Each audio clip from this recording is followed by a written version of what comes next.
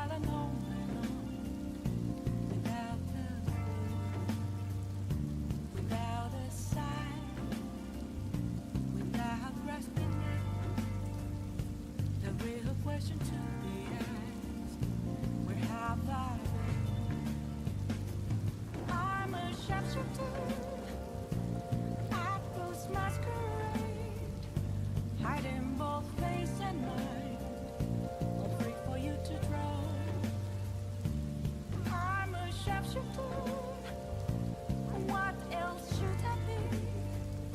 Please don't take off my mask, revealing dawn. What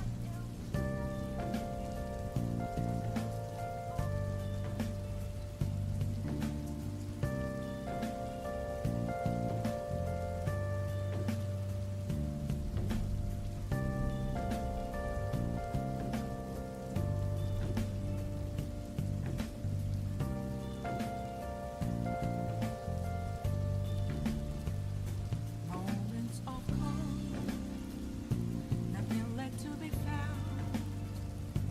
A mirror right in front of me, that's where I found an empty glass, reflecting that's a truth. It's telling words not to be told. I need that mask. I'm a sharpshooter. Apples masquerade, heart in both face and mind, all free for you to draw. I'm a sharpshooter, chained down to my core. Please don't take off my mask, no place to hide.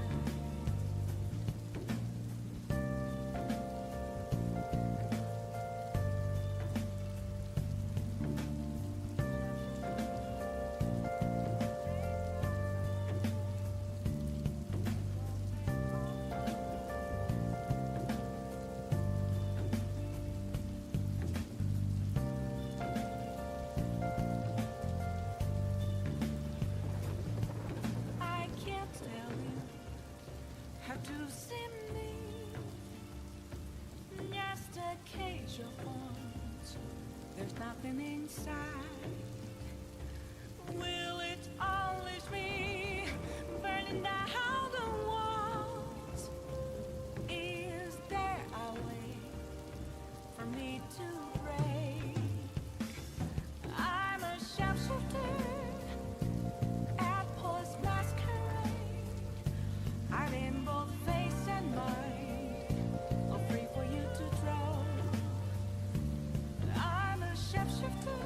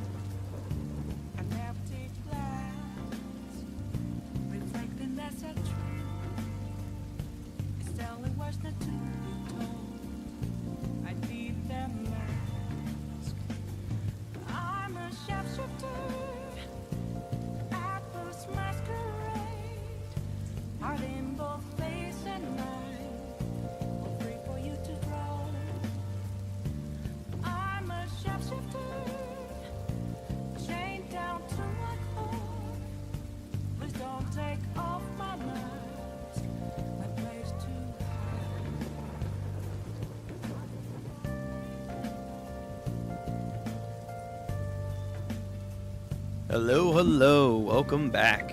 How's everyone doing today? Back with another Sunday read-through festival right now. And we have actually our full lineup. It's been like a couple weeks since we've had that. But tonight, we have a combination of series. We have, first on the docket, Ichi the Witch. Hello, welcome back. Oh, I hear myself. How's everyone doing today? Back with another I hear Sunday myself. read-through festival right now. Where And we have actually our am I? full- Oh, okay. Well, anyway. I have, for tonight's plan, first Ichi the Witch. Then we're going to do JJK Modulo. We're going to read off the Viz, as promised. We're going official from now on. So we're going to try that out. Then we're going to do Gachiakuta for a couple chapters. And then we're going to end off the night with Iruma-kun. I figured if we're going to start with Nishi, we'll end with Nishi. I love it when I try and fix my camera setup and everything. And there's always still something that needs to be worked on. Lovely. Hold on. Let me see if I can fix this. I was happy because I was like, oh, we get to start a little bit earlier tonight. No.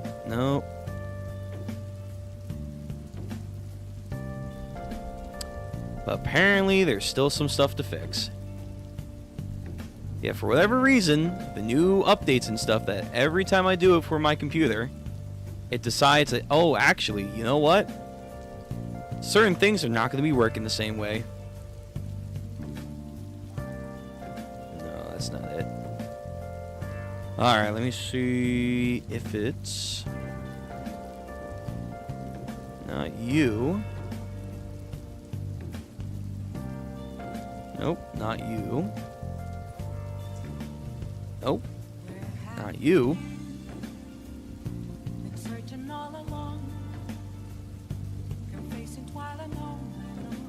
No, is it my gamma? What? How is it my... Or, not my gamma, my brightness? My brightness was causing that? I don't know. Sometimes these settings are just a pain in the ass. Anyway, outside of that little lovely side fixing right there, let's get into the read-throughs. We're starting a little bit early, which is good. We can get into this and have a good time. Hopefully it would be a great couple of chapters we're going to be reading. First, we have Ichi the Witch back after its break. I'm excited to finally get more into this arc. Then we have JJK Modulo. We've been finally in a groove where it feels like, yes, we are getting some high-octane action and also just really interesting story beats. Gachiakuta is getting interesting, getting more interesting. And, of course, Iruma-kun. Always love the adventures there. Let me see. I want to try and have the contrast, or I don't know if it's a hue. I've been trying to fix my setup. No. That's somewhat better. Let me see. That's somewhat better. Alright. I need to stop fiddling with this. I'll have to figure this out again on my off, but whatever. Yeah, so we're early tonight, which is nice. I wanted to go a little bit earlier, but as you guys have been seeing, setup, tech issues never end. Like the dreams of Goldie Roger, they will never end. And also, just like Blackbeard said, never will end. Anyway, we have that for tonight's docket. Tomorrow, we're going to have a stream. I'm pretty sure it's going to probably be gaming. I'm going to probably get to. I'm thinking of doing the reaction stuff Wednesday that we can roll through everything. I have, like, 3 episodes of JJK I got to get through. I'm going to have an episode Strange Fake I'm going to have to get through. Then there's Kaiju number 8, and then there is Call of the Night. So Wednesday night's probably going to be our reaction night. And then this week, no One Piece. So I think this will be the week to get to Buggy Go, finally. I've been keeping that off into the wind. I think that we have to go through a couple of those chapters. And then we have our regular lineup of JoJo's and The Grace Estate. For Thursday, we're going to have JoJo's go first, then Grace Estate. And then for this week, we'll probably have another day that we'll have to figure out, either Tuesday or Saturday. We'll see. And then Sunday back all again. Yep, that'll be our plan. Ichi's first color spread of 2026. Also, Ziz, did you see Kino Kuno Joe exclusive cover for the release of Ichi Volume 1. No, I did not. I don't even know what that is. Let me see. Let me look that up real quick because we are starting early, which allows us to hopefully get to more content later on with Gachiakuta and, of course, Iruma-kun.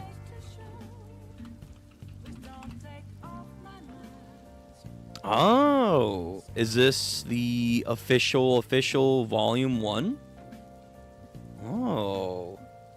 Viz Media announces a Kino Kunyo exclusive Volume 1 for Ichi the Witch. Oh, shit. Let me see this.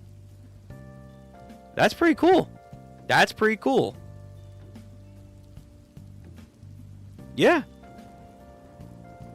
All right. Well, now it's coming out in physical media. Definitely going to buy it. 100%. Got to start the collection when it's still new.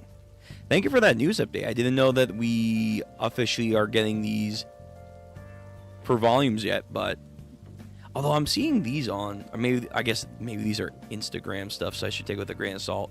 This looks to be more of the official. Okay. Okay. Well, either way, this looks good. I will definitely buy this up.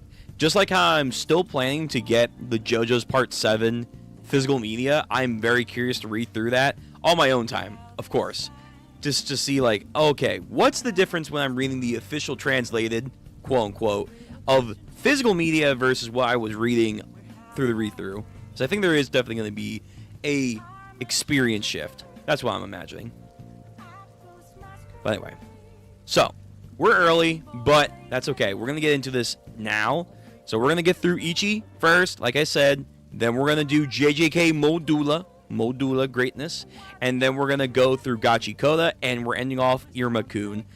Start Nishi, end with Nishi. Hopefully, because again, we are starting a little bit early, we can get through more content. Now, the rules, of course, are down below on the side right there. Right there. Ooh, there we go. There. Always got to angle correctly, but the rules are down there. Please follow to the best of your abilities. Please and thank you. We will also have segments during the end of the chapters that we are reading or series that we're reading for us to go over the comment section. So, the red one is the standard volume one. Oh, yeah, right. Japan, for their volumes, I do know they get exclusive dual volume covers. Like for One Punch Man, I remember.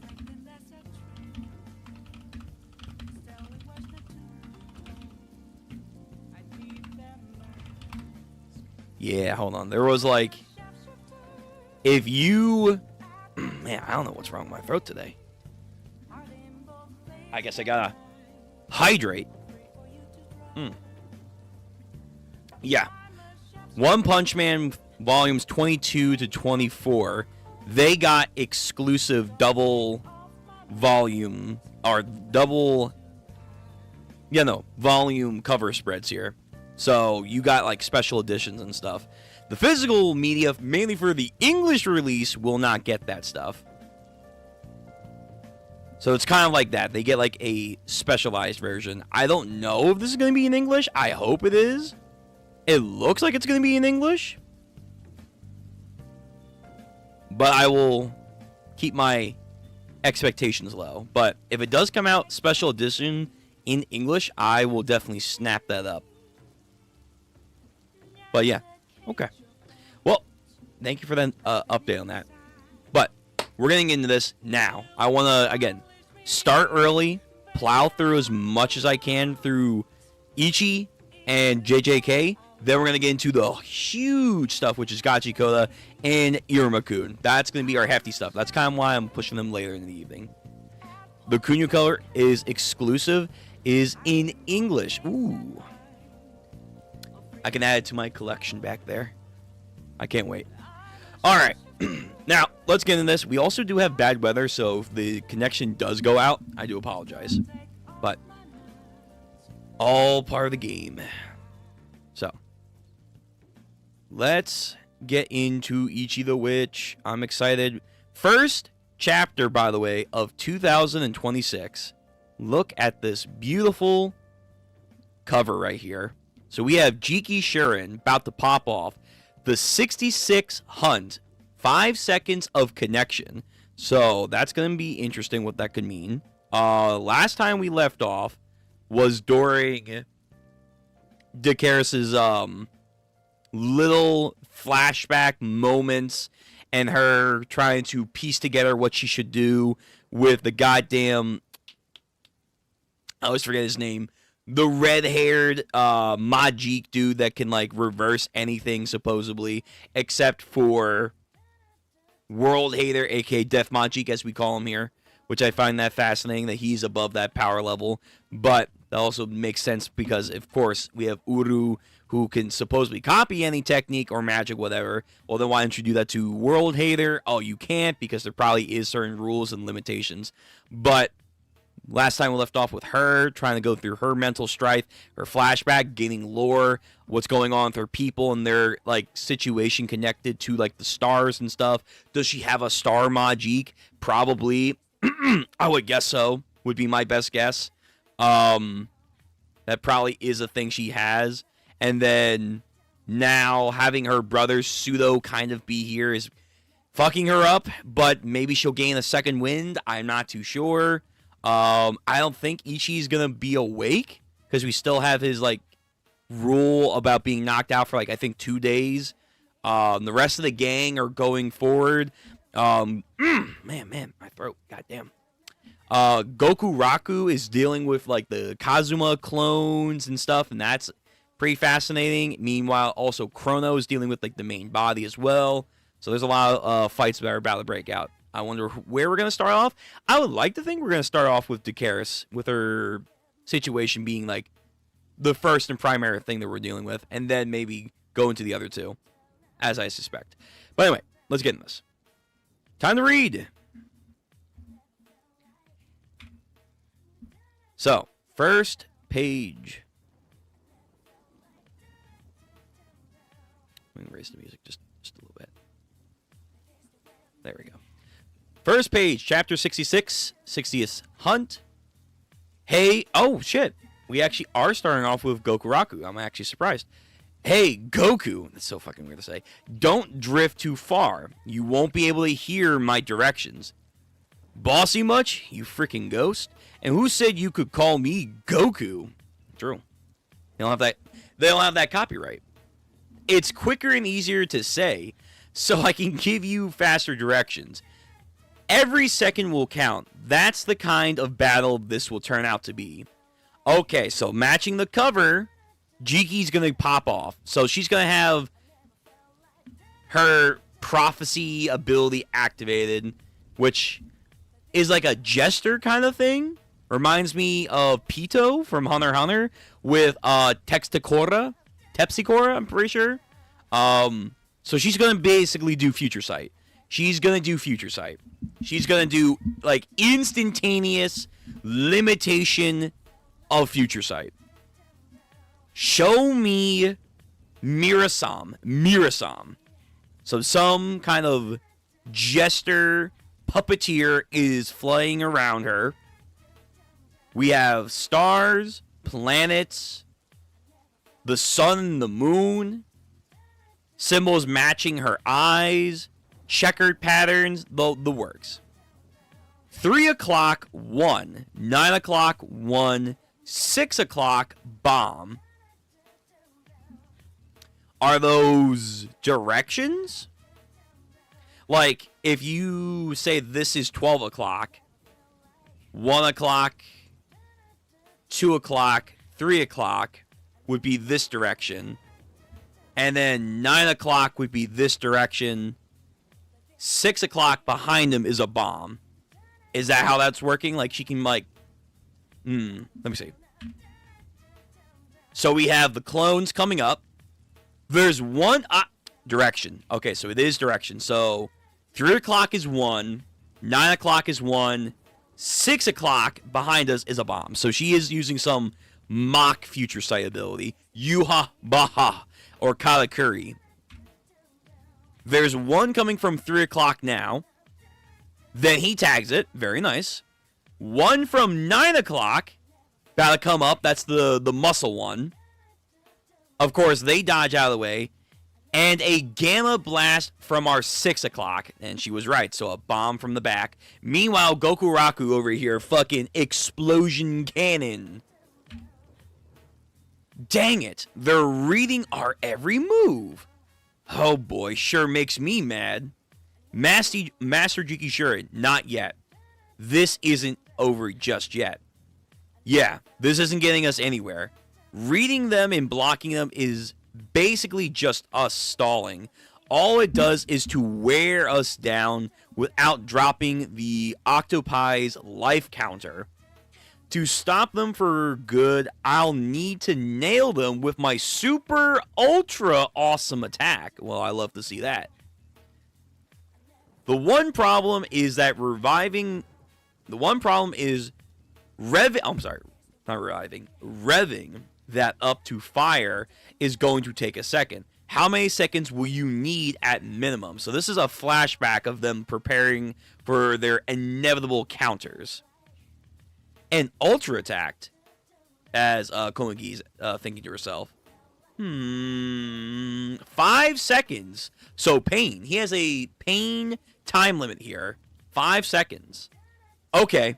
I can buy you that much time. So her future sight probably does have a limit of 5 seconds when she's using it in combat to be like very proactive. Good to know. Manga Plus, I swear to God, you do this every time. I cannot... I might have to go to Viz next time for Manga Plus. I'm not dealing with this loading issue anymore.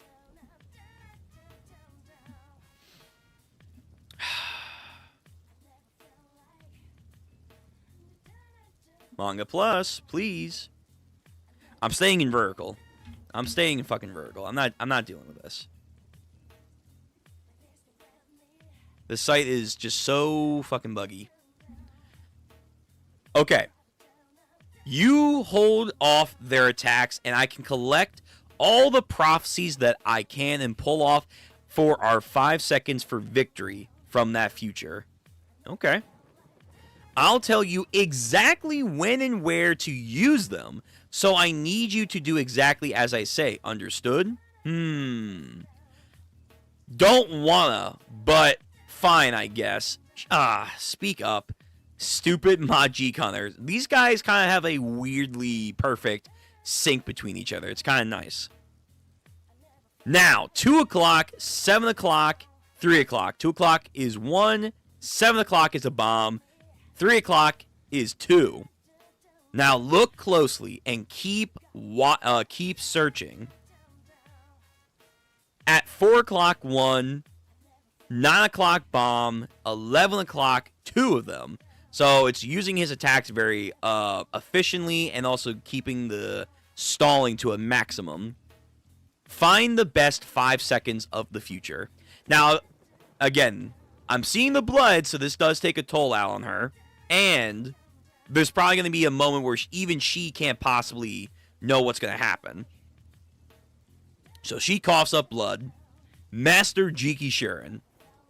Damn it. Accepting too many in a row is always... It always does suck. But I've already made up my mind. For the future. A goodwill. I will protect her. Good job, Jiki. You're fucking finally coming back from where you were standing early on in the arc. You're earning back your stripes. And of course, Ichi's down.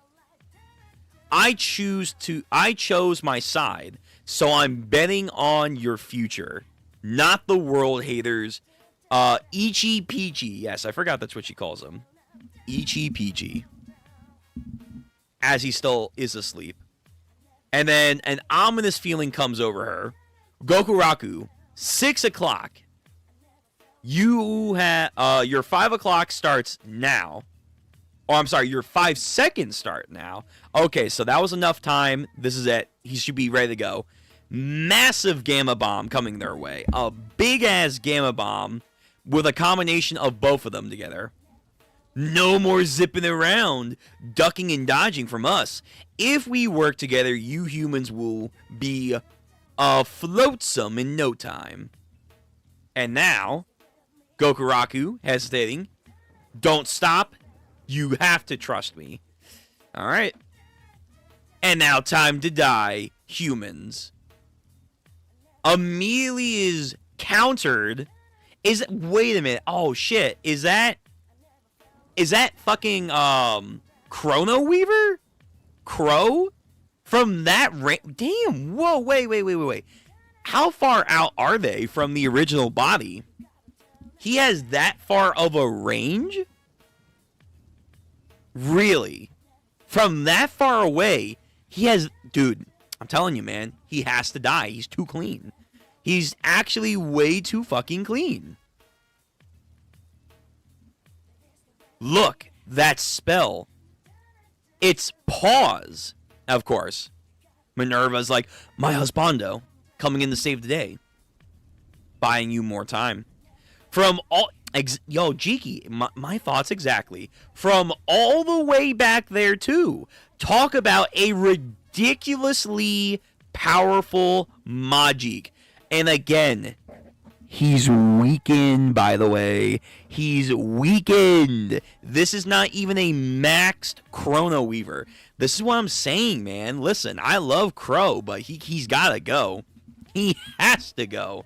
He's way too much of a fucking asset to have on our team. So yeah, their battle, zooming and zooming and zooming further and further back to where Crow is. Dude, that's insane. He's got so much fucking range. And he's weak. Childbirth is making him weak, man. It's making him weak. If he didn't have to have a fucking kid...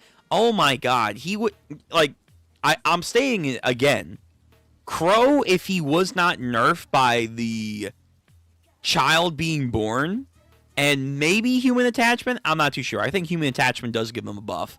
But without a child being born, I guarantee you, he's like top 5 Majiks. Easy top 5. Like, World Hater, I guess, Uru.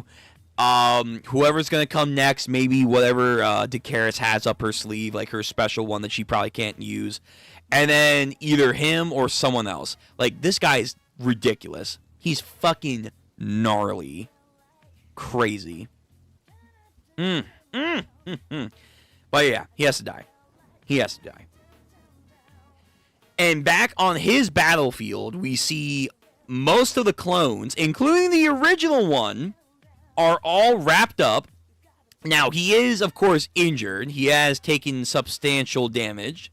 But nonetheless, the fact that he's taken care of the enemy and from a long range able to snipe the victory for them? Oh, crazed. Minnie is the only one I will ever trust.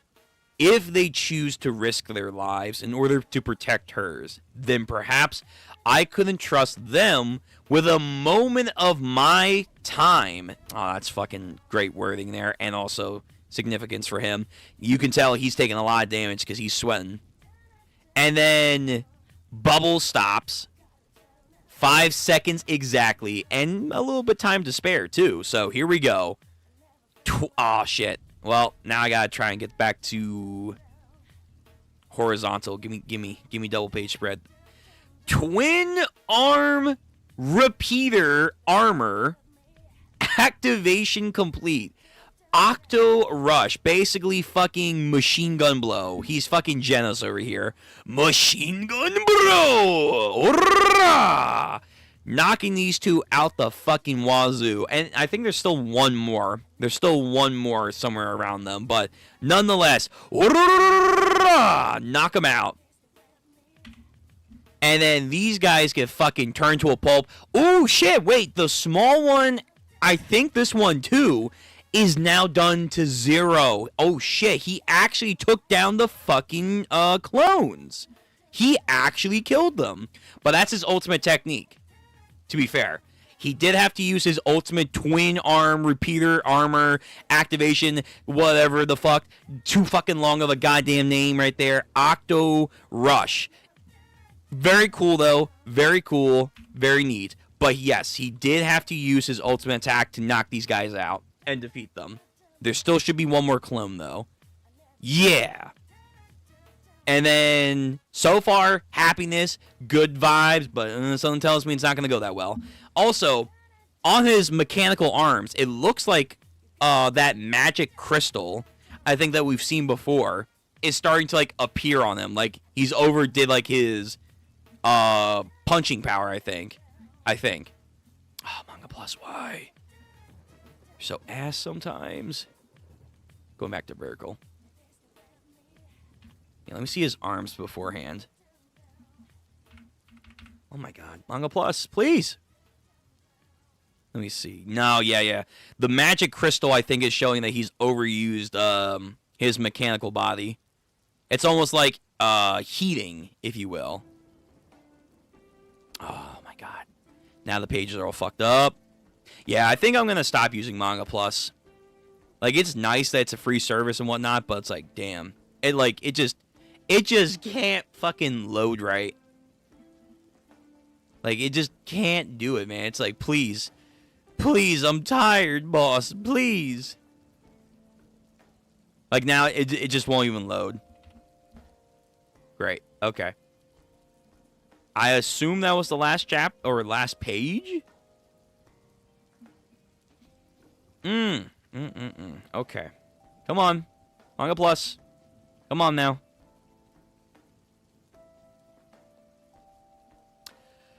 Okay, let me go to the other chapter. I think I'm just gonna use the Viz. I'm gonna use the Viz.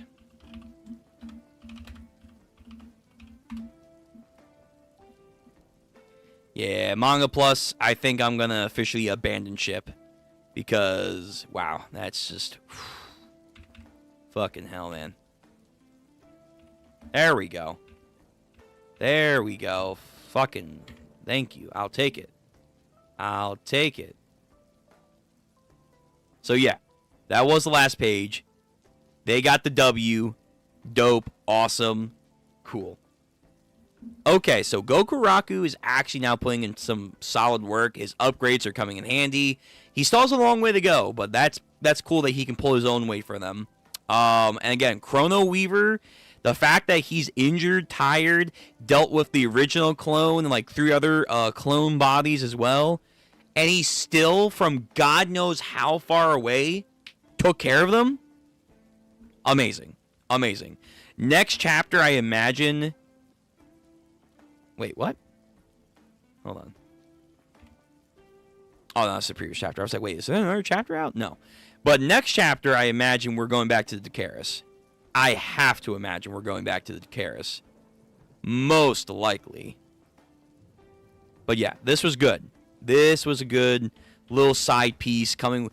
A nice warm-up chapter. Let's go with that. This is a nice warm-up chapter to come back into 2026. First chapter of the year. Very good. Getting a little bit more of combat proficient Jiki Shirin. Showing more off of how she's come a long way. Especially in the beginning of the arc where she's like, yeah, let's just fucking kill your kid. No, now this time she's like really showing like, no, she's putting her life on the line and everything. Her little dynamic with Gokuraku is also kind of cute. I'm not going to lie. It's pretty good. It's pretty fucking good. I like it.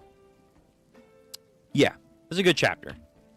Very good chapter. But again, MVP of this chapter is fucking Crow. Crow just is... He might be one of my favorite characters. And also one of my favorite Majiks thus far. Just like the untapped potential of Crow. God. Okay. Let's go into some chats. And then we'll get into JJK Modulo. Then after that is Gachiakuta, and then after that, we're ending off the night with Iruma-kun. So again, we started early, which is nice. That way, we can plow through these like single chapters, and then hopefully the bulk reading we can do more of. So, let's go back and look at chat. not Goku Raku calling Jiki Shuren a freaky ghost. I mean, is she not though? She is kind of freaky. She is kind of freaky, man. She is definitely kind of freaky. I ain't gonna lie. Ichi Peachy and then her like getting up in people's faces. I don't know. I think he's on point. But yeah, like their little unique character dynamic between Goku Raku and her is definitely something I didn't see coming. But at the same time, I'm kind of with it. And if Jiki's really gonna be on our side, as she says, like, you know, I chose my side, I kind of like that these two might have like a little team dynamic where she can help him land his attacks for right now more efficiently, quickly, and more destructively by reading the future. She can read the future for combat, which was cool. Yeah, I like it. It's a good little unique dynamic. Now, to be fair, I need someone to give Komugi her fucking chance to shine. She has skills that I need to see. Mainly probably healing. It's healing. I still want to see it though. I want to see like her step up her game. Like the supportive scaredy girl, it's okay, but let's shake it up a little bit, you know? You know what I mean? Mirazama, another constellation reference. True, yes, that is technically another constellation. Yeah. We have gotten a lot of the constellation references that you guys are mentioning. So there is something going on there. There is definitely going on with constellations and whatnot. I'm not too sure what's going to go with that, but it's going to be something. Calls him Ichi Peachy, knowing that he hates that. Yes. Because, you know, she's like that. They're 273 miles away? Really? Are they? I forgot. I mean, I know, like, they had a whole breakdown. Breakdown. Hold on. Can I get that chapter, please? There we go. Was it this chapter? No, it wasn't this chapter. Damn it. Let me go to... I think it was like 63. I know like they did like a whole great breakdown of just like the distance that they were like traveling. Yeah, okay, so I think it was 63. Speedy, he was fucking quick as hell. While Kizashi themselves can swim at 310 miles per hour, Speedy has a max speed of 377 or 373. They can zig off on a super fast solo charge. Oh, I'm sorry. I actually forgot. He did take care of the speed one. He did. So he's killed 1, 2, 3. He's at the bare minimum taking care of 3 of the clones. There is technically one more clone, the small one, the super small one. Yeah. Oh my god. But that small one, like I said all those chapters ago, I did say that probably is going to be an issue. Let's see. So the total okay, we have this little map right here. The total distance was like 800 miles. So where they were at the ship to the nearest location, which is the harbor, that's 600 miles. They're at like the halfway point, 279. That's from the ship. So, they're probably like, let's say 60, 70 miles away.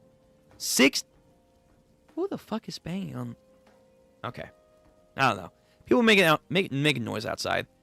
They're probably like 70 miles away from where Chrono Weaver is fighting the original clone. That's insane. 70-ish miles, let's just say. 70-ish miles away from that little indicator right there. Damn, Crow. if Chrono dies, he deserves at least to see his kid before he does. I think he will. Like, we've talked about this before. If Chrono Weaver does die, he will see his kid be born, but that's it.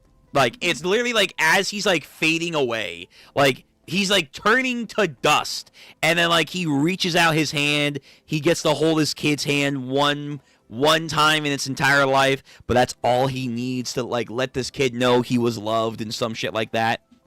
That's gonna happen, and it's gonna be beautiful, and it's gonna be sad, but it's gonna happen. It's just he's too much of an asset to keep around. You can't have the time Majik be on our side. We have to be the underdogs. Fu, what's up? How you doing? Komagi did no shit this arc. Yeah, unfortunately. I think her time to shine's coming, though. I think it's coming. It may not be this arc, which has been great, but her time is coming. And it should be healing. They've mentioned that their family has great power, but also she in of herself apparently had great attunement for healing magic. But due to her sister's uppityness, she was forced to not pursue that and go do some menial work. But little did she know that led to Ichi. But apparently she has healing magic. She has healing magic, and she's apparently really good at it. So, fingers crossed, we'll see it. Probably. She's the one driving. What are you talking? Okay. Jancy, yeah, she's driving, but it's like, man, I'm just saying, like, really? Taxi Uber driver? That's her credibility? Ugh. But yes, technically speaking, she did drive. She's our Uber driver, so that's something. The time zone change make me miss so many streams. Yeah, I'm sorry about that. I know time zones are an issue. We did start like a couple minutes early too, so that is throwing people off for sure. I do hope that everything though is going well and that everything is hopefully getting settled for you. I know you were moving, so yeah.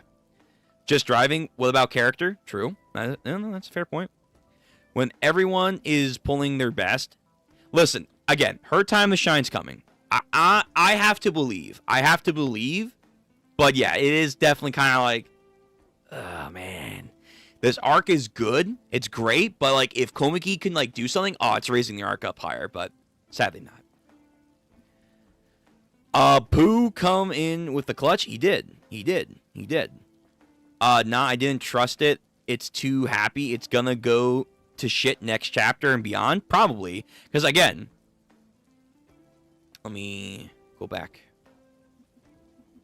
Remember, there's technically 3 clones here. There's 3! This little motherfucker right here.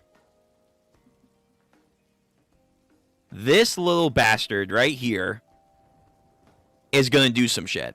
I guarantee you, it's gonna be dumb.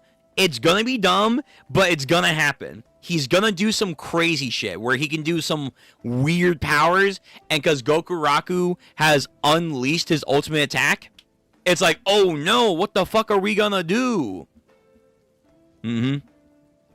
Yep. It's gonna happen. But yeah, this victory for now is not gonna be long lasting. 100%. Nishi already stressing me out with the recent chapters of Iruma. Ichi's not doing me any favors. Damn, I gotta catch up. One day, we're getting there. Use Viz instead, so smooth and crisp. Yeah, I have to. Like, this site's good. I have no issues with this. The only reason why I'm not using it more often is because I got complaints that, oh, it doesn't show double page spreads. And that's why I was told to use more officials. And that's why I wanted to use Manga Plus. Because it's already, like, actively ready for me to use. But that, unfortunately, has not been working out. So, yeah, from now on, I'm probably going to use Viz. So, Gokuraku living up to his name? Yes, true. Goku. He's finally earning his credibility. Although he's got a long way to go for that Goku name. But, yes, he is. Some research, the staff of World Hater Sonora is a constellation with 7 stars combined with the brightness star called Polaris. this is a tie-in with the Star Eater in Polaris Mountain. We did talk about this last time. Yeah. So there is a couple constellations. There is World Hater Staff is a constellation. We have the Mimizura is a constellation. I'm pretty sure there was something going on with the Karis's people. Like, they are called the Star Eaters, but they worship the stars.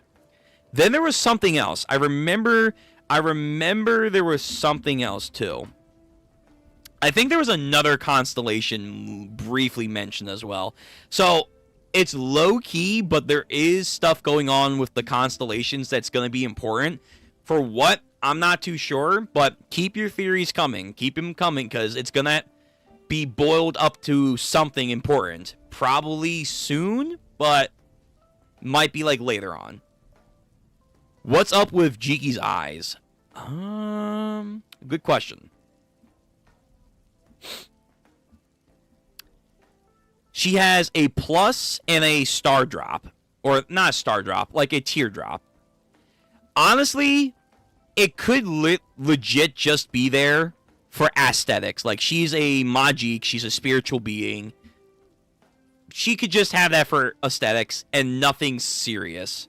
Because that's what, like, Harlequins and Jesters, they kind of have, like, these over-the-top patterns and stuff.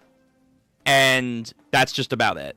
I don't know if the plus in this teardrop mean anything, like, for a power-wise. I think it's just like, oh, she's a Jester, she needs to look goofy. This is what it boils down to. But again, Mirasura, constellation stuff, very dope. And, you know, prophecy reading and star reading do come in hand to hand with a lot of stories and tales and whatnot. So she also gets her, like, star future sight connection there. That's pretty interesting.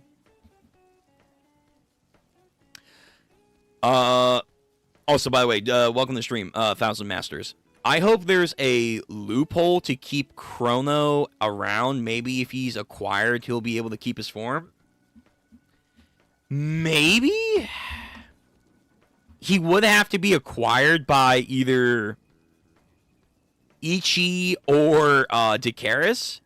But maybe. But again, the mere idea of us having the ability right now on a low scale to control time, I feel like that's just too busted, and we have to be on the receiving end of being the underdogs. Like, the World Hater and his gang have to, like, be constantly, like, one-upping us just ever so slightly.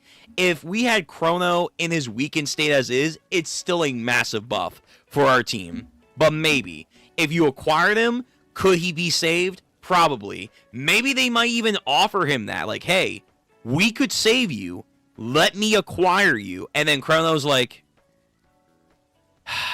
Mate. No. I want to die a human. For my JJK fans, I choose to be a human. He wants to go out feeling like a human. Something like that. Which is sad, because the whole reason or another that Minerva didn't choose to have her time stripped away, and another reason why they're having their child, outside of course because they love each other, is because he's going to live on forever. That was the idea.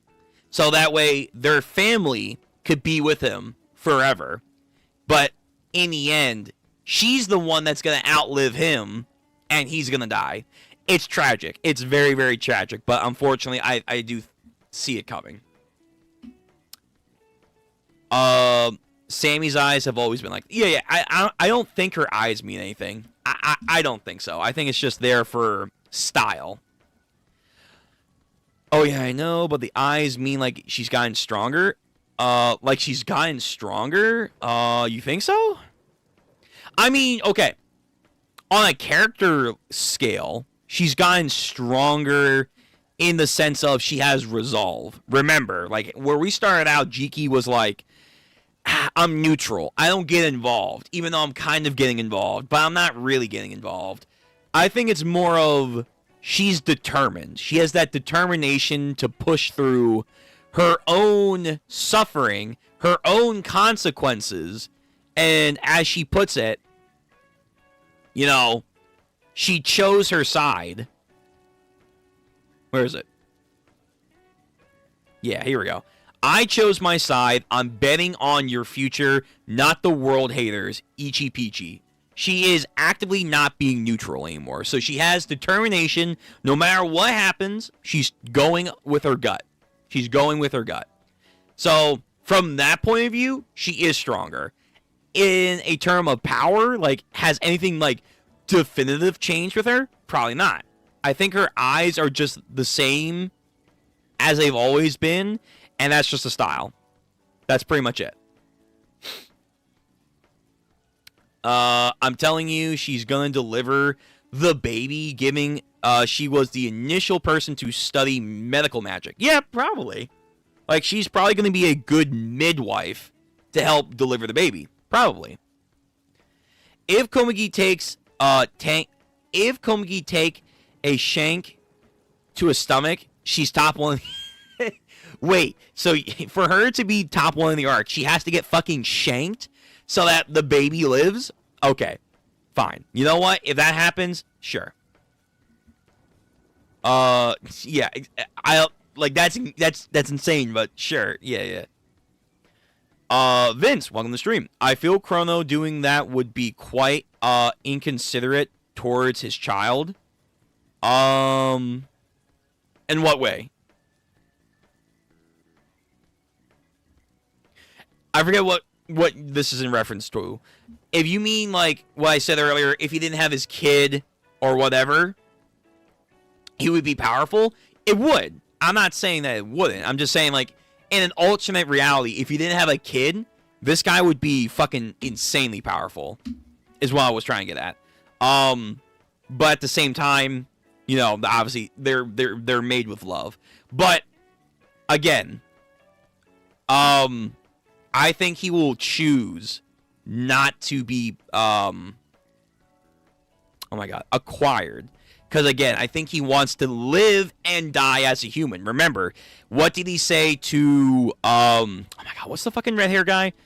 Hold on. The reverse Majik. What's his fucking name?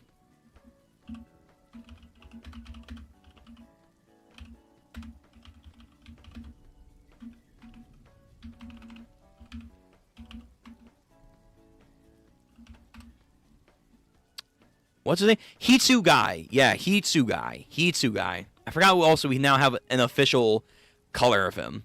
Yes. He said to Hitsugai, and along with Dakaris, like, they, like, psychoanalyzed him, being like, the only reason that you're talking down... Yes, Hitsugai.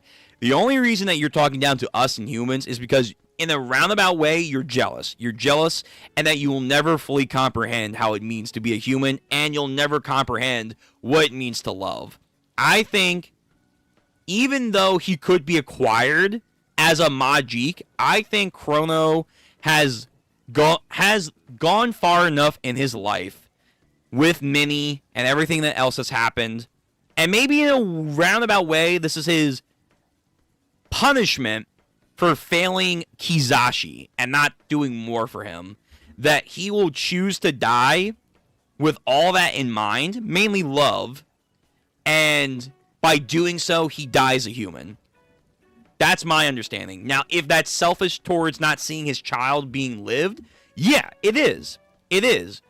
But I think it means more for where the underlying conflict of humans and Majiks, mentally speaking, is currently set.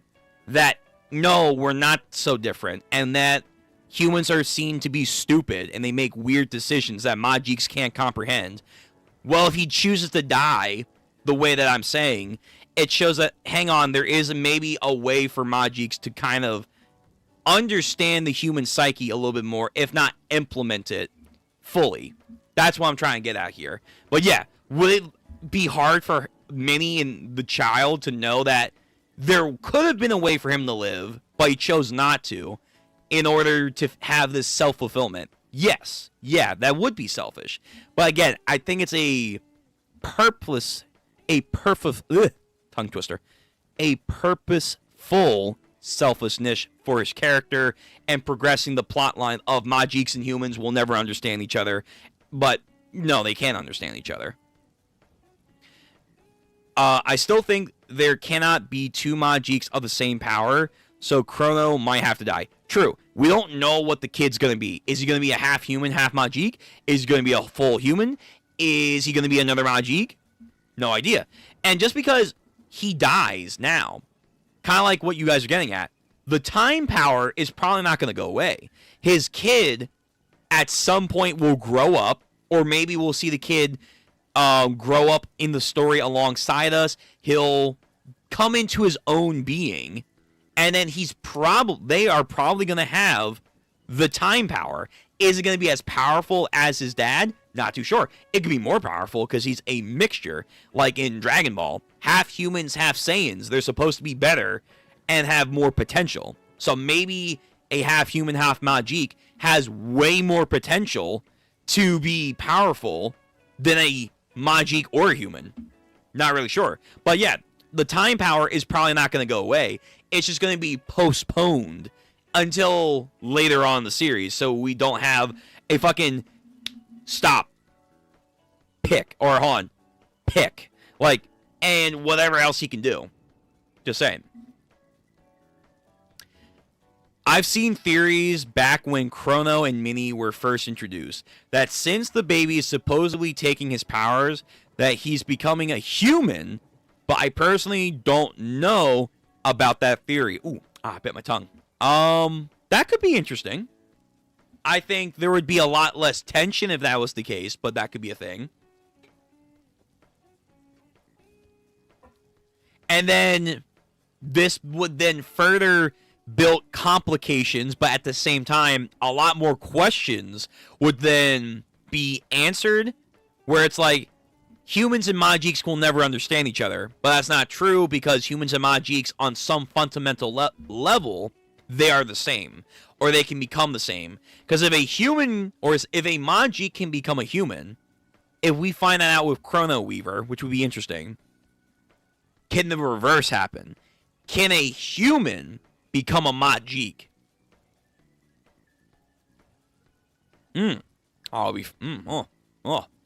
That's a potentially startling idea, but that'll be cool. That'll be cool. But I don't know if he is becoming a human. Refusing to bond. Okay, so refusing to bond. Yeah, so I already went over that. I see that. I do see that, but I don't know. I would be still okay with it.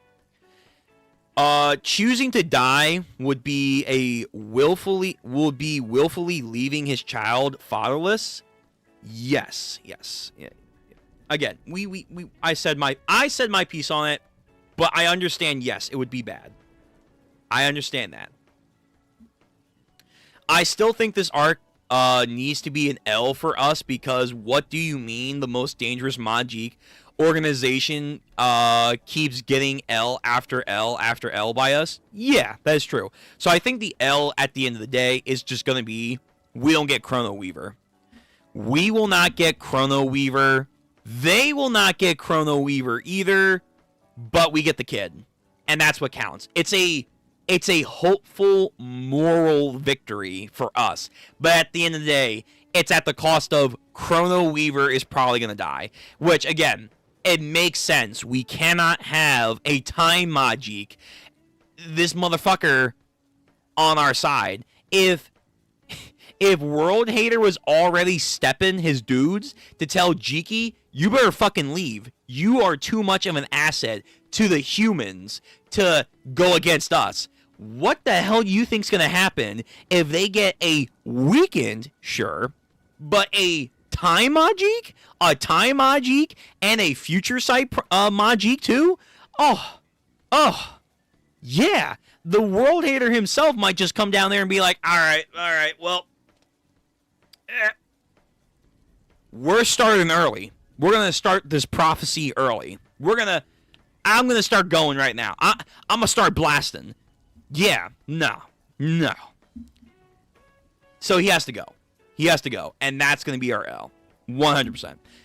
I believe I believe in defeat may be a good story, so when the W come, I will scream at the top of my lung, and this will be the raid will fail moment. Oh my god. You're bringing in the raid will fail as a allegory for this? Oh my god, that's crazy. Well, now I know your history, so thank you, Thu. Thank you for that little tidbit into you. The raid will fail. The rescue mission will fail in some aspect. Okay, I like that. That's not bad. This arc isn't going to end happily. It's going to end bittersweet. 100%. We're not going to lose, per se, but we're not going to win, per se. It's going to be bittersweet. I fully agree. I can see it being bittersweet. Yeah, exactly. Can a human become a Majik? I mean, Jiki Shuren is kind of one. I mean, she's possessing one. Yeah, but that's not the same as, like, okay, you're taking on the properties of a already existing Majik. I'm saying, can a human become a new Majik? Like, hey, I want to become a Majik that governs something that hasn't been governed before by a Majik, which is probably not true because we know there are multiple lightning Majiks, there are multiple fire Majiks, etc. But like a human, hey, I want to become a Majik that encompasses cooking. Cannot be possible. But if the train of logic is Chrono is becoming a human because he's being stripped of magic, if you get enough magic and you pump it into a human, can they become a Majik? Why not? Why not?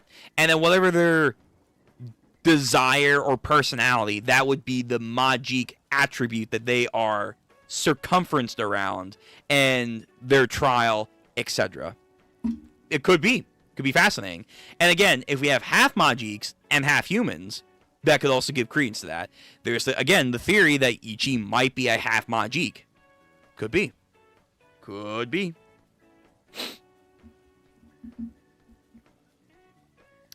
This arc is gonna be a...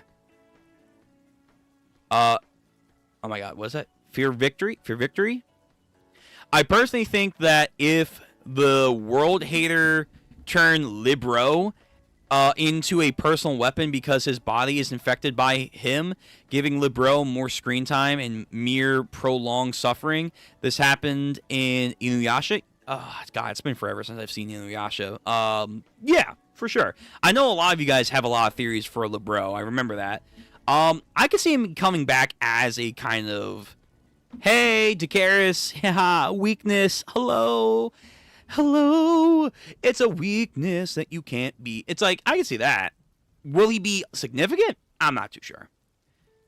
I think I'm too dark-toted. Okay. I never saw Inuyasha. I saw it a long time ago. I'm going to be real. I remember when I was, like, in middle school, I said, you know what? I want to watch Inuyasha and Kenshin. I watched Kenshin all on Netflix. And then I watched Inuyasha, because this was back in the day, when you could watch it all on YouTube. So I watched it, and I remembered to myself, like, man, I like Kenshin way more than Inuyasha. So I just kind of, I don't know if I even finished Inuyasha. I'm going to be real with you. I'm going to be 100%. I don't think I even finished it. But, yeah, I thought it was probably okay at best. But then I was like, Kenshin fucking rules. And then I know the new sequel series to Inuyasha that's like, alright, because the series has been out for a while. Him and the main girl get together, and they have a kid, or kids, maybe? I don't know. There are kids of the next generation, the typical next story, whatever, and they're doing their own thing. And apparently that wasn't really well perceived, as I've been told. That wasn't, like, great. Yeah, so Inuyasha, no idea there, but for sure, there could be something like that. One the Centura. I stay in Inuyasha for the ship. Yeah, that's what I can glean why most people like Inuyasha. I think the story was okay. Again, I don't even remember if I finished it. It's been a long time. It's been a very long time. But from what I could tell, it was definitely a very, very, very strong shipping kind of story. So, yeah. Okay. I think it's time. We gotta move over. That was Ichi the Witch. Huzzah. We got through that. But now, it's time for the fucking goddamn greatness to fucking kick in here. And not to say Ichi wasn't great. No, Ichi was great. But, yo, I'm like, whew. These latest chapters of Modulo have been insane. Like, me going through chapter 12 to 17, by the way, go check out that stream. It's its own little VOD. Wow. I truly do think Modulo picks up from when we got the alien flashback in chapter 7. But then again, like, I think it's like 13 or whatever. It just kicks up again. And then recently, it's like chapter 15 just goes up even higher. It's like, whoa, it's like these little staggering marks that just keep accelerating the series. Like, I'm not gonna lie, I understand Gege's like, well, actually, the story is only gonna be like a couple months longer, and then we're gonna end it. And it ties into, oh my god, not Yuda, oh my god, Yoka's, her brain cancer, she's only going to last a couple months longer, indicative to the timeline for how much we have left of Modulo. Fuck that shit. I don't give a shit. I don't give a fuck. Gege, if you keep this up, I'm not going to lie, cook. More. I need more. Especially if Mahito, my boy Yuji, whenever he's coming in, other stuff like Toto, there's stuff to explore. We can do longer than this. But I have to see where this goes, I guess, taken by the end, to be like, should we go longer? Can there be more? But I feel in my heart of hearts, in my Kingdom Hearts, that there is probably more to the story than what Gege is probably planning. And I would hope with the warm, the recession that he's getting with the new manga artist, because the art has been phenomenal, man. Like, no offense to the old art style of Gege, but listen, I think the series went almost sky high by getting a new artist. It's just been amazingly detailed. But I think we can do more. I think we can do more with Modulo or another JJK continuation. That's me. But anyway, yes, it's time to switch over from Ichi the Witch to JJK Modulo. And then after Modulo, we'll probably take like a brief break, and then we're going to get into Gachiakuta, and then Iruma-kun will be the last to finish off for the night. Actually, let me let people know that we are starting Modulo. Give me 1 second. Now, reading new.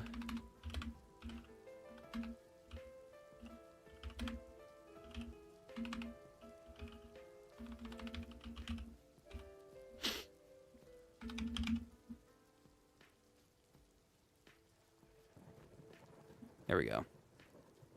Post. And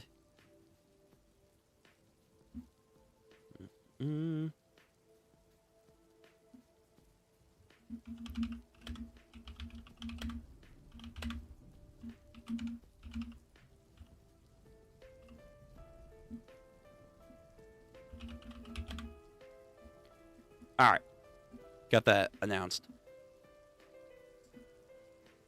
Okay. So, let's do this. Let's get into Modulo. I'm ready. I am ready, baby. So, Rika is now here. She's here. And just the idea of Suguri as someone who is either close to Toji's level or is Toji's level, it's debatable at this point. I know, like, I think there's a comment where I think oh my god, I forget his brother's name. Maru where Maru says, I think, like, he's damn near close to 0 cursed energy, which would give him the qualifications of Maki and Toji, but it didn't feel like he was at Maki and Toji's level. I don't know. That could be me. But, like, the potential of Suguri, a heavenly restricted user, using a power of this level with her is insane. It's like, really.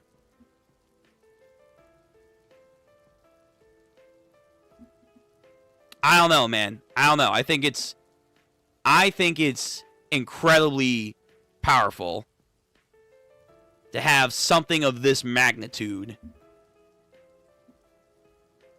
to be used now. I don't know. I can't even find the words.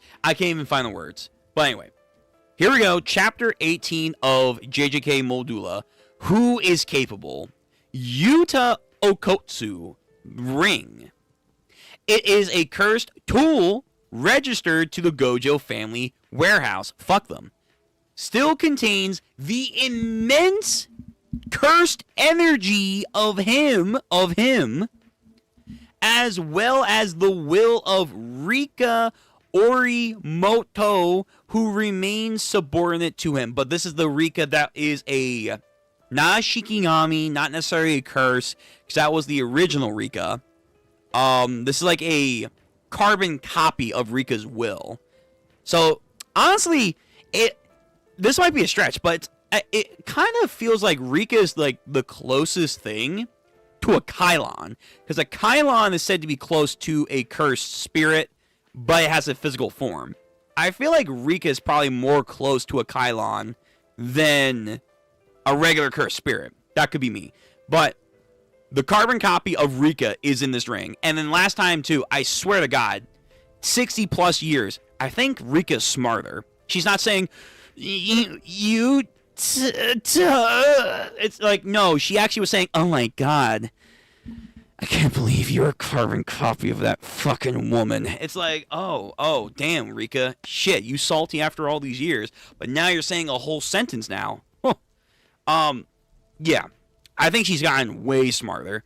And now the potential of these two, amazing. Maru, get ready, dude. Get ready. And he can fucking use simple domains, too. And I said this during another person's stream, but if she can now give him cursed energy, if she can give him the 5-minute mode that Yuta had, if she can give him the warehouse of cursed tools, remember that. Yuta had a fucking whole armory inside of Rika. If she can give him copy,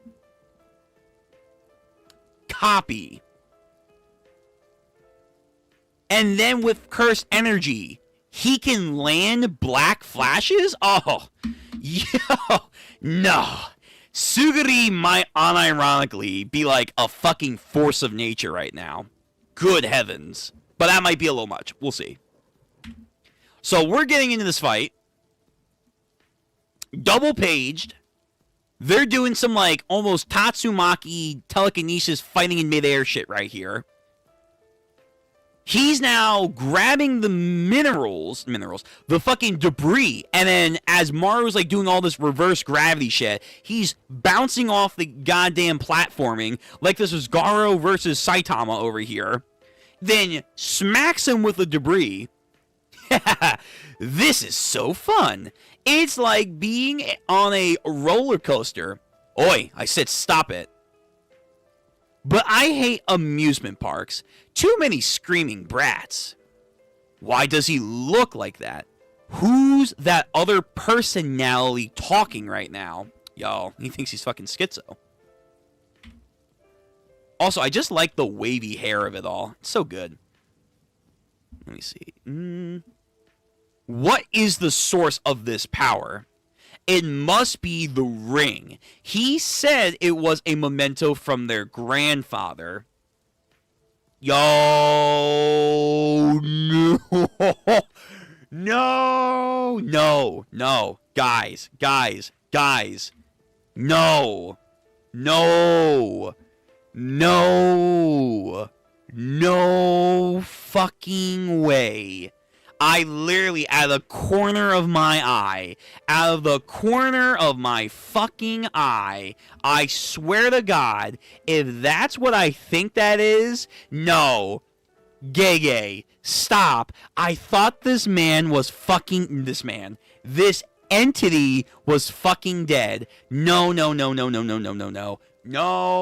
fucking way. Is he still around?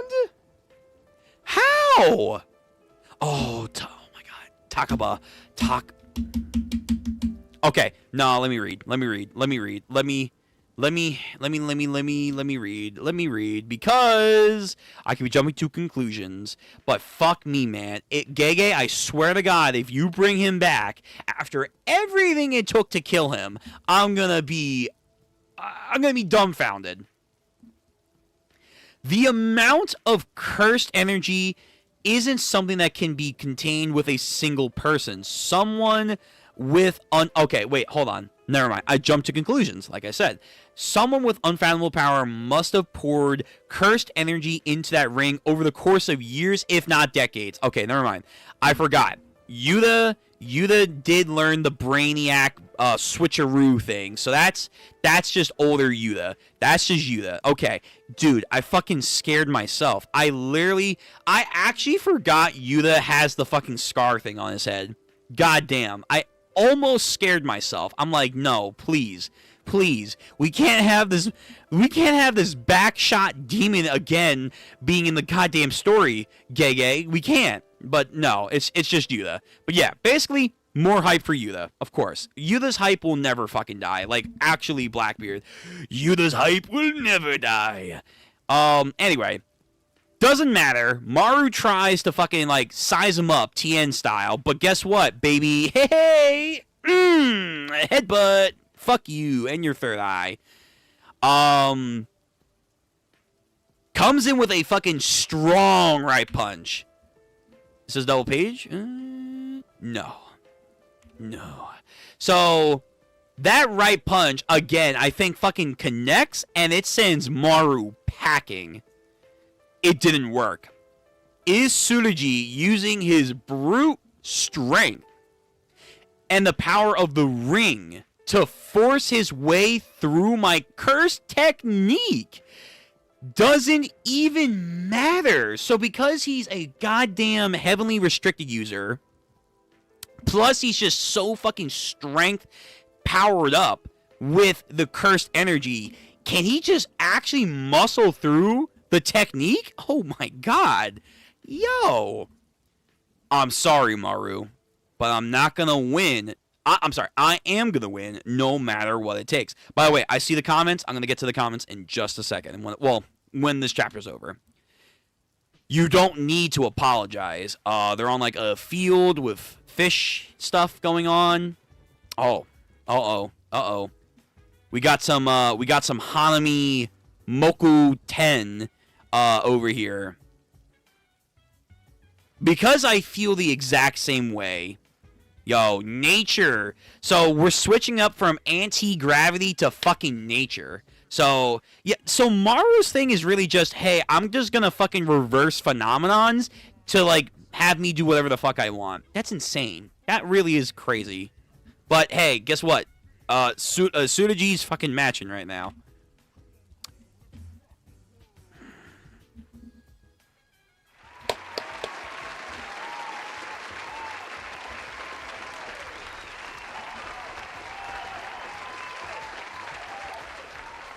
Let's go.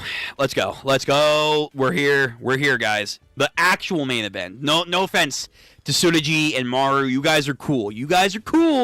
Main event. Shut the fuck up. There have been a lot of people saying, like, hey, can Maharaga get a W? Because though we love Maharaga showing up every single time, the op stoppa, he always shows up to get the smoke and then lose. So, like, I don't know. Can we give him the W this time? Can he get the W? That would be kind of cool, but at the same time, I don't know. I don't know. Because Deborah has the whole, I have light and blah, blah, blah, blah, blah, blah, blah, blah, blah. Because, alien language is too much for the human brain. So we have no idea what his, like, actual ability is. Either way, here we go. We're back to the main event. Maharaga looking like a demonic angel. Awesome. And then Deborah sizing him up. His demeanor has changed. We have some light rays going on in the background. Hits him in an X formation. And he... Oh my god. Why? The muscles! The muscles!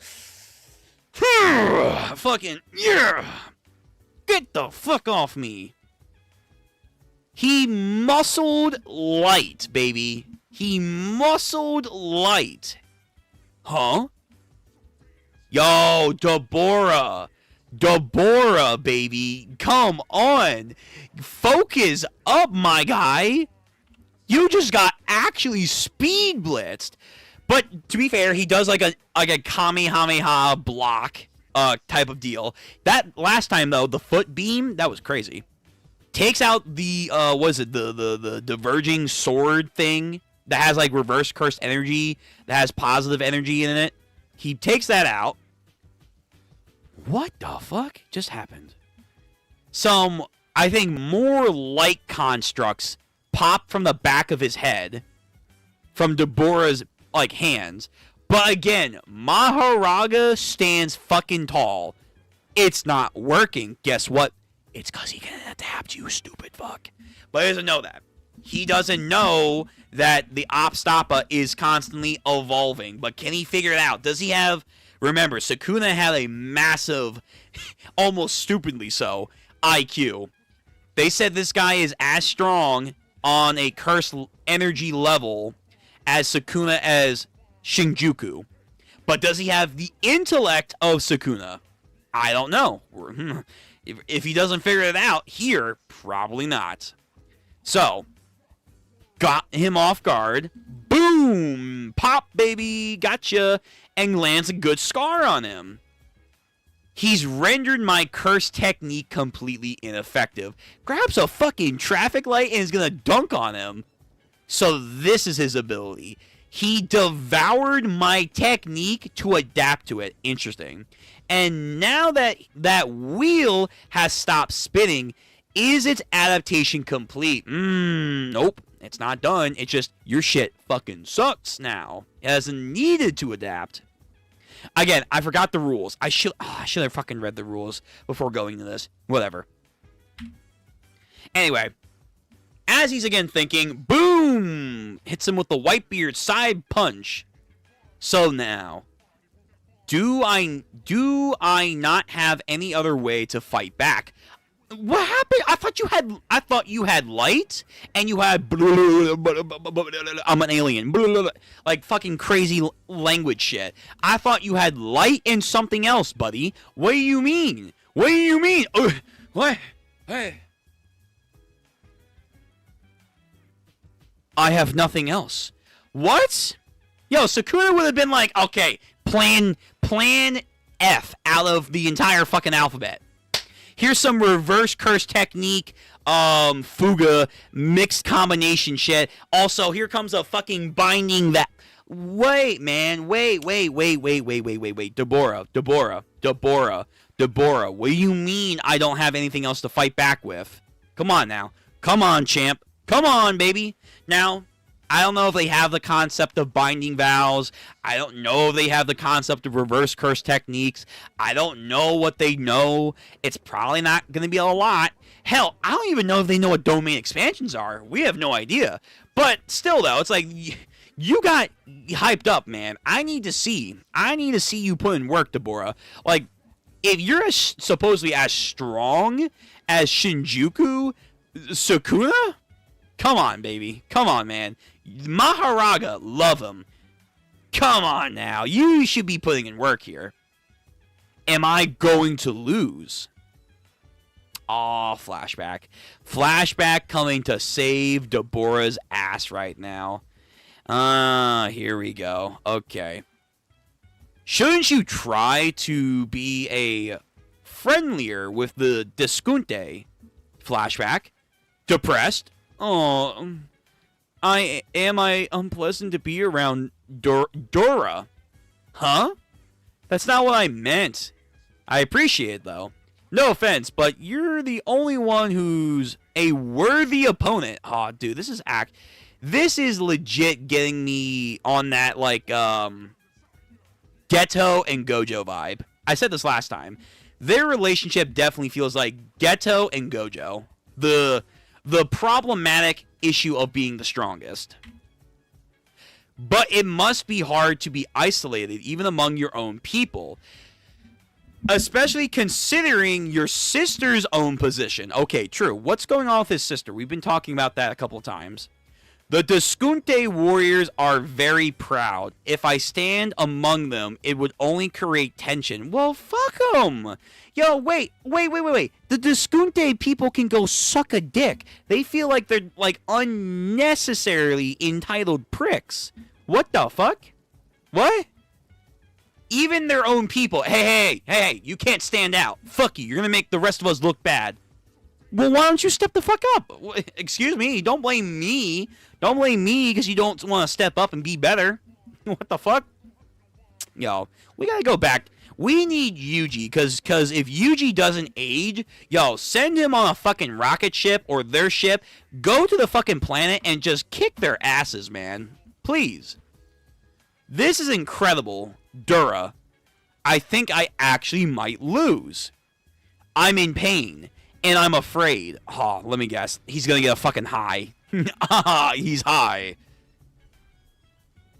I barely have to try at all, and I can beat them. When people are jealous of me or won't accept me for who I am, it makes my heart ache with this throbbing pain. I am a warrior and I am strong, but I don't want to fight.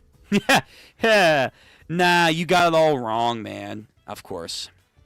It's not that you don't want to fight, it's just that you've never been in a real one to begin with. You're so strong, you never really become a warrior. Oh, this is some Kenpachi shit. This is some Kenpachi from the Unohana fight onwards. So this is exhilaration. This is a real battle. Yeah, right. When you're the strongest, you have to find a worthy opponent to understand life and all that meaning. The same thing with Gojo. The same thing with fucking Sukuna. Yeah, got it. All right. But I don't understand. Words can only express so much. But someday somebody will show you how strong they will appear. That you'll think you're actually gonna lose, and then you'll understand. Okay. So it's finally coming to a head. Maharaga. Maharaga is making this guy think he's gonna lose. Crazy. No offense to Maharaga. I see. Naruto. Fighting because you want to, and not fighting because you don't want to. Neither of those were exactly fighting to begin with. Will you protect the Remilians for me? I know you're capable of it. Deborah. What's going on with his sister? We're hyping her up. Or, I don't know. Is she gonna, like, show up at the end and be like, thank you for stopping my brother or something? I don't know. But fighting because you have to, that is a true fight there.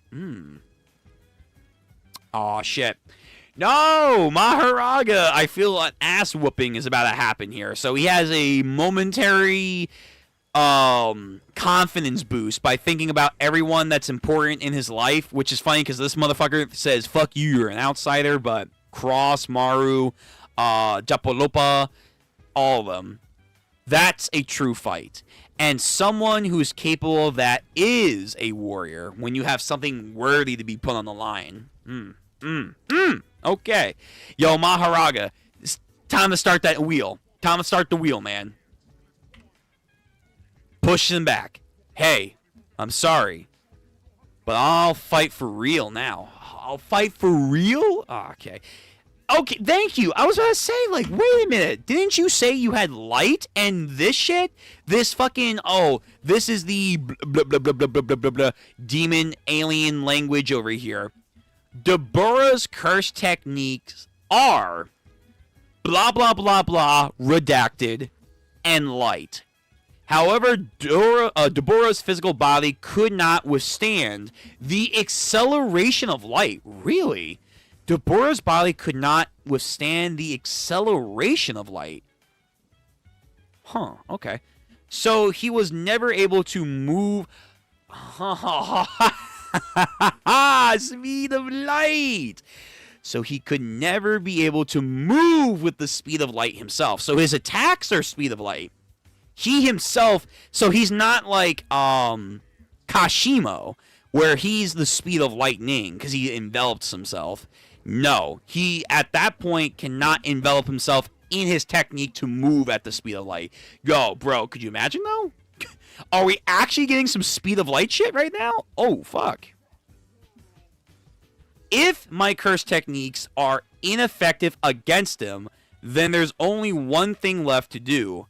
Beat him with my bare hands. What the fuck? Beat him with your... What the... How? No offense, dude. No... Well, maybe a little offense. Hang on. You think you can beat Maharaga with your bare fist? What the... You're not Saitama. You're not gonna, like, obliterate him in one go. Unless that's the other technique. Unless that's his other shit that he has.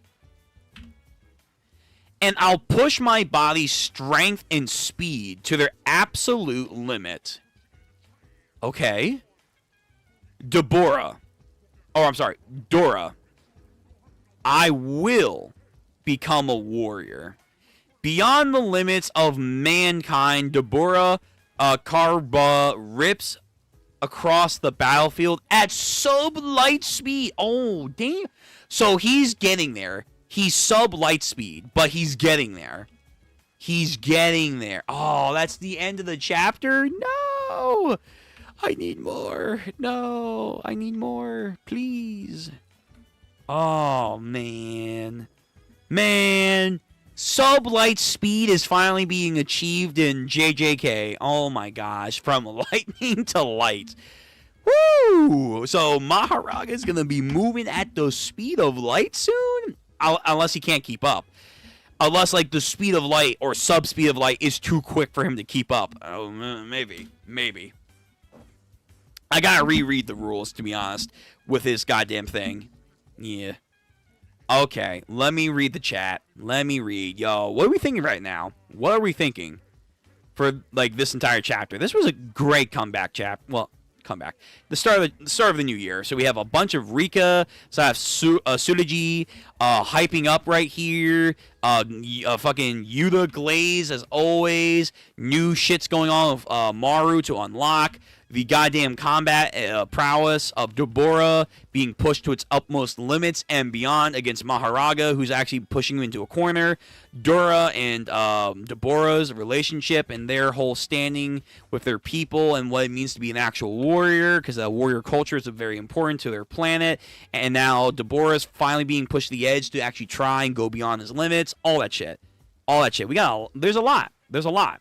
Let me see, though. What are you guys thinking? Let's see. Where do I leave off? Where did I leave off? Okay, so this was earlier. The only thing I know about the sequel series is that it's not canon. It's just a fanfic that got published and turned into an anime. That's a roundabout way of saying it's not canon. What the fuck? Okay, whatever. Centuria is beautiful, but it feels too fast for me. Okay.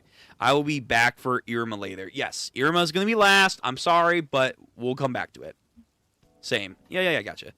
Thank you for using the Viz this time. I promised that we would be using Viz. I promised. I mean, we've seen Rika be defeated before, and she melts. Yeah. No, I'm not saying that earlier, but Rika is still insane. You know, insanely strong. Yeah, but no, she actually has language now. By the way, welcome to the stream, Shadow Monarch. Kenjaku would probably put the merger on hold to research the aliens if they were still around. Probably. If anything, they would probably want to see if they could actually combine the aliens into the merger. Seems Maru's telepath attacks don't work on Tsurugi right now. It really doesn't. It just seems like he's just so physically strong, but also now he has cursed energy backing up his strength. He's muscling through. In a way, Maharaga stats. Just like, ugh, who gives a fuck about your techniques right now? I'm fucking strong, baby. Let's see. Maru being intimidated by Rika's energy might indicate that Deborah has less energy than Yuta? I don't know. I mean, I don't know. That's an interesting idea there. But at the same time, Maru's never had a face-off against Deborah in a serious conflict. Like,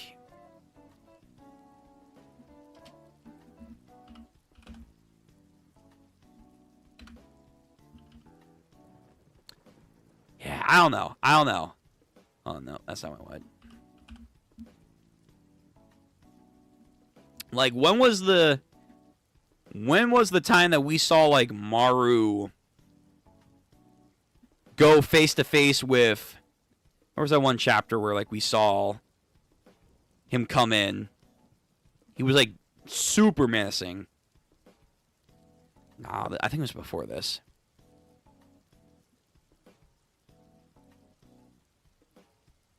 That was a shark. No. Where the fuck did it go?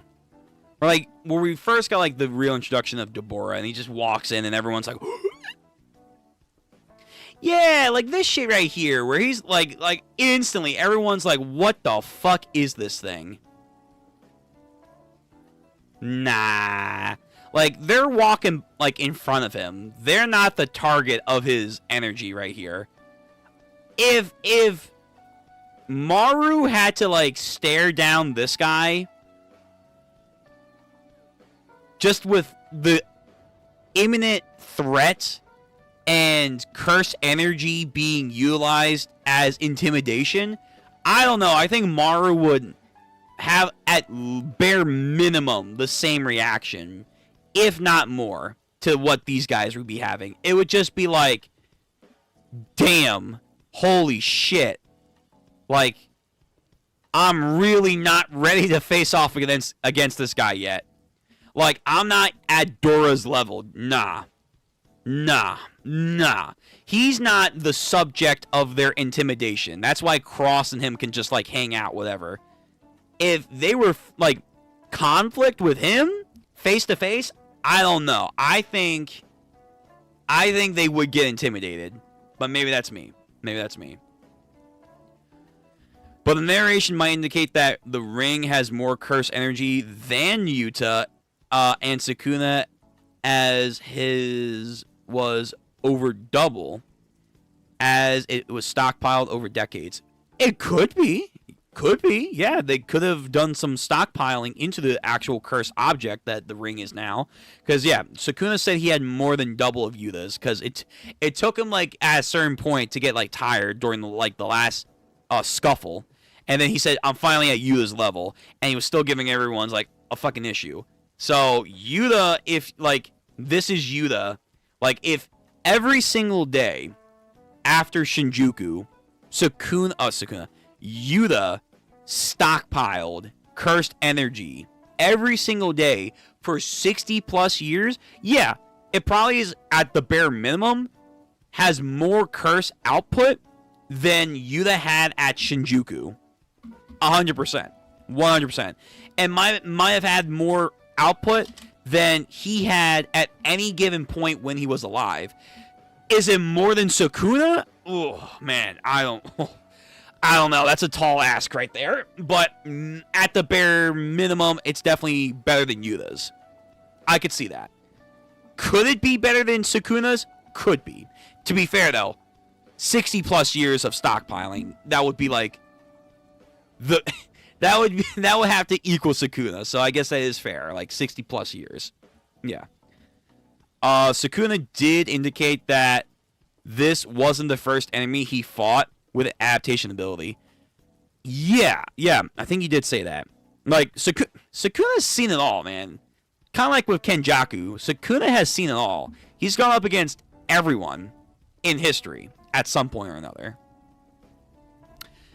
Geto and Gojo were kind of abrasive to each other.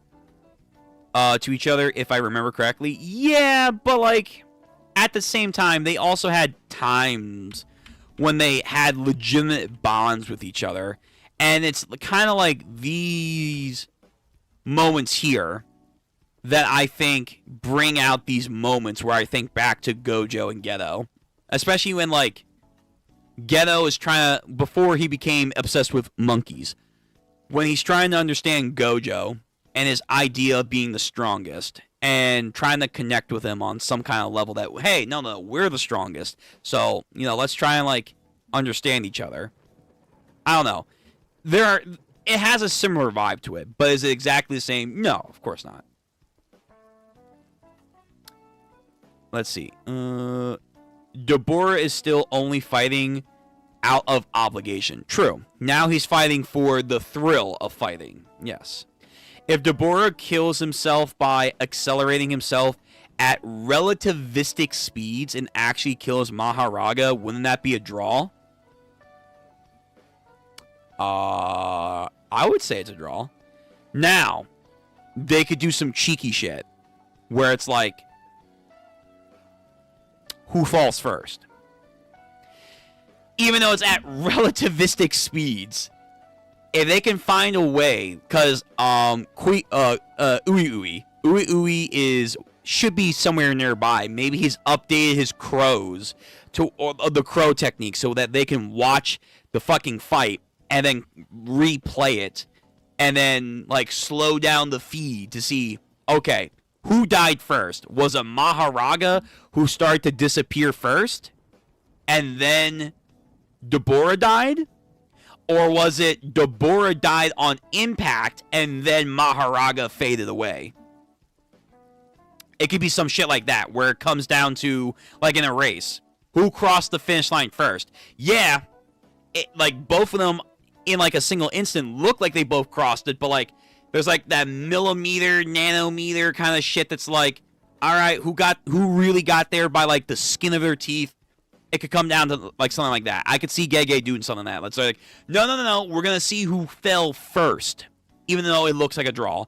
But yeah, if he's moving at relativistic speeds and Maharaga takes that shit, and then both of them just fucking die on impact, I would call that a draw to save face.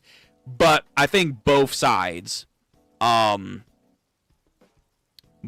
parties have individuals that I think would not settle for a draw.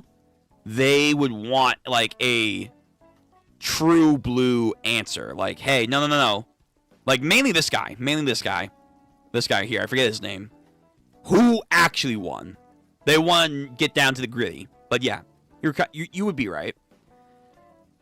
I'm pretty sure the black box just allows him to give shape to light. Could be. We don't fucking know. But could be. And like his curse technique lets him produce light. Photons. But the second technique allows him to shape it. Yeah, probably. And considering the guy who shot Cross is still in critical condition, it might also make the light poisonous or radioactive. Oh, yeah. 100%. Again, Garo over here. If he's genuinely emitting cosmic energies, and it's not just pure photons, that we can create, it's like cosmic energy, then yeah, he could be getting radiation poisoning. Or like maybe that's something like he's going to learn how to produce with his curse technique here. Like it will be another aspect of his curse technique that he's going to come up with the fly. Like, hey, you're slowly getting fucking poisoned, quote unquote poisoned, radioactive poison. And then Maharaga, he's like, I'm trying to adapt, but it's too quickly destroying my body. And at the same time, if he's now moving at sub-relativistic speeds, the wheel just may not be able to spin fast enough. Like I I think we've talked about it before, where it's like, if he gets hit too fucking quickly and gets hit too hard, the wheel just cannot, like, spin fast enough. So, like, if you can, like, faster than light, you see the wheel slowly. If you can hit him so many times in that instance before the wheel ever makes a full fucking turn, I feel like technically, yeah, you can kill him like that. Hit him hard and hit him quick, he's fucking done. He's fucking done. That's like the main weakness for a lot of adaptation abilities. But, yeah. If he has radioactive stuff, for sure. That could be a way to, like, neutralize a little bit of Maharaga before he adapts to that. Something like that. I wonder, actually, if he... Because, again, I don't know if he knows Binding Vows. I don't know if he knows reverse curse techniques. Or whatever. If he had a reverse curse technique for light, what would that be? What would be the inverse thing of a photon? That's actually a very good question. Can you inverse of a photon? There isn't a single inverse of a photon, but the concept usually refers to inverse component scattering. Okay, I don't know what the, wait, what? Stream inverse component scattering. Okay, I have no idea what the fuck I just stepped myself into. This is some actual massive physics here. Where a low energy photon gains energy by scattering off high energy electron, the opposite normal component scattering where the photon loses energy. In another sense, if the inverse means a counterpart particle, the photon's antiparticle is also a photon. A photon and an antiphoton are idyllic, but the concept of a particle that's the reverse of a photon properties like charge would point towards something like a W boson in practical physics, though not a direct inversion. Okay, you know what? Just physics, massive physics. So, I don't know if you could, like, reverse curse technique light, but if you could do something like that, I guess, something like that, and then use your imagination. Use your imagination on what that could be for an attack. Okay. Someone said that this is the kind of interesting how in these two battles the Earthlings is looking more alien and the monstrous and the aliens are looking more human. That's actually true. That's actually very fascinating. The aliens are having more of these human-like sentimentalities to help them through the fights. Meanwhile, what are the humans doing to gain the upper hand? Becoming the monsters, the freaks, to beat their adversaries. Okay, I like that. They did get intimidated by Deborah. Cross described it perfectly how it felt when Deborah entered. Yeah. I think he uses light with murderous intent, so it seems like Maharaga adapted to both. Oh, okay. Yeah, I think they talked about that a little bit before. Yeah. Not to mention, sides have angles to argue their win. Romalians could argue that Deborah won when Yuka died at the start of the match. Although they don't... Do they understand the concept of Yuka going into, like, a chronostasis for Maharaga to work? Do they understand that concept? If not, then they probably can't argue that. Unless they just outright state that, oh yeah, we know that girl isn't actually alive anymore, somehow. But, yeah. Again, a draw could happen. And if it does happen, that would be, like, the easiest way to, like, fix a lot of this. But I do feel like there are people on each side that would definitely be like, nah. Replay the tapes. replay the tapes. I want to see who fell first. I want to see it all. Type of shit like that. But okay, this is good. Again, what's going on with his sister? We have no idea. They keep mentioning it. I don't know if she's going to be important or like at the end of this conflict, let's say Deborah does die. She'll give like a heartfelt little speech and that's about it. Dora having his heart-to-heart was very cool. Kenpachi kind of shit that they're talking about.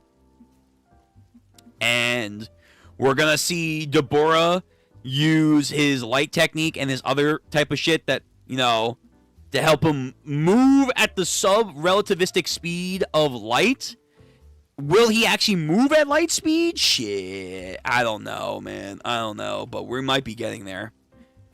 We might be getting there very, very soon. Very, very soon. But, okay. Very cool. Very, very cool. So, what is your predictions for next week? Or I guess not. Is it next week? Hold on. Let me see. One, because I know that we're having a lot of magazine breaks right now.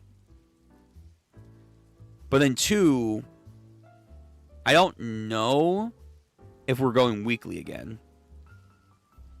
Because now we're getting like to the almost tail end of it all.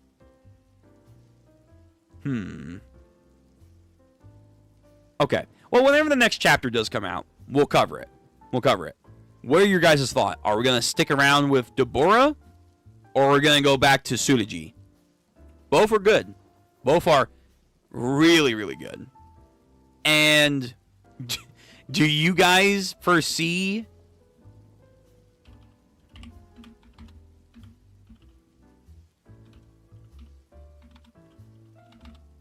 the big man himself come in? Does he stop the fight for either side? Is he watching on high somewhere? Because he said nothing apparently matters to him anymore. What's going on there? Are we going to get Mahito? Like, is that going to happen? Like, this is kind of going back to what I said during the beginning. I kind of feel like we could get more content out of the JJK universe after Modulo. If we want to, like, have the aliens be their own little sub conflict, fine. That could be Modulo. Then, like, Mahito at the end of Modulo is like, hey, I'm back, baby. Ooh. And then it's like, okay, then we can make a new series. And then this is where Yuji steps in. This is where Yuji comes in. We could do that. We could do that. I'll be down for that. But yeah, let me hear what you guys have to say before we take like a brief break, and then we're going to come back and do Gachiakuta.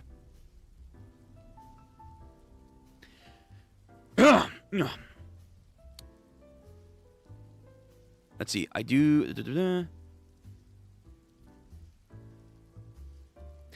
don't feel like this is a setup for a larger sequel series. I would think it would have to be a monthly series to maintain that same art quality.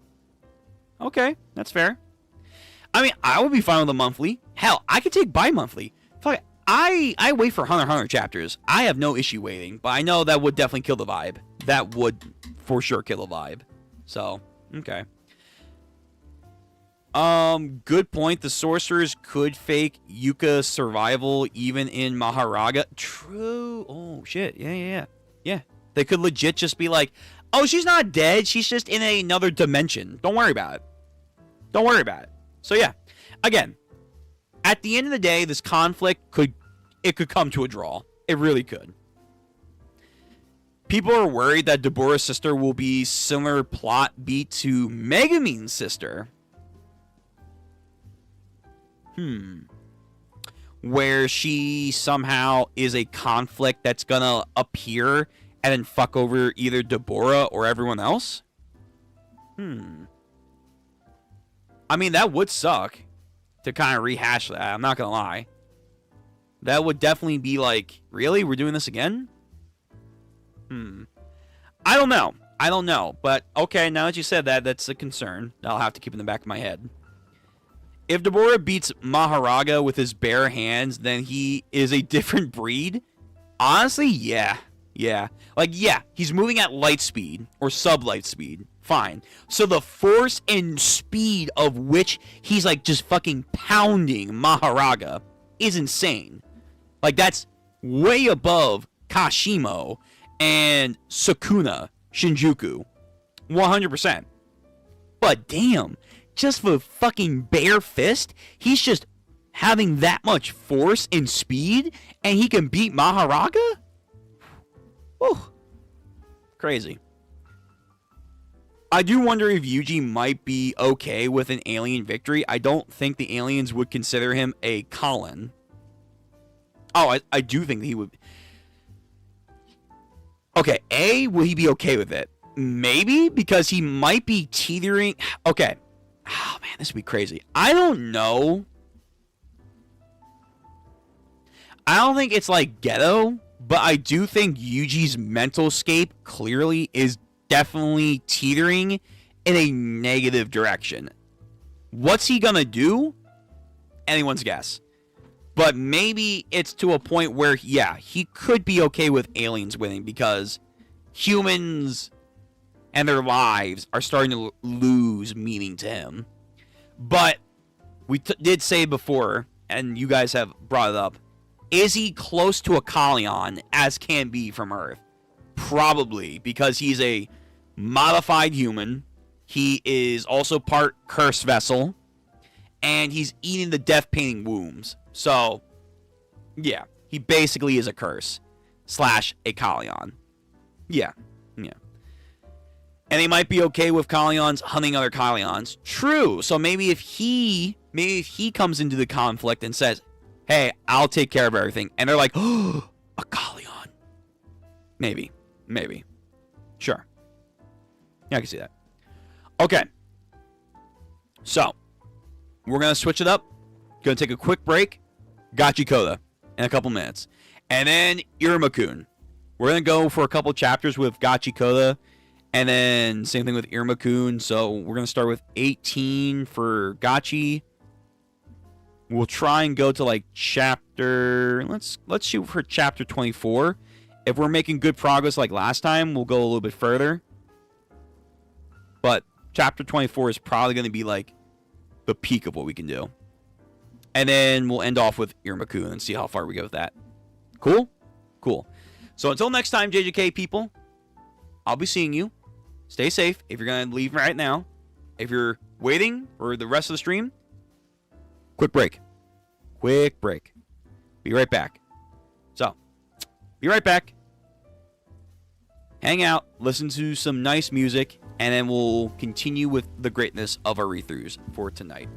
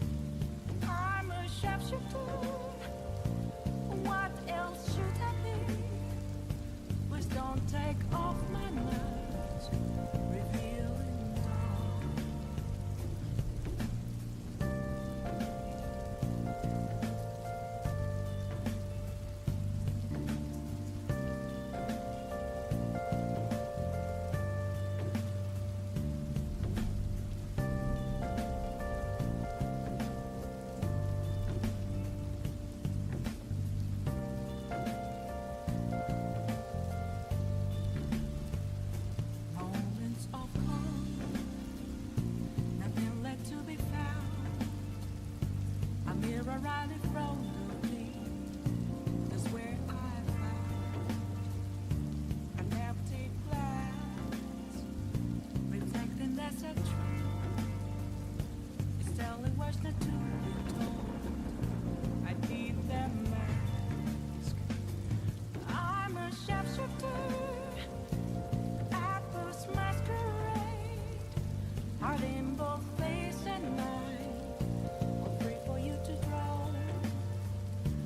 I'm a sharpshooter, chained down to my core. Please don't take off my mask, a place to hide.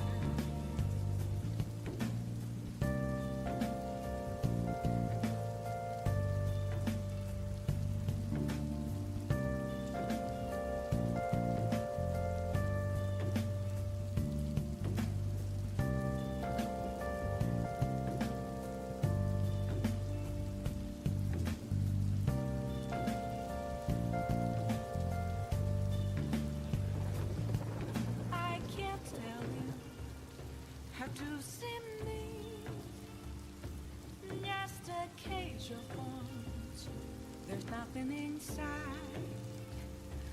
Will it always be burning down the walls? Is there a way for me to break? I'm a sharpshooter at post masquerade, heart in both face and mind, all free for you to draw. I'm a sharpshooter, have no face to show. Please don't take off my mask, my disguise.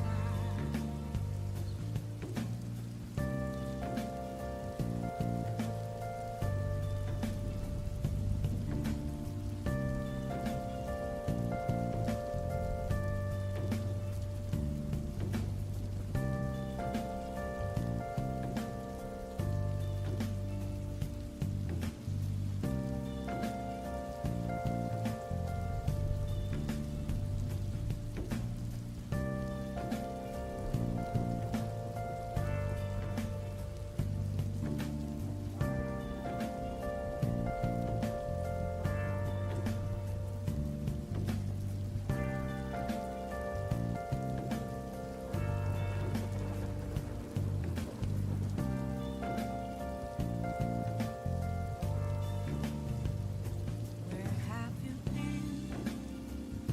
Been searching all along, confessing while alone and on, without a clue, without a sign, without grasping it.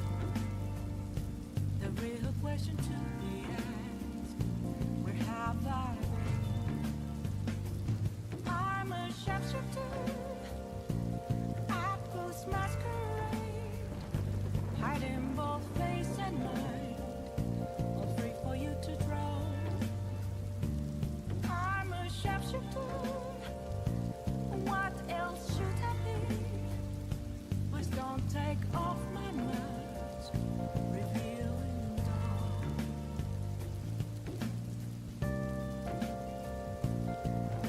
All right, I'm back. Enough of your breaks. Hope you got your snacks and drinks all settled together, because we going back into this. Gachiakuta. Let me see. What switching up the music.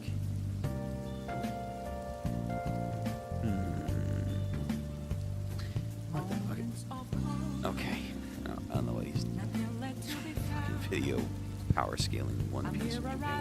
All right. Even though we just ended JJK, I think I'm just gonna put on some JJK music for the background. Change it up a little bit.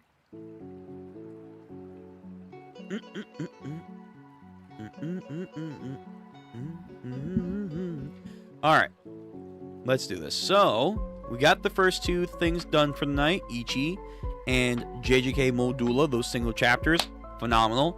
Now we're getting into the grind. We're gonna do a couple chapters of Gachi, same thing with Iruma, and then we're wrapping up for the night. How far we're gonna get with both of them, we'll see. For Gachiakuta right now on deck, I want to try and get to chapter 24. If we're moving quickly through these, I think we'll easily achieve that. If not, maybe a little bit more. If not, we'll see. Because I would like to, have a good little bit of time with Iruma-kun as well. But we'll see. But yeah, we're learning a lot. We got a lot of interesting world building with the Raiders and how they operate. This guy, Jopal, which is supposed to be the Alice in Wonderland. Jopawalga? Not Jopawalga. Oh my god. The Alice in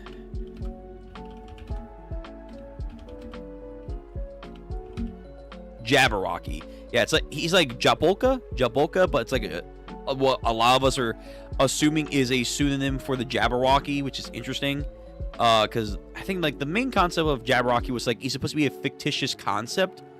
Jabberwocky is a famous nonsense creature from Lewis and Clark poem of the same name, featured in the book Through the Looking Glass. In Alice in Wonderland, while not announced in the book, the poem referred the dragon-like monster becoming a major antagonist in the book. Yeah.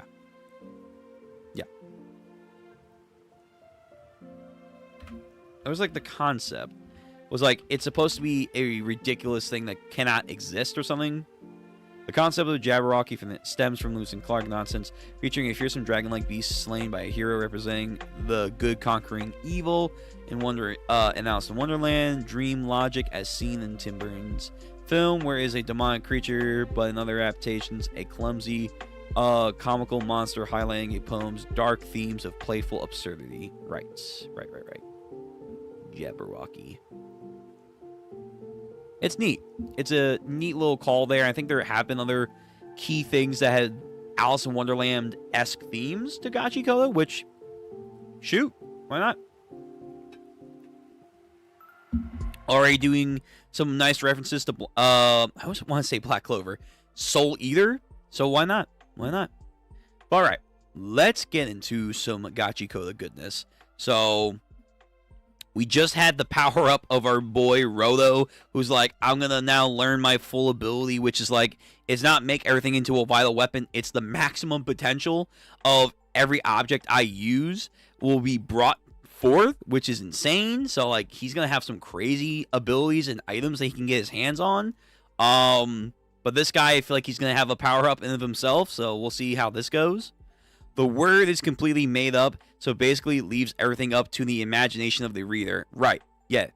That's what I want to get at. So with that in mind, if his name is a tie-in to something that's made up to the imagination of a reader, if his name is entitled to something like that, could he somehow bypass, in this moment, the idea of to win and to live, we need to make sure he can't touch us. That's the rule for like the charm, maximum output, defensiveness. Well, can he somehow go beyond that? Can he bypass that? We're about to find out. So,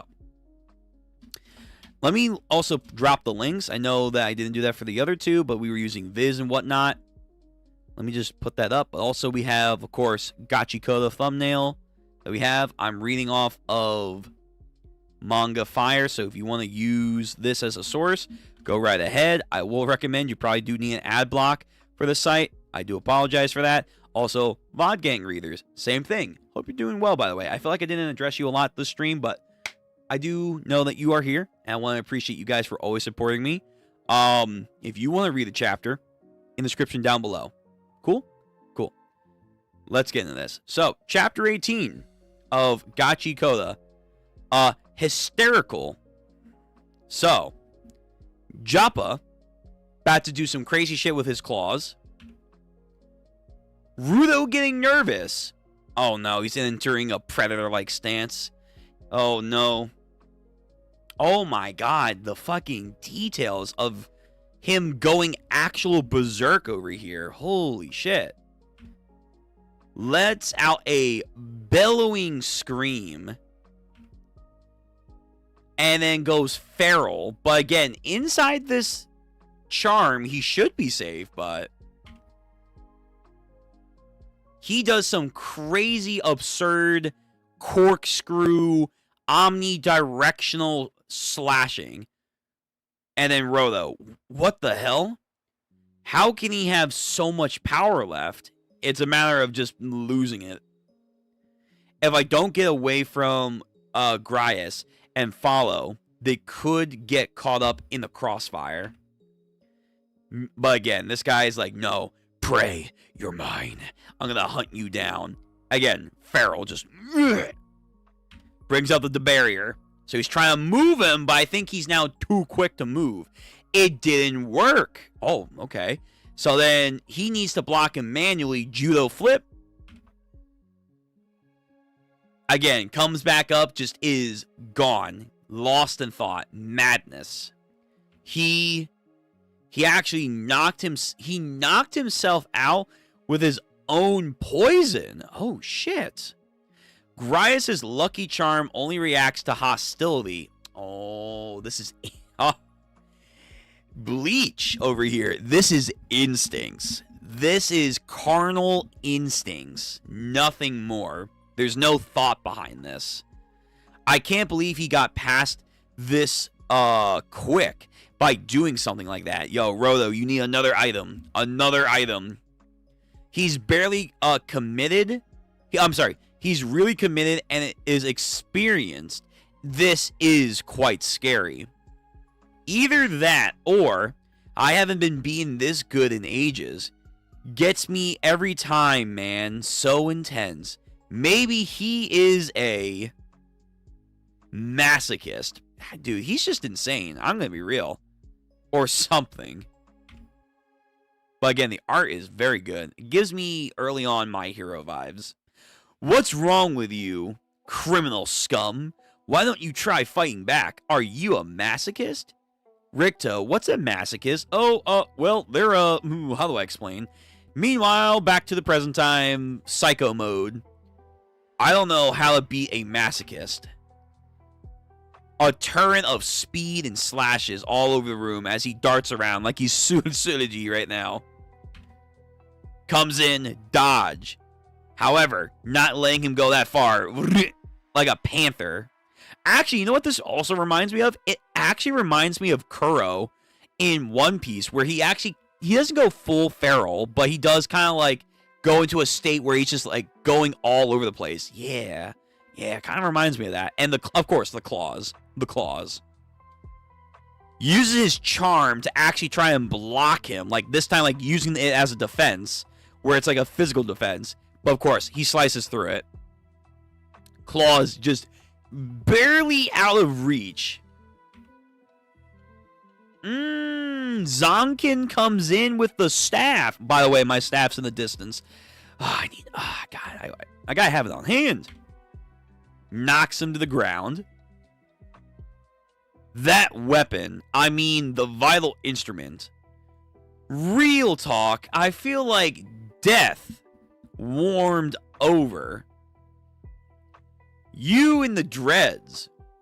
What makes you think you can play with that scrub when you ain't even bothered beat me yet? Damn. So Zonkin's like, yo, fuck your poison, I'm back up. Sit down, Roto. It's my turn to give this punk a what for.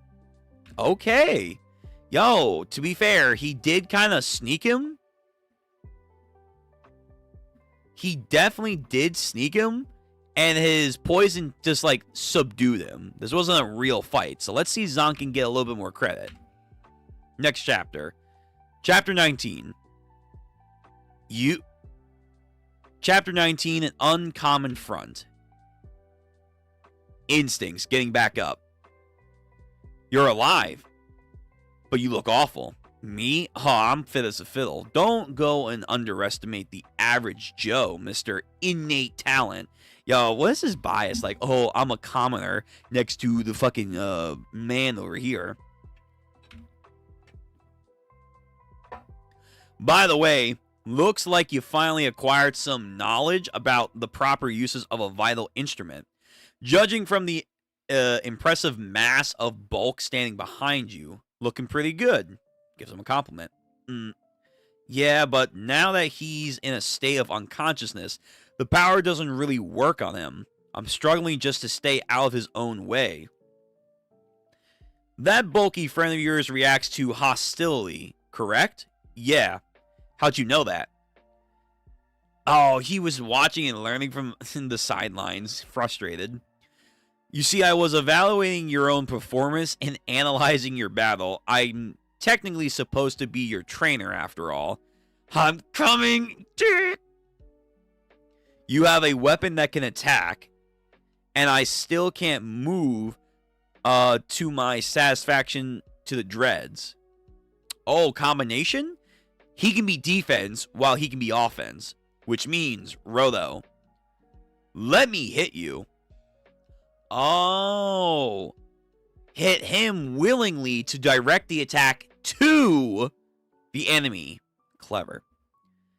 As a test to see if it will work, let me just whack you one time to see what will happen. What are you trying to talk about? I can barely move, but if I were to attack you, there's the possibility that your weapon will react to it and then move it to me. My lovely Astaff has a longer reach than your own fist. So, my attack will get him for his claws get to me. But if you wrong, then it's got hit for nothing. And you can just shake it off then. Well, you guys got to think about something because the Predator is back on the prowl. He's back on his feet, hey? Yo, let's go. Wow, look at that panel work right there. Just like the showing of the instant dodge and speed of the characters. Very good. So Zonkin, though poison, blitz. Rolo barely ducks down. The pillar, sliced up. Where you do? Don't touch those claws.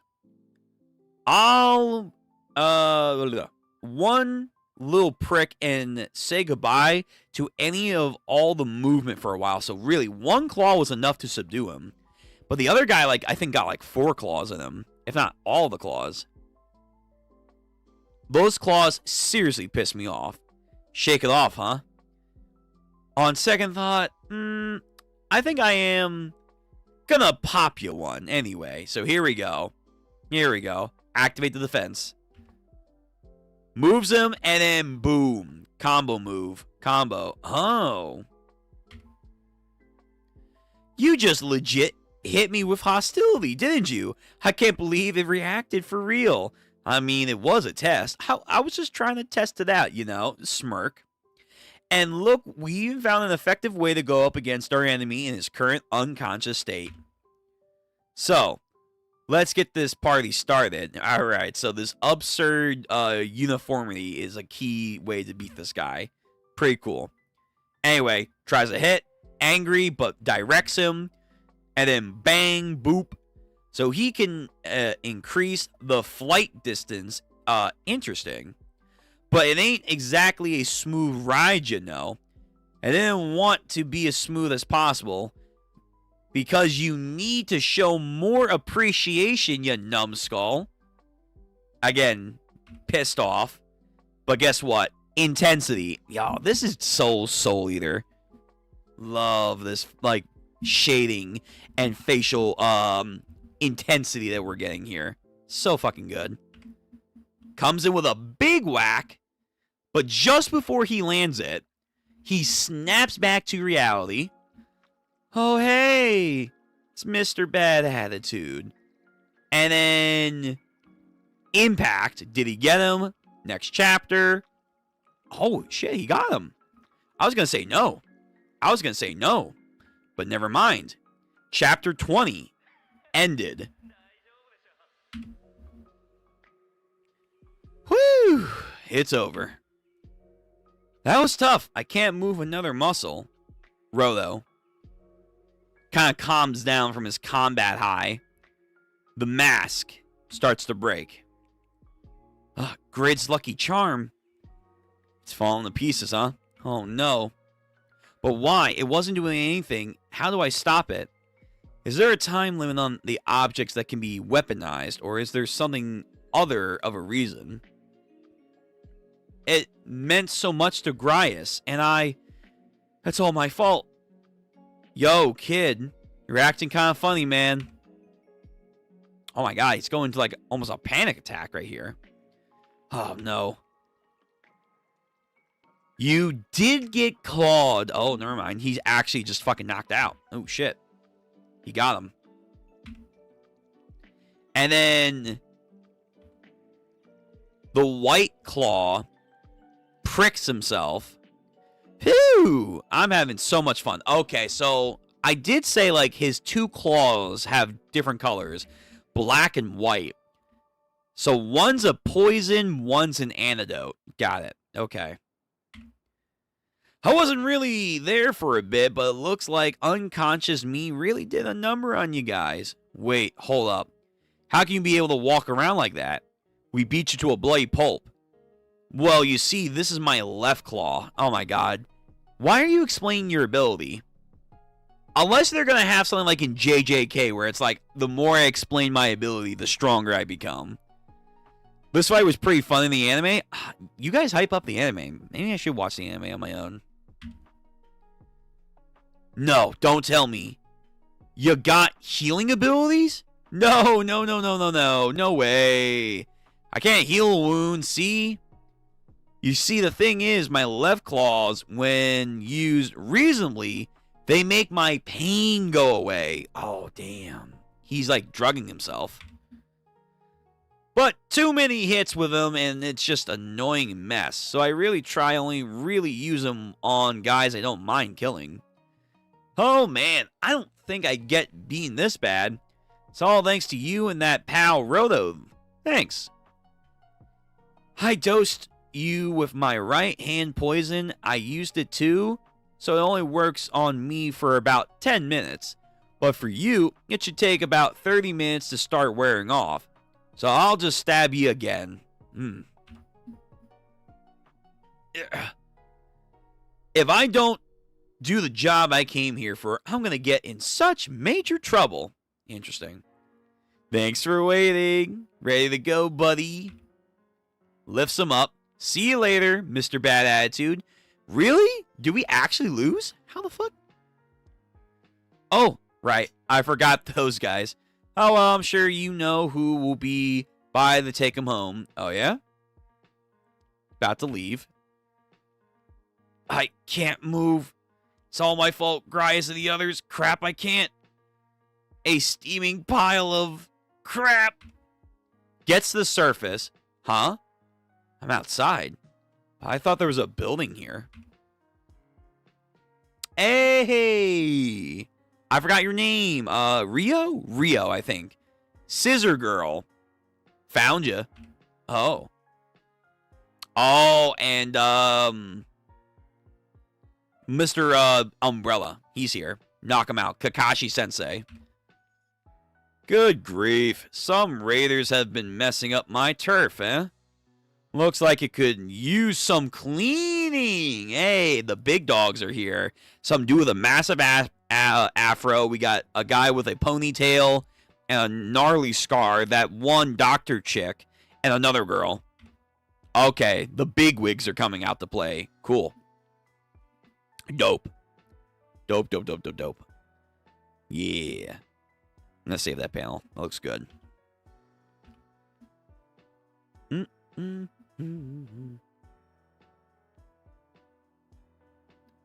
Okay. So the more seniored officers are coming out to deal with this guy. So this is a big deal. So, Chapter 20 over. Chapter 21, powering through. 21, represent and appreciation. Representment and appreciation. Sure. Fucking can't read for shit, apparently. Gachiakuta. Very cool art. Again, I keep saying it. Soul Eater. Lovely, lovely, lovely. So the symbol of the cleaners. We got a guy with a sun hat on. Oh, maybe that wasn't an afro. I thought it was an afro. No, that's a sun hat. Okay. The basement levels of this building go down pretty far. Our chokers can't communicate deep underground. So you lure your prey into a trap where they can't easily help and call for help. Such a typical bad guy plot, you know? True. If these guys hadn't gone out of their way to find a phone in the nearby town, we would have been none the wiser. Oh, true, right, the other guys. Mr. Engine, right, Engine. I think Gyrus and the others are still down there. You don't think they're... Don't worry, they won't go down easy. Hope. For now, let's send a few of us down there to rescue them. Oh, look at all the tough guys. Thinks he's Ahsoka over here. Here I am, barely able to stand up, and they're looking at me like I'm a piece of garbage. I feel a tingle in my nethers. Oh, dude, yo, you're not Ahsoka Jr. Calm down. Hoi, Rolo. You were fighting that weirdo this entire time? Seems he's pretty unhinged, huh? You're looking way less dead than I thought you'd be. That's a relief. Less dead? He's hardly breathing, the poor kid. This, like, monk-looking guy. Unforgivable! How dare he do this to one of our own? Unforgivable! So this is the sun hat guy, Muscle Boy. Unforgivable. Ugh. Would you quiet down already? So yeah, we have a whole bunch of questions for you, but first, don't you think you can mess with our cleaners and then crawl back under your rock without a fight? Yo, let's go. Let's fucking jump this guy right now. Oh man. This is so sick. This is one of those things where if I don't get away right now, I'll be locked up for the rest of my life and then have to come up with an escape plan if I ever want to be free again. But you know, I have my orders. I've got this mission to bring Rolo here back with me. I would love nothing more than to run away and believe, but if I can't win... Even if it kills me, I can't go home until I accomplish my mission. Oh, man. I hate this. Someone grabs him. Huh? Hey. Jabber. It's time. Is that a portal? Can someone teleport? We're leaving. Ah, don't try and stop me, Scython. I can't leave just yet. I mean, I have to bring Rolo with me. No, time's up. And his groups are in the way, so we're leaving. Where did that... Oh, that's a woman? Sure. Where did that woman come from? Leave before I'm done? What I came here for? Screw that. I'm not playing with them just yet. It's the boss. Had a great big smile. Oh. Okay. Whoever their boss is. Ew. Oh, now he's like, it's exciting. Oh, wow. Would you look at the time? Sorry, guys. It's time for me to go home. What a shame. What the fuck? Is that a sewer manhole right there? Is that their vital vessel? A manhole cover? And with this manhole cover, they can fast travel places? Alright, that's creative. That TMNT fast travel. That's pretty cool. That's pretty cool. Yeah, it is a manhole. Wow, what the fuck? Sewer travel, or like dimensional travel. Okay. Alrighty. Hey, Rolo, even if you are a sphere, I didn't expect to have so much good time playing with you. Oh, but he probably is unconscious right now because of the poison. So tell him bye for me, Kay. Get back here, you turd face. Oh. This isn't over. Oh, you're still conscious after that. It's not over until I pay you back for what you did to Gryus 1,000 times. I'd love to fight you more. The next time I see you, I'll... Hey, your hands. That design. You have that series too. You have that series too? What, the gloves? Alright, new lore. That's so awesome. What a coincidence.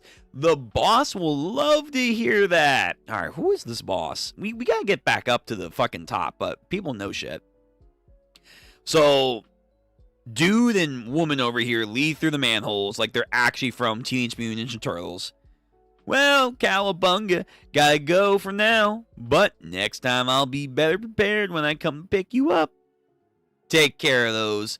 In the meantime, I can't wait to play again. And whoop, gone. They're gone. It looks at his glove. Series. So there's like a triangle with a couple patterns in the middle of it, and then there's like the actual ring. So the cleaners are doing everything they can to get everyone out. Grias. Yo, he's still alive, man. I'm sorry that I broke it.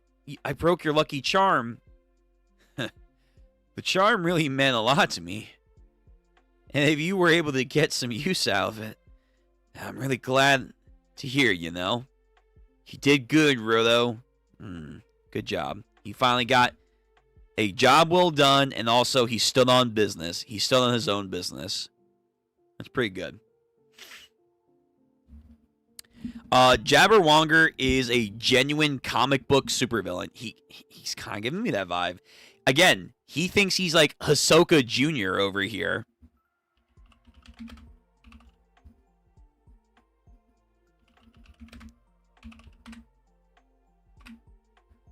Just, I can't wait. Oh, I just can't wait. It's just so thrilling. Oh, to break you. Like, he's doing this shit, man. Oh, yes. I can't. Like, he's just such a fucking craved fighting psychopath over here. No. Yeah. Yeah. Now, I don't know if he's as hype as Hisoka, but he's definitely giving that vibe. Now, next chapter. So that was 21. On to chapter 22. Moving forward. Hey, what you doing? Sitting over here looking all depressed. It reminds me. I heard you figured out how to actually use your vital instrument. Nice work. Now you can. Grias. They got Grias. How do you expect me to look? Back on the sphere, I couldn't help the guy who helped me. It's the same down here. Why? I thought I had a change. I thought I had changed. I thought I made progress. But it's just the same thing again and again. And am I going to be stuck like this my whole life? Will I never get to change? Piece of crap. Grias knew what he signed up for. He was ready to give that up, and even his life for the team. He didn't protect you because you were a spherite. He did it because he saw you as one of us. Someone who can carry about people and things, you know? Anyway, let's get inside. You should pay your respects to Grias. And he's fine. Congrats on getting your powers back, Rodo. Yeah. Sure. I'm glad you're doing okay. What? You're alive? Huh? Oh, I get it. You thought Grias was dead. That's why you were so down in the dumps, kiddo. Aw, yo. Rodo, don't bury me so soon. I'm still alive and kicking. Flustered. You're confusing. Come on, you got stabbed through the chest. Anybody like that would be winding up dead. Well, you can thank our cleaners healer team for my recovery. The doctor check. And this time, you can especially thank her for all her hard work. You see, this is, okay, here we go. Pronunciation time. Isha Stilza. The cleaner's only healer giver. Okay, the only one. Oh, I was just a fluke. I was just any use this time. I'm not really. You see, Aisha is super shy. Aisha, you saved me from a certain death. Seriously, thanks. Oh, and you too, Follow. Don't be so down on yourself. I'm lucky I had you there, or I would have gotten caught up in the Raiders' onslaught. But Look, impatient won't make you a giver any faster. Go at your own pace, kid. Nice. Right. He wants to be a giver. I forgot about that. Sobs. Oh, and you too, Rotho. You really did do a good job back there. He was a tough opponent, and you and Zonkin fought him off. That's pretty amazing. Get some nice needed compliments and praise in. Seriously, don't worry about my lucky charm. I'm just happy that the things I really care about can actually help people. That's how I find worth in my own things. Yeah, okay. Grias, I'm glad that you're alive. All right, come on. The Raiders have thrown down the gauntlet, and that means business. That means from now on we won't be just fighting Trash Beast. We'll be fighting the Raiders too. And we've got some new information to share. The Raiders mentioned a border. Sounds like they're trying to find out more about the sphere. And who are you, my good friend? Who's this? Oh. This is the boss? Not what I expected. Looks rather... I figured he was going to be like an old man. This is the boss. Yo. Representation. Okay. Boss? Did he just call this guy the boss? No way. I was wondering, does he look like Rotho in any way? Like, does he look like he's from, like, the sphere? I don't think so. But apparently he might know some stuff, so we gotta ask this guy. He's the cleaner's boss. Nice to meet you, Rotho. I'm sorry I wasn't around on your first day.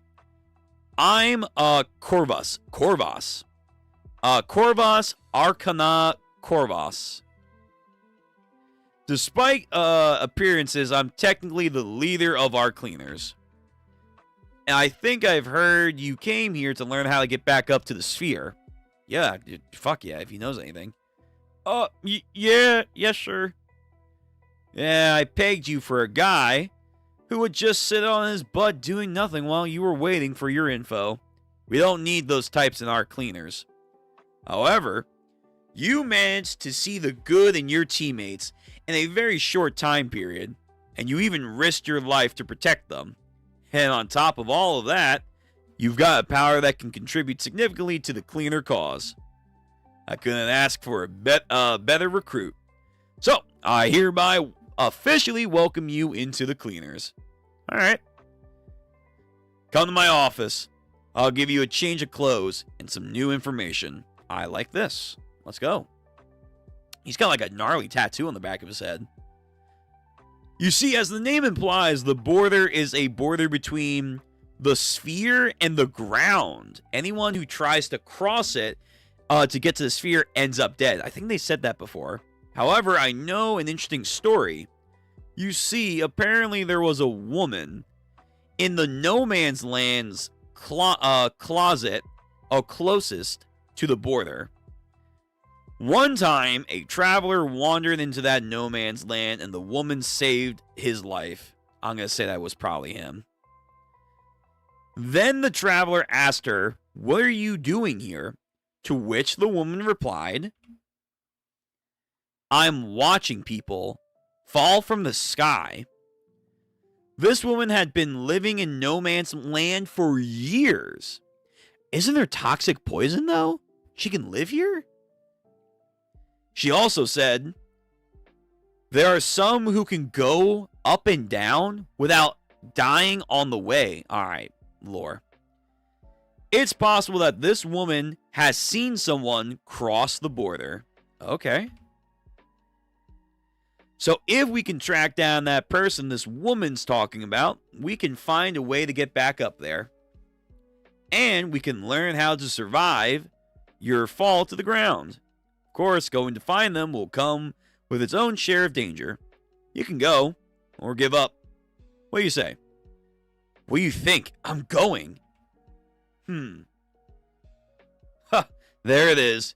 Your cleaner's uniform looks good on you. Okay. Bonus chapter time. Here we go. The old ladies find the goal.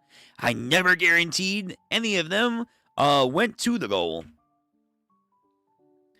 Okay, so there's a bunch of little credits. Nice. A word from the author, K. Uran. This manga came from a memory I have when I was a kid. I had a pen that I really loved. I broke it in two, along with a sense of loss. I had the feeling like the pen was pleading with me.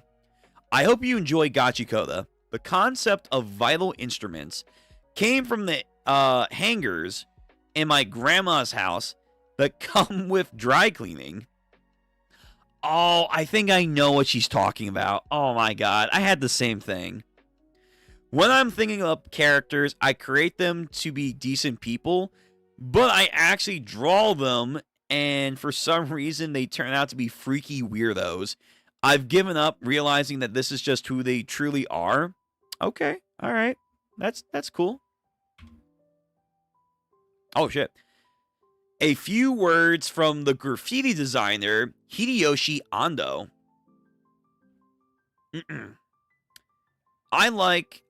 If I lived my whole life drawing the way I used to this day, I think I would have been treated like a criminal who vandalizes walls. I've never done that. The world has this image, but there are a lot of people who live their lives in different ways. This really is thanks to all of you readers. Kodasha, everyone involved with Gachiakuta, everyone who believed in me, and most of all, Uran, thank you so much. Once upon a time, there was a child whose parents called him a liar. But that child has only said words that he believed would come to pass. He was an awkward kid who seemed creepy to those around him. How would he live his life? Time passed, and eventually joined society, in quote. Even in society, he desperately made his claims.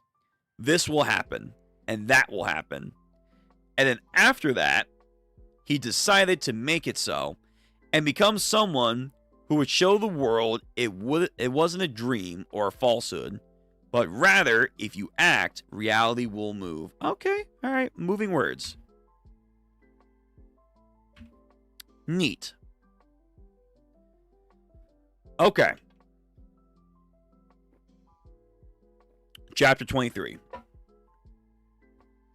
Sweat beat. Zonkin. A black mass coming through the door. 6 hours earlier. Whoa, come on, Rodo. Stop, I said stop. Yes, we're going to see the woman in No Man's Land, but not today. Man, you're strong. Chapter 23. Favorite treat. She might have a clue to help me get back up to the sphere. I can't stop. I need to find her. I know, but that doesn't mean you have to go now. Calm down, snot nose. Look, kid, when you want to go somewhere dangerous, it requires a little thing called preparation, numbskull. We'll be heading right into the heart of No Man's Land, and you really want to go just now without getting any information or even making sure you know how your powers work. You got a death wish or something. Know how my powers work? That's right. It's great that you can use the ability of your powers now, but we need the details of it. How many times can you use them? Their weaknesses, that kind of stuff. You see, it's important for all of us to know these kind of things. Wait, does that mean you're coming? Obviously. Going solo in No Man's Land is suicide, you know. You did it, though, yourself, Engine. True. Again, why was he there by himself? Besides, the cleaners don't just destroy the trash beast. We collect information about them. We have things to gain from going to No Man's Land, just like you. And while we're at it, we have to be on the lookout for raiders. Right, raiders. That reminds me. How can raiders, of all people, even get giver powers? It's not like all human beings are good people, and it's not like all beings can take care of things. Even if someone who seems like a good person can be wasteful, and someone who seems like a bad person can also have an object that means a lot to them. Whether or not you can be a giver has nothing to do with your aptitude of being good or bad. Of course, there are people who don't think too highly of givers. Some call us codependent. It's true that the average person might see it as creepy to get attached to a single object. It sounds like I was being unfair and assuming that bad guys don't care about this kind of stuff. Now I feel bad. Wait a minute. I still haven't to make them pay. Anyway, you just kick back and relax today, kid. You've got a lot of excitement these last few days. Alright. Chillin'. Kick back and relax, he says. How am I supposed to do that? I'm not really the type. I'm not really tired. I just want to go trash picking. Ryo makes a grand entrance. Yo, Rotho. I'm going to give you a tour of the cleaners. Okay. The training room, the mess hall, the John. It's a little rundown, but we're got all the amenities. You have so much more here than I had on the sphere. What was your life like up there? Trash. Actual trash. Well, I looked at the scenery with Ricto, pick up trash, get verbally abused. So there's verbal abuse up there too, huh? Don't worry. We have that down here as well. That's not the point, but okay. What kind of food did you eat back up there? Stuff like bread soup? What about for dessert? Dessert? Yeah, dessert. Dessert was only for rich people. We have some. We have some. Ooh.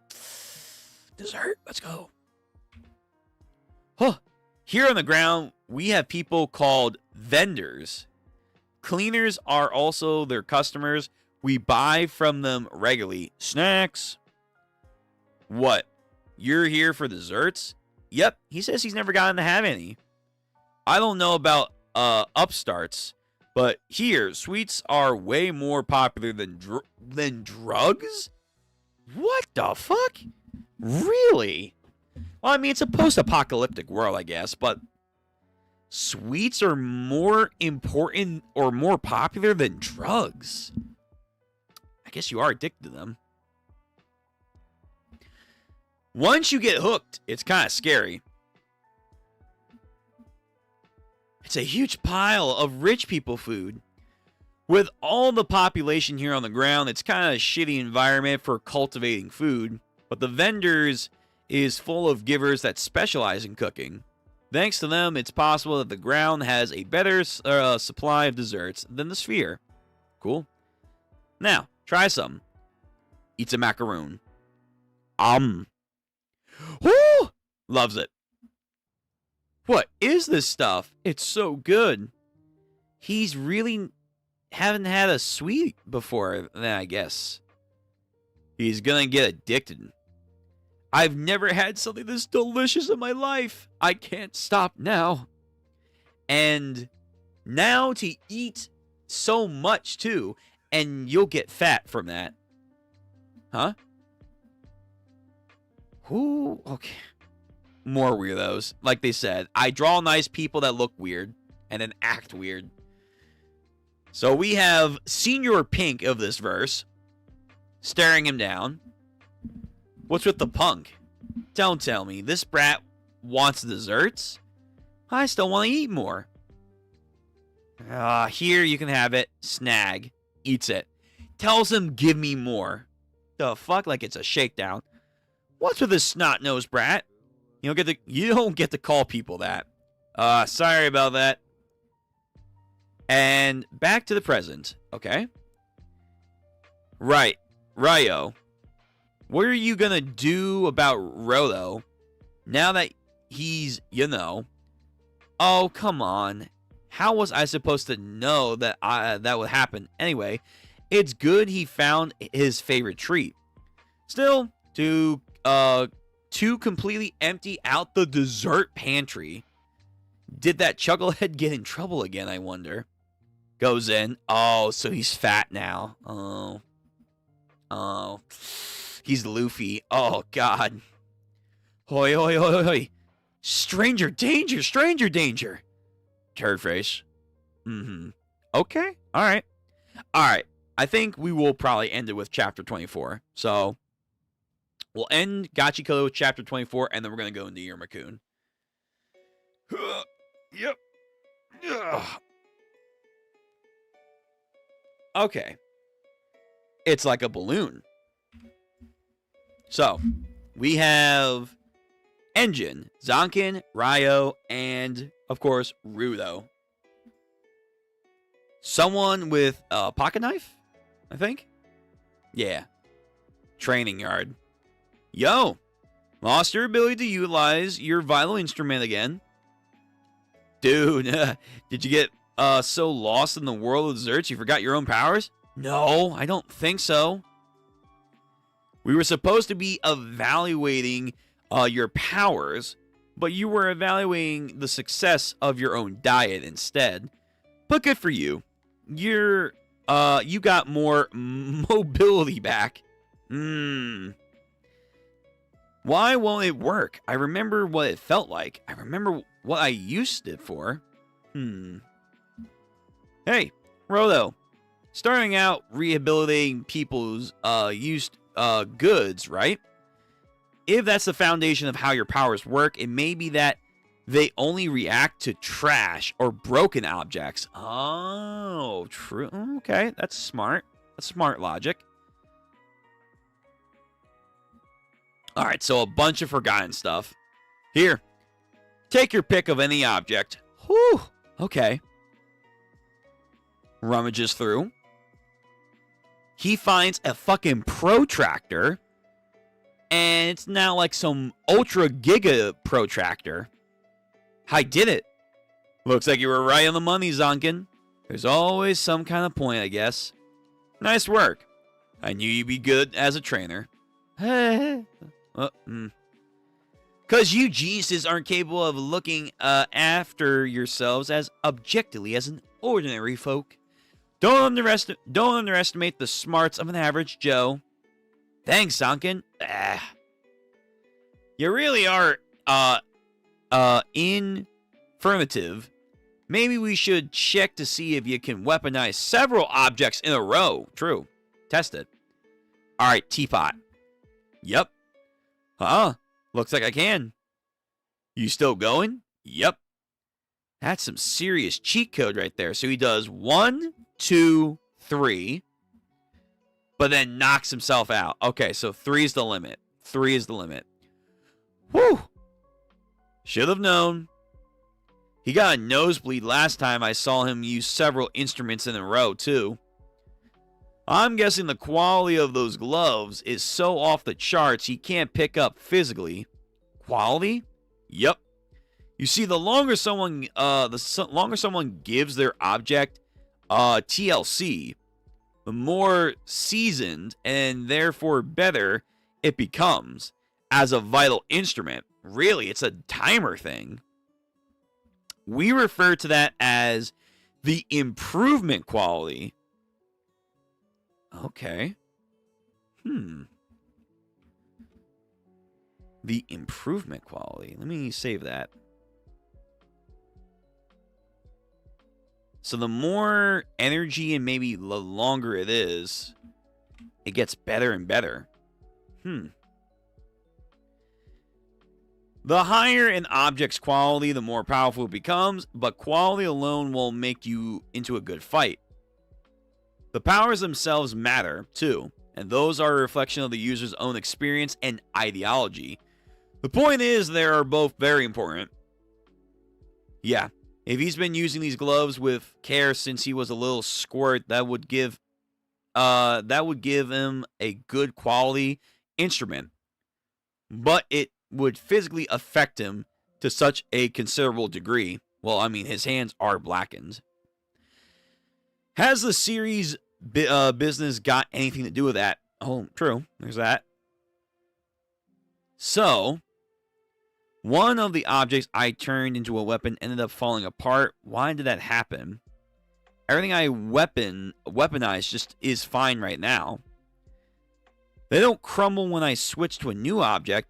Maybe there really is a time limit. You know, maybe the item doesn't have any more regrets. Oh, like all the items have actual souls to them. I mean, your power is to draw out their full worth of an object that people have thrown away and things that are broken and beyond repair, right? So maybe the idea is that it crumbled away because when you used it again, it felt that it was satisfied with its role. Wouldn't it be beautiful? Its own role. True. It crumbled when the battle had ended, Rodo, and felt sad. Maybe that's all part and partial of Rodo's own power. He probably draws out the full worth of trash and broken objects. They do what they were meant to do and reach the end of their own lives. Yeah, I think that's it. I think Ryo is probably right. You didn't break Graya's lucky charm or any of the other objects that you weaponize. You took something that had some fight in it and you let it play out its game. Oh. So my powers aren't destroying things. That's nice. Anyway, that guy said those gloves were in a series or something. What's that about? A series. So there must be more than this somewhere out there. How'd you get them, Rodo? Oh, how'd you get them, Ricto? Excuse me. And do they have a name? A name? Well, the Ripper. Oh, so of course they name their own things, of course, like Zanpakutos. The Ripper. That's what you do when you like things, right? Breaker. You name it. Lovely Astaff. Oh, I've never even thought about it. You're gonna give those gloves a proper name, huh? And now back to the Raiders. We're home, boss.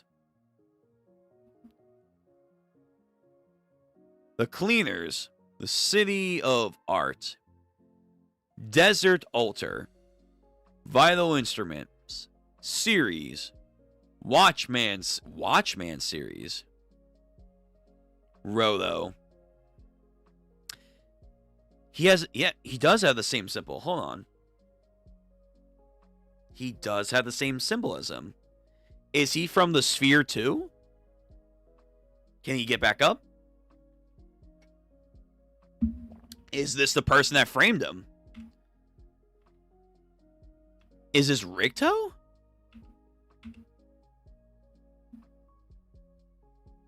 Alright. Well, we'll find out next time.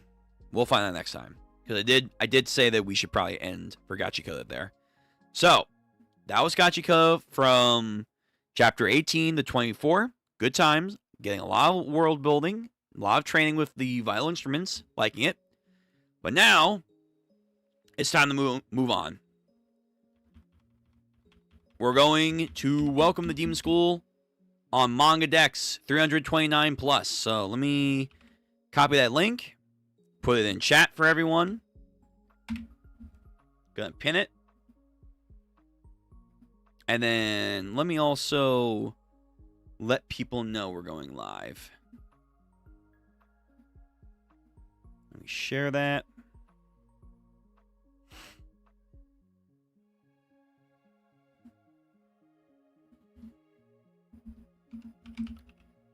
Now ending stream with Iruma Kun.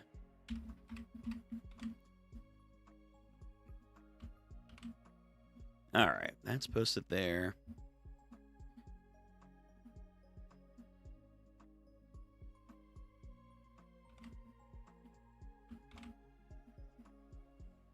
Nice. Alright, so I'll let the call know.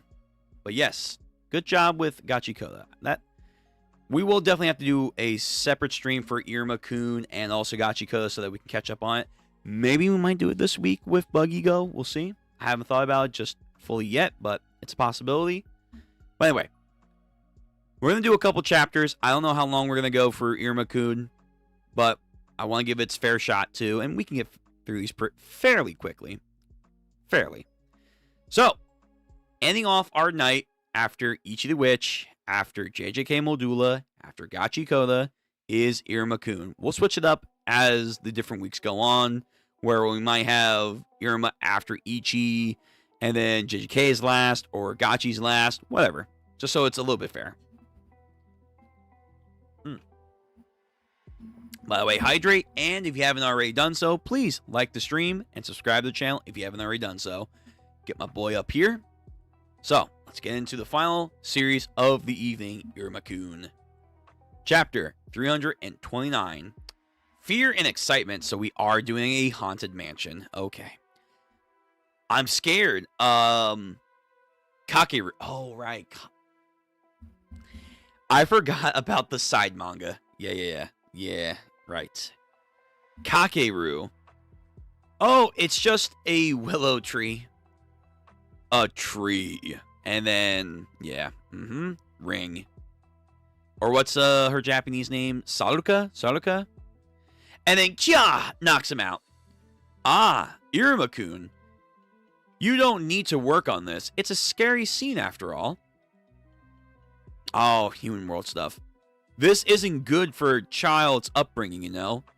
I don't think someone who hired a child as an assistant has any room to talk, manager. True. Apparently the Labor Standards Act doesn't apply to deadlines. Now that's pretty scary. Oi, sensei. Did you make the art look so realistic? Isn't it a shoujo manga about love? Because I want to make it have a sense of realism. Absolutely do not wake up during naps. Alright. Okay. Crazy take. Is he ever going to go back to the human realm? That'd be kind of wild if we actually go back and he's like, I want to see what this world I'm giving up for a new world. Because of course he's going to choose the demon world. That's not a question. It'd just be like closure in a way.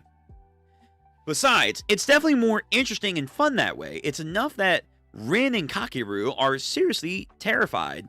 That's the point. Eerie and frightful and spooky and strange. So much that everyone screams and runs away. It's a staple of cultural festivals. A haunted house? Let's make one. Haunted house. Of course, the demons don't know. What's that even? A lot of ghost or scary things pop out, and everyone screams and something like that. Right. Here, let me turn on the music just a smidgen. And then turn that up. There we go. What is even that? A lot of ghost or scary things pop out, and everyone screams and something like that. Oh.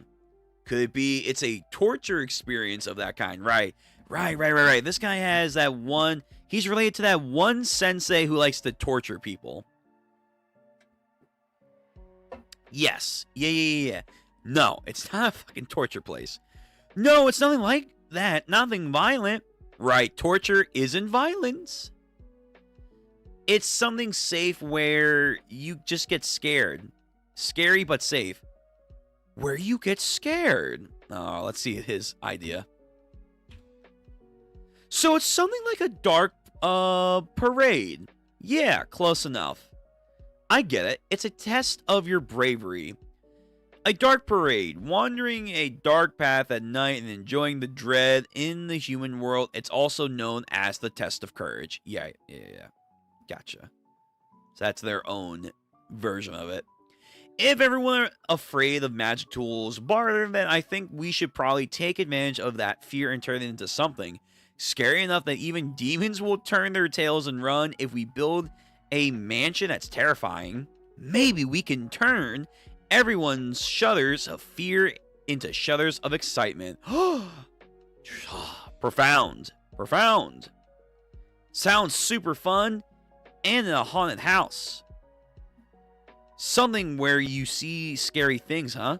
Amazing as ever, Iruma-senpai. Such out-of-the-box creativity. Now we're talking. Here we go. Things will surely be scary for them. A guest gobbling entrance. A fully automatic toppling toy. Munchy swamp installation. No, you guys are going to kill some people. You're going to kill some people with your ideas. Welcome back to the stream, everyone. Jancy, I love this arc. I hope so, too. I hope I'm going to get that same feeling. Fu, I like it, but I feel like it's too long for my taste. Is it? Oh, shit. Which could have been saved for other misfits. Were you reading it weekly, so it feels like it would be a binge? We'll see. We'll see how it's going to feel. Ziz, about the human realm thing, be patient. You'll... Okay. All right. Fair enough. Oh, shit. If you all think things up on your own, it's going to turn out into another Chimera museum. We should properly come up with the overall theme cooperatively. The theme. Iruma-sama, do you have some sort of book or something related to the haunted house? A book. In that case, borrow. Common room. Is this the volume that you wanted, Iruma? Yes. Thanks so much, Amari. Indeed. You said you need it for the barter party preparations after all. What are you planning to do this year? Fireworks again? Actually, we're doing a haunted house. Oh. A haunted house, that's the thing where a boy and a girl walk down a dark path full of tricks. Yes, although it doesn't have to be a boy and a girl. True, we're inclusive. Rin straight right when she was terrified was splendid, sure. I never expected it would lead to an exorcism shut down against the curse of a real ghost, though. Oh, did it? Oh, that story's wild. Indeed. In the end, Rin's exciting strategy to cling close was in vain. Come to think of it, if a haunted house, then that means an event where a frightened girl gets caught up in confusion and then will get clingy close to the boy she likes. Yo, listen. Omri, no offense. I don't see you getting scared easy. But at number 2, you don't need an excuse for someone to want to cling to you, okay? Trust me. If you wanted to say, hey, I'm going to give you a hug.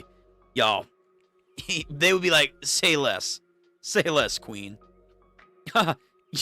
You're standing on me. Yo, she's a big girl, Iruma. You're going to have to hold that up one day. I absolutely want to come. Of course, please do. Be sure to make an incredibly scary one this year. I'll do my best. And so, after this and that, this is how we are going to use a haunted house. Oh, scary. It certainly is. A fine pastime. Yeah. To the demons are like, oh, this is relaxing. Wow, another strange book like this one from last year. It's wonderful. You got one for everything. It's a precious book from your hometown, isn't it? You can say that. I guess it's something like that. It makes it really easy to come up with certain ideas. There are a lot of trees and rocks in this. I wonder. I want to see. Oh, what's this?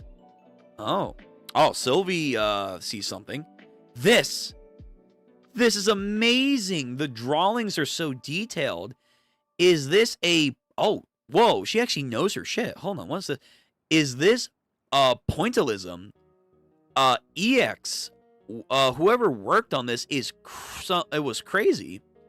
Oh no, all that little dots there are screen tones. It's done with a sticker. Oh, insider secret right there. I remember I've watched a couple manga anime series where they explain the breakdown of it. Yeah, so like those little dots there are stickers, and like some like, you know, scenes are just supposed to be add-on filters that they can use. Oh, can I borrow this by chance? Sure. This is something really important, but that I borrowed. I have to return by tomorrow. Sorry.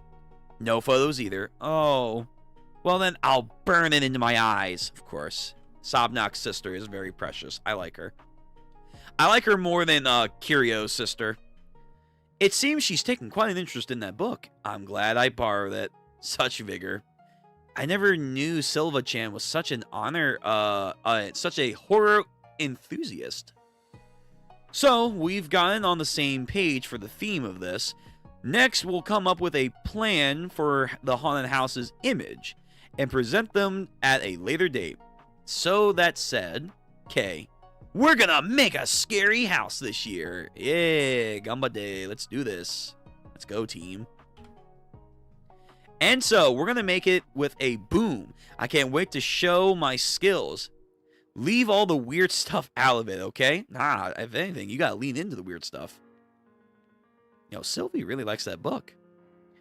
Each Magic Tool member is pouring their thoughts, okay, into the haunted house. Hey, Alcreda, or Hun, Delcria, Alcreda, yeah, Alcreda. Al, I'm calling him Al. I always forget his full name, how to pronounce it, of course. I'm calling him Al. So Al's back. It's been a minute. Wasn't he... Okay, correct me if I'm wrong. Didn't he get bigger? I swear to God, he got bigger. Babulous's student dorms room. Sobnak Silva.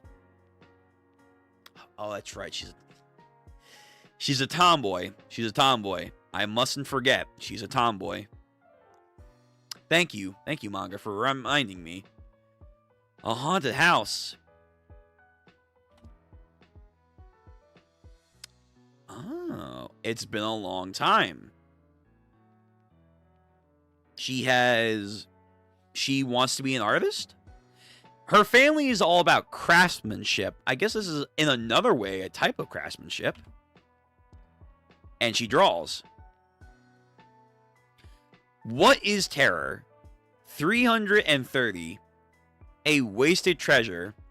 A hair-raising despair, followed by an onslaught of agonizing heart palpitations, two sided of the same coin together with excitement, which means the scariousness is that the Magic Tools haunted house is needed. Oh no, he's making another waifu.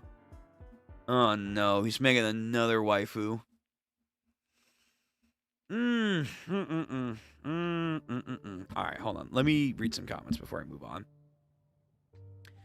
No, I ain't reading weekly, but it's going. Okay. I still want to know what the plot of the first Love Memories is, because what is the plot? So many things honestly, at this point, if I actually had to take a good guess, like I had like genuinely base it into an actual story, it just seems like it's like a random love story where random crap happens as a spoof. I don't think it's supposed to be a serious love story until maybe the author later on makes it into a serious love story. Like The Adventures of Psyche K, if you know what that series is, it's a spoof comedy series that 90% of its stories is just random crap for the sake of lulz. But then at the end, it kind of got a little serious. Just that, but for a romance comedy, where it's romance themed, but it's a spoof. That's the plot. That's it. And then whatever the final volume is like, but then all of a sudden, they want to talk about serious stuff. Yeah. Actually, it's more like a funnier version probably than Kaguya-sama. Yeah, go with that. Silva's my daughter. You love everyone, Jancy. Yes, he did at one point. Okay. All right. Yes, Sakite. Yes. Yeah. Listen, not a lot of people talk about it, man. It was a good series. She'll chomp on your guest hearts. The clumsy reception isn't Magic Tool of Terror, Zombiko-chan, huh? And yeah, as light it on fire. No! Oh. Now then, let us begin actually presenting our ideas for the Magic Tools haunted house. I'll start. I came up with props based on things in Iruma Senpai's book. It's chilly and hangs from above. Ah, that is the konjac-like thing. But it's gonna be a Morning Star Ice Tar. a morning ice star. It makes for a pretty decoration. If they run into it in the dark, it could be cold and surprising. Yeah. They may go cold in another sense, too. Well then, I'm up next, going second. So it's no good. Well, we don't want it to be dangerous. To begin with, I tried making a scary magic tool. Oh, as expected of a families of craftsmanship. You know, a ton of magic tools, Yabashia-kun. So, I'm looking forward to it. Oh, God, that's just sad. Oh. It's like a bunch of microwaves. What the fuck? And fans. It's kind of all over the place. Sorry. I tried to make it scary. The main features, that is. Damn, even Carla's not even impressed. I wound up wanting to add lots of different functions to it. A refrigeration unit, a bunch of microwaves, a coffee maker. Sure. It's really cool, I guess, but we can't exactly use it in a haunted house. Yeah, I figured. Sorry. And here we go. Here comes art, Carla. You've got a ways to go, first years. Now behold the work of the genius Professor Carla. Chapter 1, The Explosive Birth of Muddy Buddy Swampster. Rejected. The beginning of a legend. We'll never know. But this is just chapter 1. What do you even mean, chapter 1? Well, I made 216 chapters. Hold on. What chapter are we on? Okay. I was about to say, if that was a nod, that would have been funny. There's 216 chapters total. It's a heartbreaking, it's a heart-stretching epic. You expect us to read through that? Then tell us what you came up with as. Your rubbish can't even compare. I prepared a full report on my themes. Okay, bud. Okay. You can't dunk on someone with 216 pages when you have a pile of stuff for us to read as. That's not how that works. Oh. You gotta be kidding me. Nishi, what are you doing? What are you doing? What are you doing? No. Oh my god, we got blabbing again? We got blabbing again? Come on. Come on now. I gotta read this? Son of a...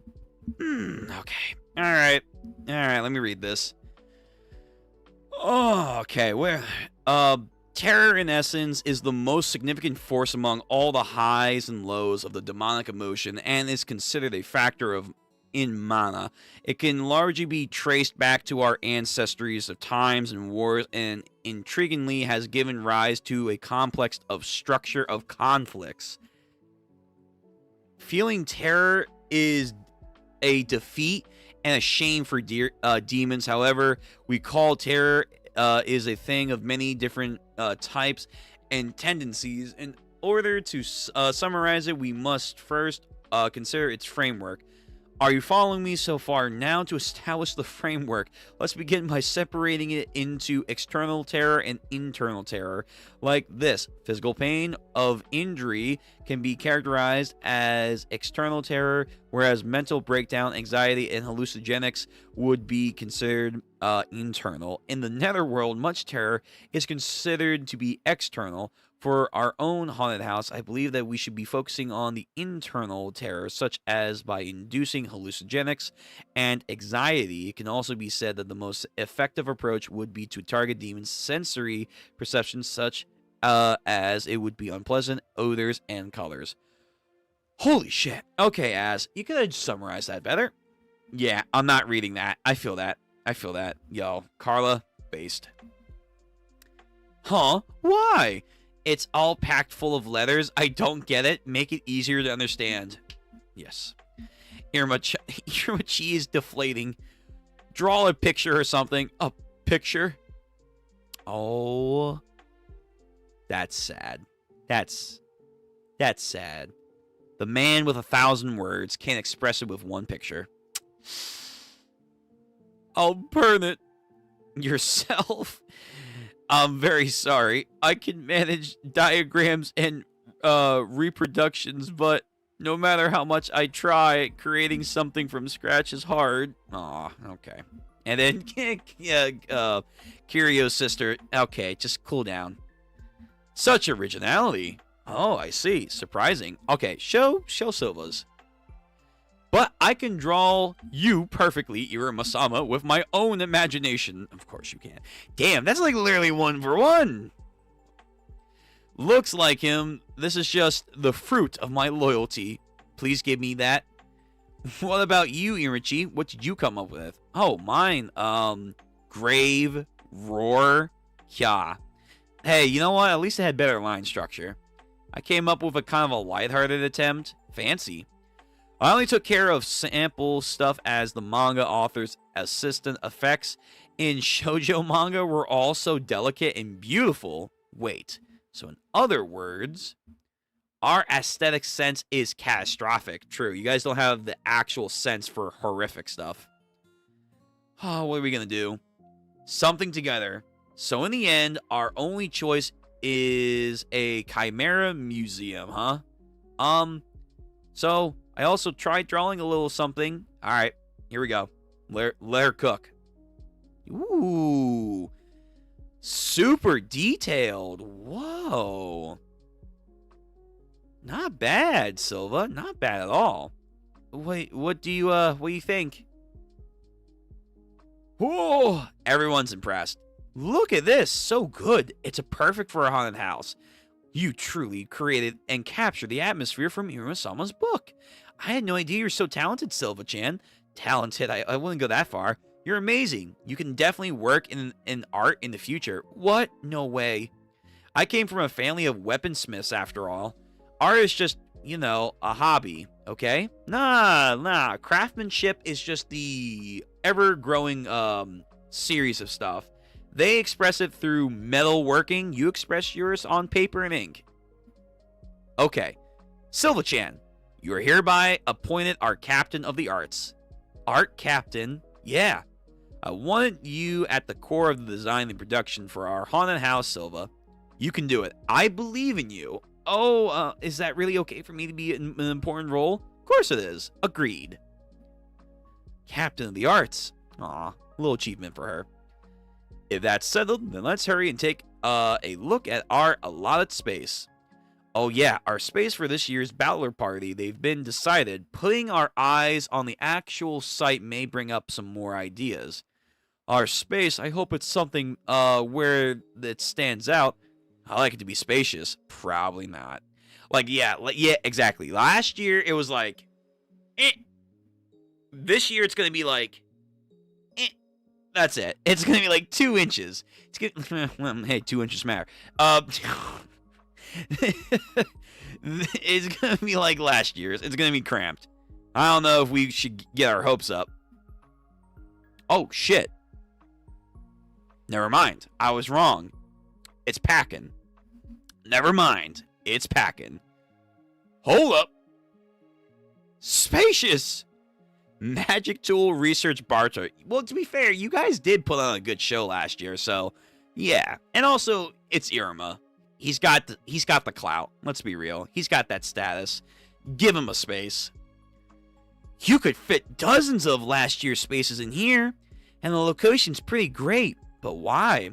I mean, you did win the tricky prize last year, and we've got a whole lot of higher ranked members. This is pretty much an appropriate size for you, sir. That's our senpai. Suddenly, I'm getting really motivated. Yes, we have a novel idea and a fantastic site. And now we only need to make our preparations. Make our preparations. And everyone else is doing that. Yep. The Battler Party's in 3 weeks, right? Yes. Everyone seems really busy. Yep. If I work for 3 weeks straight without sleep, then no, yeah, exactly. No, you sweet summer child, don't do that. We may just possibly be overwhelmed, lacking manpower. What are we gonna do? 3 weeks until their Battler Party, so they need labor. They need free labor. Okay. All right. Next chapter in just a second. Let me just see if I missed anything. Okay, no, I didn't miss anything. So, next chapter. Chapter 330. Oh, 0.5. Oh, bonus chapter. Okay. Another cool color spread right there.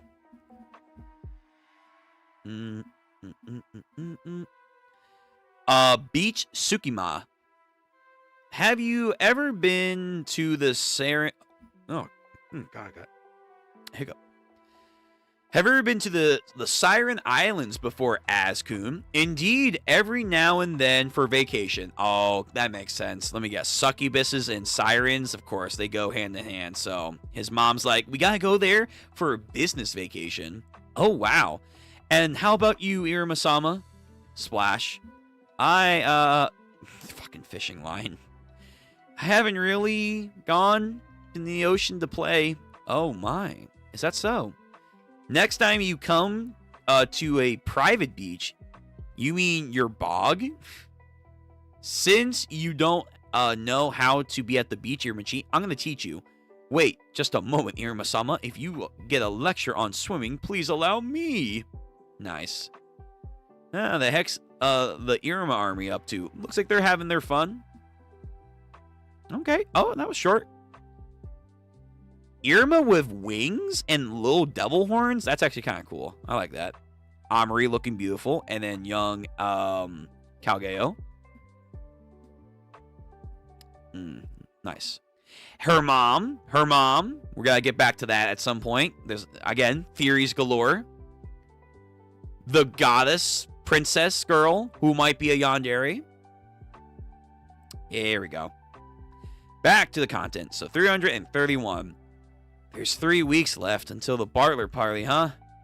331 strays. For I knew it was almost time. Time really does fly. But who would have thought? Oh, yeah. Zenin, right? The zenith of zenith.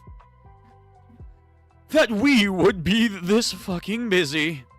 So even the mod devils say fuck too, huh? Not in front of girls, of course. This is my first Bartler party, but all of the battlers are all serious about it. Of course they are, because the Battler party is a huge event for battles.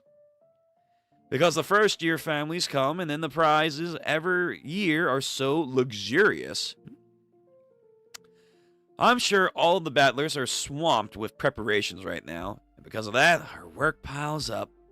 Yes, in particular, there's been quite a lot of request issues for the art battler lately. They usually work on art pieces individually. When it comes to the battler party, they also lend out materials and personnel. And so, because of the contribution they make other battler parties every year, the art battler is allocated to a large budget. And so, an enormous room. The art battler, sculptures, paintings, wood crafting, cutting, all that stuff. I suppose that's what you would call a handyman of a battler party. Speaking of which, every year they also have the ones that make the posters for the battler parties as well. Nice. Such beautiful drawings. This must surely have been drawn by a very lovely lady. Oh, you assumed, you motherfucker. Get canceled, Zay. Get canceled. You're done. Nah, I'm kidding. He's fine. Anyway, Shy Boy. Show off. What? You? Does your stomach hurt or something? No, I just felt a little shy. Well, actually, those posters... Oh, drawn by my older sister. Nice. San-chan, a classmate in the student council, completed your posters. He said it was beautiful. I got complimented. Yeah. Okay. San-chan's classmate, little brother, Vine Gerson. Sure is nice. Alright, so the ostracized girl. My name is Vine Marin. I'm a second year at Babulus and a member of the Art Battler. Okay. Excuse me. Oh, these materials are going to the Magic Parlor, Beast Parlor. They're the 13C. Oh, we got one more over here. Over here, A-Stop. Let's go. The meeting with the Botany Battler is at 3 p.m. And for the new Magic Development Battlers review. Whoa. That surprised me. A slime mold? I thought I was going to be trampled. Everyone in the Art Battler is extremely busy around this time and in this high demand since we help out so many battlers, but, well, there are some exceptions. Hello? What the hell? Is that like a... What the fuck is that? I don't really do much today. I'm small, so I can't draw large pictures or carry materials. The best I can do is draw flyers and posters. Honestly, I feel so guilty being the only one taking it easy. I'm sorry for just breathing. I'm sorry for just breathing uselessly in the corner of a battler. They look so busy, but they're having a good time. Looks fun. No. Even if I did help, I would just turn into mush and literally trip. I'm just one of the Art Battlers, corner dwellers. It's presumptuous to even compare myself to the first string members. In the first place, I doubt any of them even remember who I am. I'll just draw something. Maybe another poster, as long as it's something lively. Baggage should act like baggage and quietly stay out of the way. Nah, have confidence. Fuck it. Announce yourself. What? Oh, so you're a person. You know what? I should have figured. You had too much detail. Are you... What the fuck are you? Are you like a bush demon? What's happening here? Wait, is that just all hair? Is my dude just rocking a gnarly mane? Like he's a lion? Shit. This guy. I shouldn't assume it's a guy. Let me not assume. It's... This creature, this entity. Oh. Thank you. Like me, they're a member of the Art Battler, corner dwellers.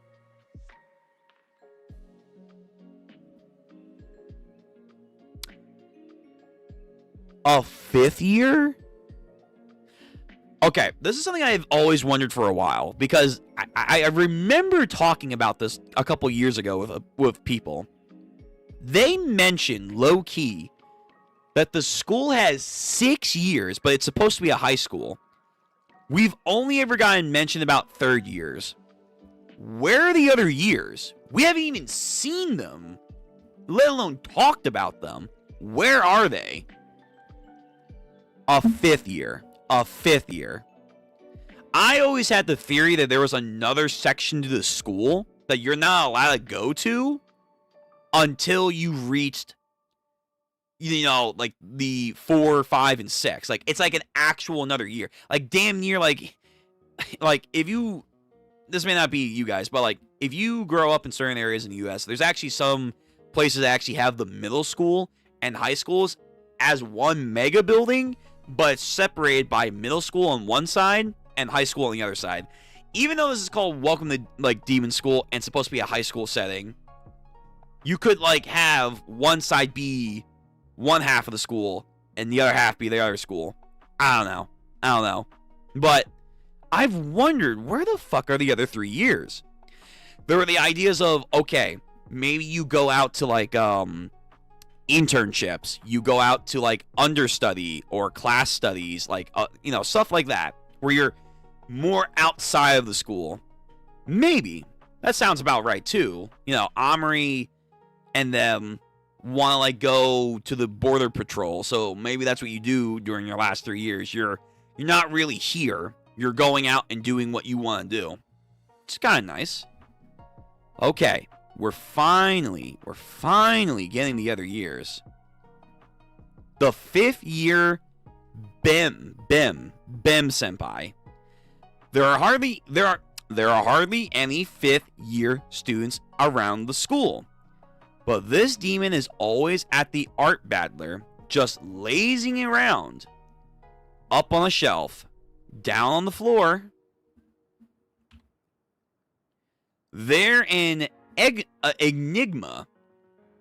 There's the rumor they used to draw lots of stuff, and I've never seen this demon draw anything, but they're nice and practically never move, so I can relax. It's fine. It's like this again this year. Just us two in a corner, drawing a little. Okay, all right. Ship? Question mark? This is good enough for me. Oh, I don't know. That might be kind of tough. You guys are famous and all, so there should be helps of demons to help you guys out, you know? Your request is coming a little late, too, and other battlers need their help, so we gotta get our hands full with other things. Isn't there anything you could do? A dispute? Oh, on guard. Well, let's see. Someone who's not busy. Oh, we can lend you those guys there. Excuse me. Of course. Do you have a moment to talk? Iruma always attracts the people that are just, like, you know, the outcast of every scenario. What is this? There is a painting that is the most frightening in all the Netherworld. Or so it's been called. Okay. Alright, hold on. Before we get into that, let me read some comments. I love Zeze. Low-key Zenith reminds me of Monoma from... True. Yeah.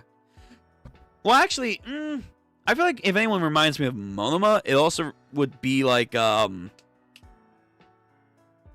vice president in, the student council. That guy. The guy who, like, boost people or whatever. Yeah, that guy. It's them. Bem, my beloved. You can't keep saying everyone's your beloved. I'm sorry. You can't. What the hell? Another beloved? Damn.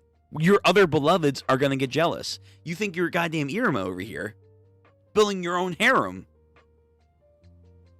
Thu. Yeah, but like most people graduate with rank 4. You mean to tell me the best class in Babel is not separated, but other is? True. Yeah. True.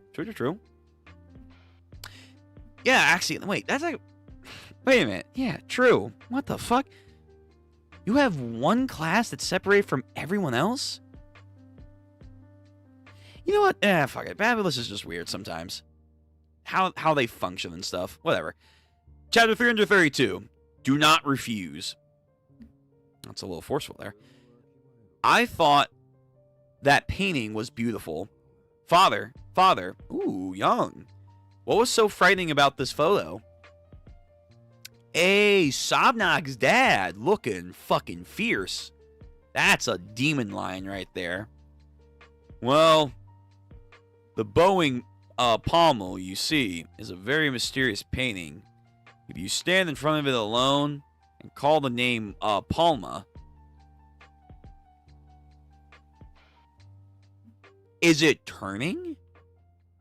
Oh my god. Oh. Okay. And all those who met Palma's eyes fall physically or mentally unwell. Aw. You okay? Scary. But wow, my heart's racing. After that, I took an interest in painting. I looked at lots of art anthologies, but there wasn't a single other thing artwork made by the creator of the Bowing Palma. The most frightful painting was my starting point, a masterpiece embodying fear and excitement. When I first heard about the haunted house, the Bowing Palmy is what came to mind. Even if it's not a masterpiece like that, I want to make something that fills me and everyone else with fear and excitement. So won't you help us? Please lend us a hand. Art Battler, and she melts. Are you okay? I'm sorry. So bright. You just seem like a sun. It's so much the sun. What in the netherworld is happening here? They're asking me at the Art Bartler's Corner Dwellers to just do a job on the center stage? Yeah, get out of your comfort zone. And of course, it's Iruma-kun, the god of the students. The shining star out of our year. The leader of the misfits and the principal's grandson. He's so blinding, I'm going to melt. Okay. There's also a rumor that he's enchanting each and every demon into his harem. Well, yeah. San-chan will flip if he finds out I'm talking to him. So... I really am sorry for asking this all of a sudden, but we absolutely need the art battler's help. I think it's difficult, but won't you please work together with our magic tools? How earnest. They want to make this haunted house thing really badly. They came here to prepare and accept even the tiniest amount of help. Well, I want to help them, but there's 3 weeks left for the battler party. Judging from these blueprints, it would be difficult to say. I wonder if we would be able to make anything of help in the first place. On the contrary, I'd probably be getting in their way. I have to say it, they're just the art battler's badges, although I really don't want to. Yo, this man's... Yo, Buddy's coming out with aura right now. Holy shit. Yo, fifth year senpai, stand the fuck down. Dude, why are you looking tough right now? Oh.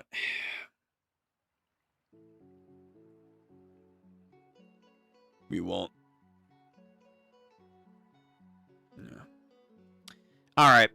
Let me see a fifth year, what he can do. Well, it depends on, I guess, on his rank. Like, he could just be, like, a slob or something, so maybe still a third rank? Maybe? That's also interesting. So after 6 years, the best that someone can get is rank 4 on average. But there have been, I think they said what? You have to graduate either a rank 3 as the lowest, but most people come out as rank 4? Okay. So he's probably a rank 3. I would have to imagine. Any hobbies? Hobbies? Eating? Working out? Fucking tomboy. Fucking baths? Okay. It's not what I meant. Who's asking anything about your hobbies? I'm talking about this. This woman. What are her hobbies?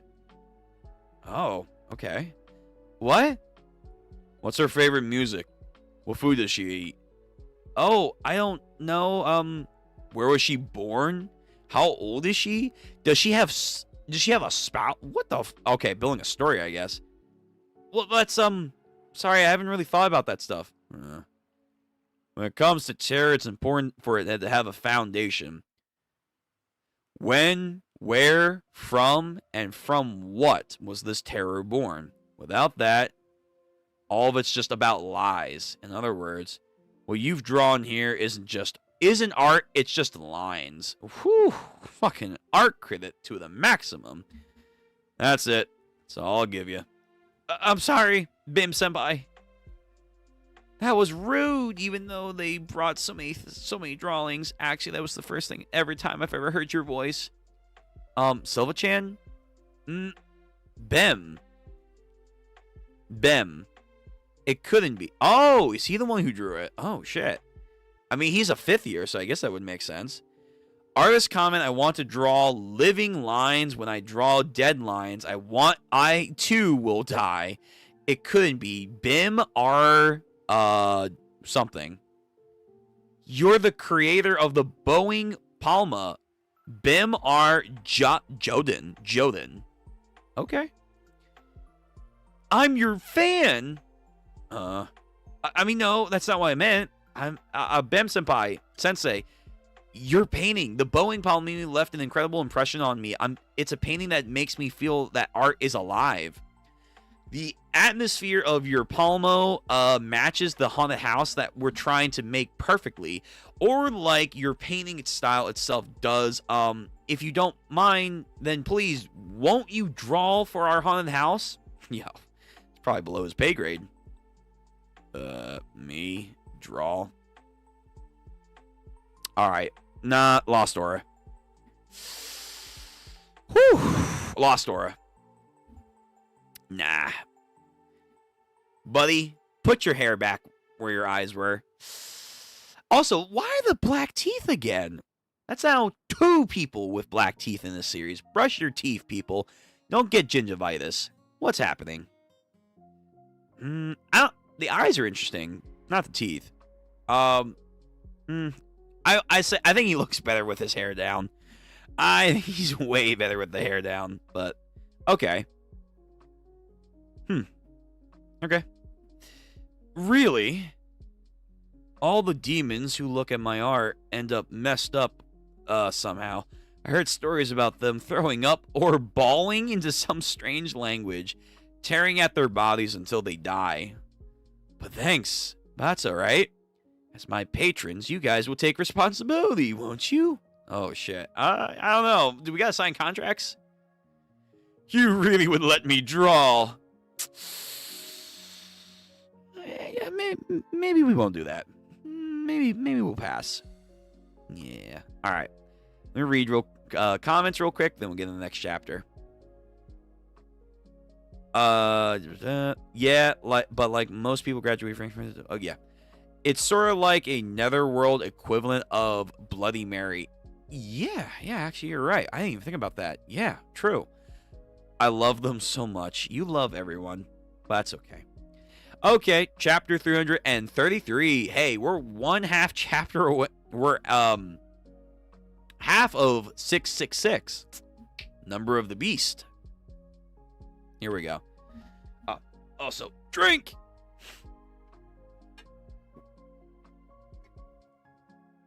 Gotta stay hydrated. Okay. 1 year ago. What? You want to help? You don't have to. It kind of feels like you might get hurt, you know? Just go sort those documents over there. Put her in the corner. Let her try. Hey, senpai, we don't have enough people in here. Is there anyone else left? Oh, that demon looks free. Hey, excuse... No! Absolutely do not ask that demon. Everything they get involved with turns out weird. Even the artwork, and even those who look at the artwork. What do you mean? Anyway, that demon's a 5th year anyway. Wait, what? Wait, how does that work? Wait, you said a year ago. So no, he should be a 4th year. Right?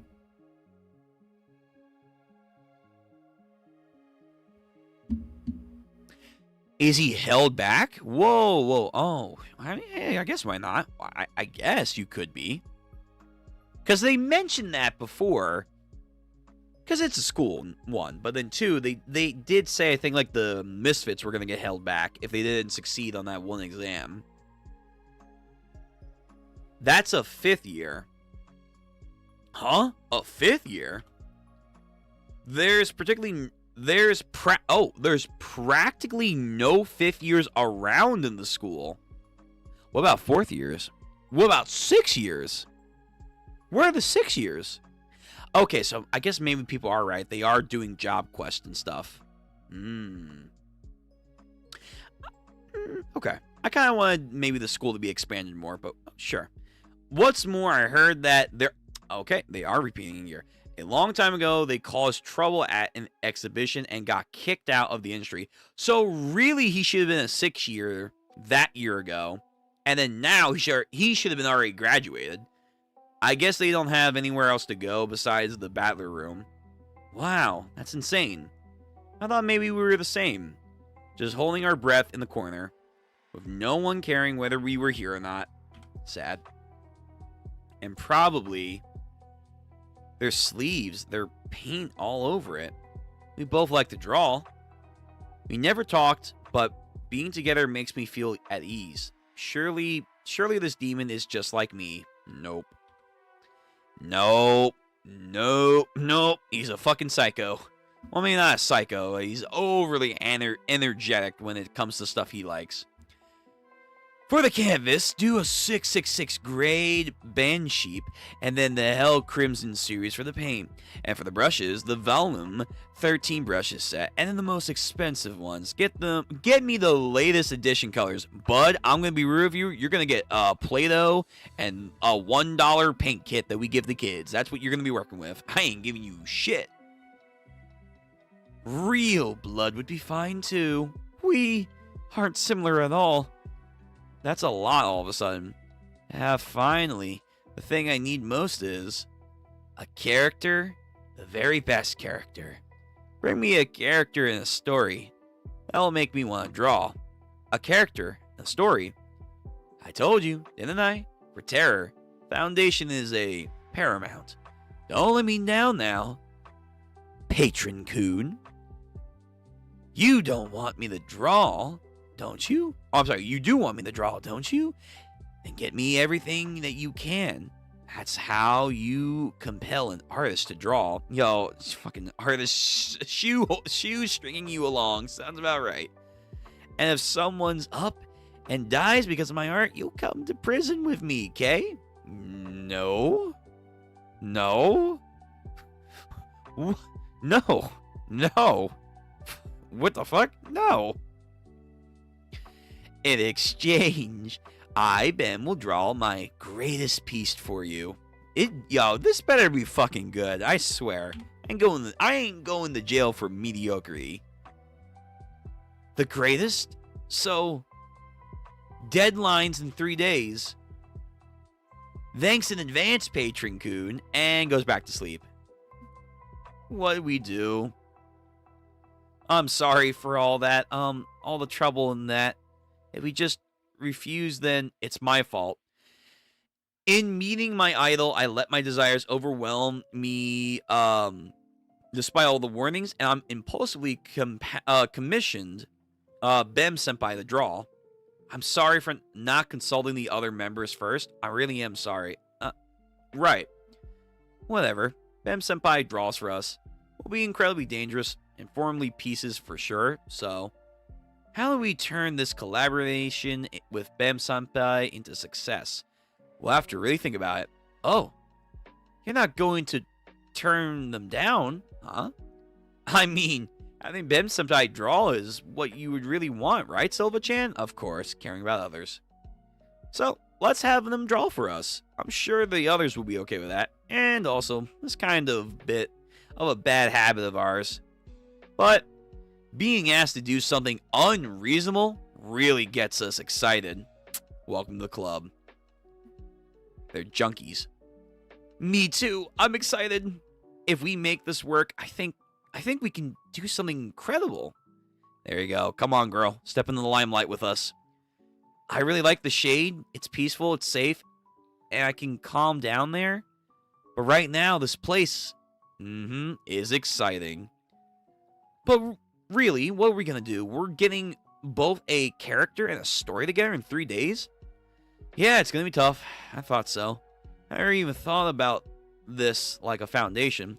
If only we had someone who could write a story for us. Oh, no. No! The Zenith of Zenith? Ah, shit. Oh my. Troubled are we, my lady. Oh, that's right. Doesn't he have a thing for her? No, never mind. Maybe.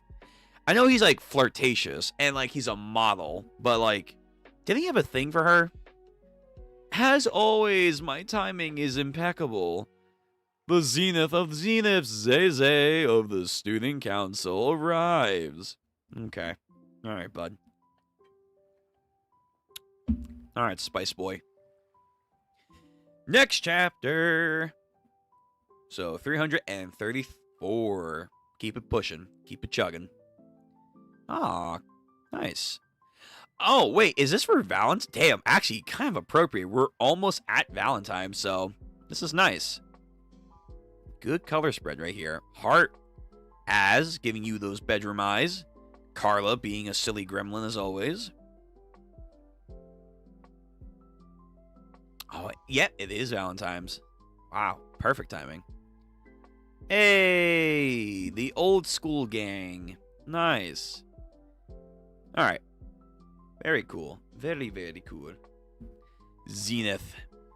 Zenith is pretty flirty, yes, but he does have an eye for Silva in particular. I thought as much. I was like, wait, I forgot. Didn't he say like, oh, you're kind of sexy, girl.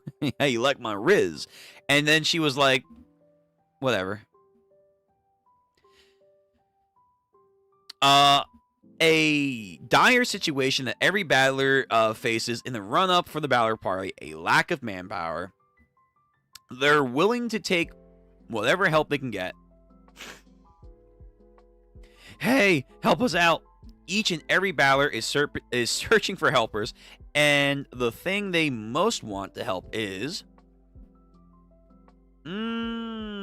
true. Earthbender. Yes. Agrius construction. Underground. Smart. This sucks. Everyone and all their moms is like, help us and lend us your bloodline ability. Give me a break. This is why I hate battler parties. I absolutely am not helping anyone. Sneak. Aw, damn. Az and them are like, hey, bud, can you help? Sleepy Coon. I forgot that's what she calls him. Proposal, magic tools, haunted house. Hold it. This clearly isn't the time to ask him for help. He's going to refuse. Max angry. But if we don't ask Sleepy Coon to help us, we won't be able to finish our haunted house. It's our haunty house. Our haunty hut. It's a haunted house. That may be so, but we'll have to strategize appropriately. Strata-adzi. The sure solution to offer them is a reward. Please, I'll do it. Something Agrius wants that we can give him in compensation. Something Agrius wants. Stuff sleeping. I guess. Excellent. Thus incited, let's send for the highest quality pillow and sleeping gown that money can buy. Hey, fuck it, sure. No, rather than buying something ready-made, perhaps we should take Agrius' measurements and have something. I mean, that's nice, but we don't got time for that. Pat. Tailored for him, Womp, and... Huh? What are you two doing? Oh my god, she made a bed. What are you two up to, huh? So, what we want is for you to lend a hand in the assistance of the magic tool barter. So you hid in the corner and made a huge mess out of this. What a pain. Look, I'm aware that you're already quite fed up with requests as is, but your abilities are absolutely indispensable for our haunted house, Agrius. Hey, praise. If there's anything you want, I can bring it out, lots of it, and I can give you something fun or something interesting, so please help us with the magic tool barter. Let me guess, they're gonna say like, dude, we're friends, whatever. You know, why are you acting like you expect me to say no? What? Yeah, I'm pretty annoyed with everyone asking me to budge in about their party and stuff. That's because it's coming from a bunch of demons I don't even know.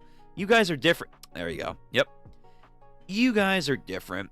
It's such a pain that you're overthinking all this. So you're... I think what he means to say is that, yeah, we're okay with it. It's unthinkable that we wouldn't be. Helping our friends is in trouble, of course. Of course. Good job, Gap. After all, we're all misfits. We're each other's precious comrades. The future 13 greats over here, baby. Aw, look at this flustered Az. Isn't that right? I forgot right. Perserodo? It kind of pisses me off more that you don't understand that yourselves. Aw, thank you, Sleepy Coon. Of course, I'll help as well. But for the record, I sure would like a high-quality sleeping stuff, you know. Okay, I'll see to it being done. Time jump? Right, 2 or more pieces of equipment. Please order another for the... Oh, Kirio. We're going to get her for effects and stuff. Makes sense. Okay, thanks. Oni-chan... sorry, I'm used to Oni-chan. Oh, Nei-chan, if I said I needed advice about stage equipment, would you... What are you saying? Make use of everything you have. That's my philosophy. And so... Yes, of course. There was also safety being able to be done to acquire support. Nice. I see. So this is the haunted mansion. You require the native character. In that case, leave it to me. The solution is simple. Here you are, my Lady Silva. Get drawing. Not like that. Calm down, bud. Put it back. Put back that zest. Also, damn, sticking out a massive ass right here. Good lord. Those pants are doing wonders for you. In hindsight, it makes perfect sense that I would follow Vine-kun when he ran off after seeing the tweet, only to run into you all. Gets a test. Sister. With Iruma. My Modulo sensor was definitely directing me to this place after all.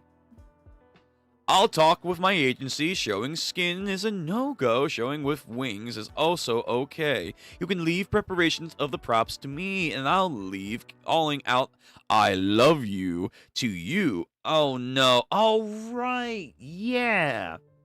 He did make her say that. I forgot. Yes. Yeah. He needed a stat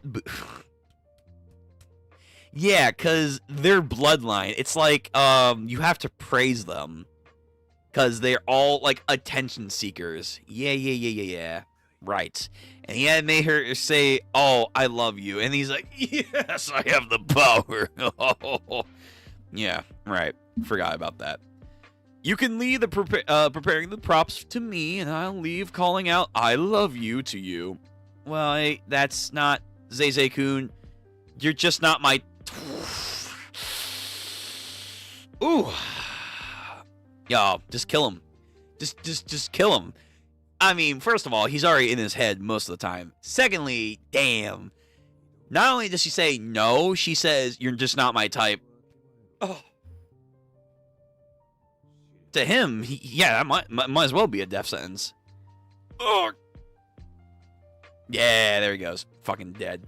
Words sharper than a knife. Stabbed. Oh no. I mean, you're not the right type for our haunted house. Sure. Yeah. Saved it. Recovered. What's her type then, I wonder? The painter? Wait, he's way older though. You know what? Doesn't matter. And anyway, what we want is a character and a story. A story? I may have an idea for that. What? However, it will be quite the hassle, so I don't really recommend it. Is this alright? That's fine. If we can get the ultimate character story, and we'll do anything, no matter how difficult it is. Understood. I'll believe in your words. Well then, in exchange, all three of you, shall you give me your love? Okay, well, taken out of context, that's pretty saucy of you to say. Yeah, the Zepar clan. Here we go. Okay. Yo, I feel like this entire arc so far is, hey, we gotta do X, but then we gotta do B. And to do B, we gotta do C. And to do C, we gotta do fucking D. And to do D, like, it just keeps going. Like, we gotta do all these side quests just to do the main quest. Like, damn. So we're at the family house. Nyum. Right, they eat love leathers. I remember. Yeah. Each one is fresh and so flavorful. The one truly straightforward and powerful. It's youthful love. Excuse me. This one is the humble but courteous and delicate love. And this, what an interesting perspective. It's a fantastically deep and undemonly love. Thank you very much for your delicious love. So you want the ultimate character, eh? Zay's older brother, Zepar Zoa, a popular novelist. Sure. Tell me more, my dear readers. Okay. What time is it? Okay, we'll get through this chapter and we'll see if we'll do one more. Agris just wants to sleep. Felt. Agris, et tu, Iruma? No doubt it's leather. True. Ichi pulled a Zyla. True. Yeah. You're just not my type. By nature, demons are extremely quick to lose interest. Oh, dude, what the fuck? Am I being called out right now? What's happening? Sleeping, losing interest. Damn. Chapter 335, Sanity or Madness, especially when it comes to self-control or concentration. Waiting and such conduct poses a significant hurdle for them. Therefore, 666 meters. This very long line is truly an utter madness. Okay, so they're obsessed, huh, to do this. It's a spectacle. New book on sale. That makes one doubt one own eyes. Wait here. Those standing in this effort are... Huh? How long have I been in this line for? 130 hours. Oh, dear God. Have no ounce of sanity left. You see, a madness that becomes natural, owing to the bewitching allure inherent to his own book.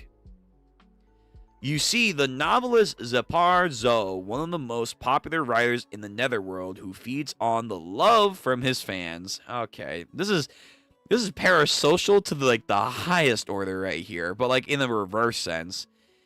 A literary giant, Zo Sensei, right in front of me. An holograph. I want an autograph. A handshake, too. Zeze-kun's older brother, huh? Well then. In order to plan this haunted house of yours, you want to create a character and a story. Isn't that correct? Yeah? I see. Huh?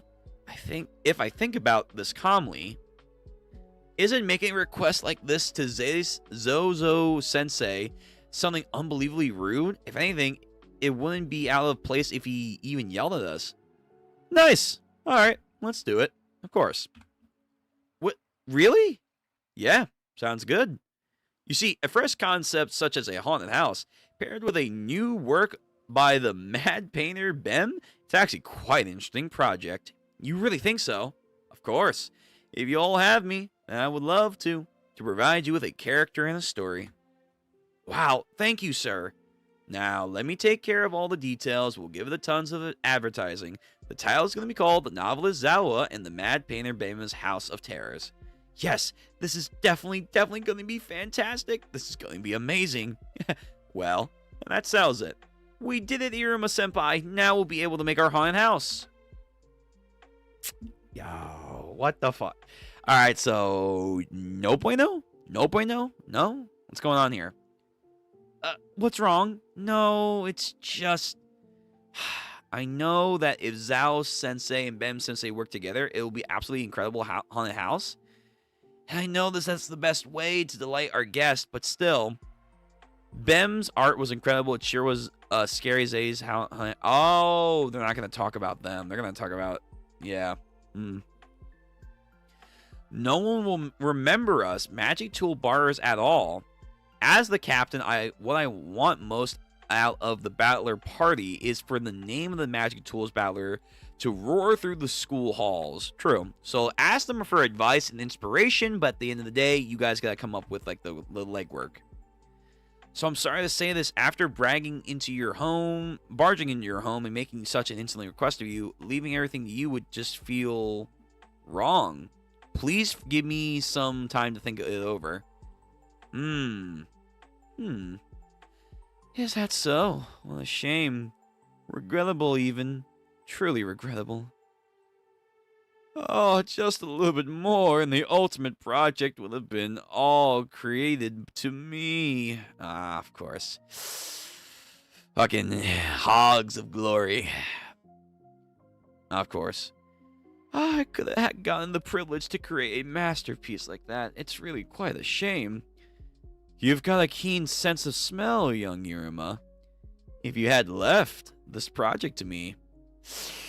not even a scrap of your names would have been left to the work. In fact, even Bem's name would have been engulfed, and I would have had all the glory to myself.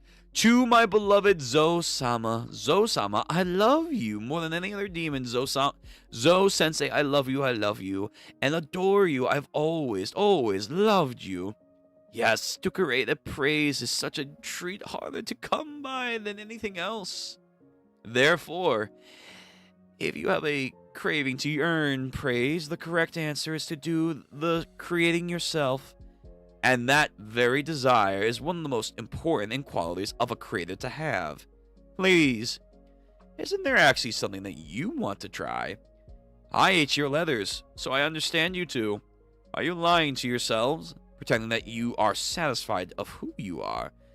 So, the best shortcut for you to create your masterpiece is to give it into folly. Become aware of your desires and lay your ideals in open, struggling for suffering and turning the stress into your motivation, and then surpass even your evil cycle and go crazy. Go stupid, go crazy. That's his answer. Okay. But inspirational. So, in the end, you rambled at them for 3 hours and just sent them home? My interest got piqued, so I taught them the basics of creating. I feel sorry for Miss Silva and the others.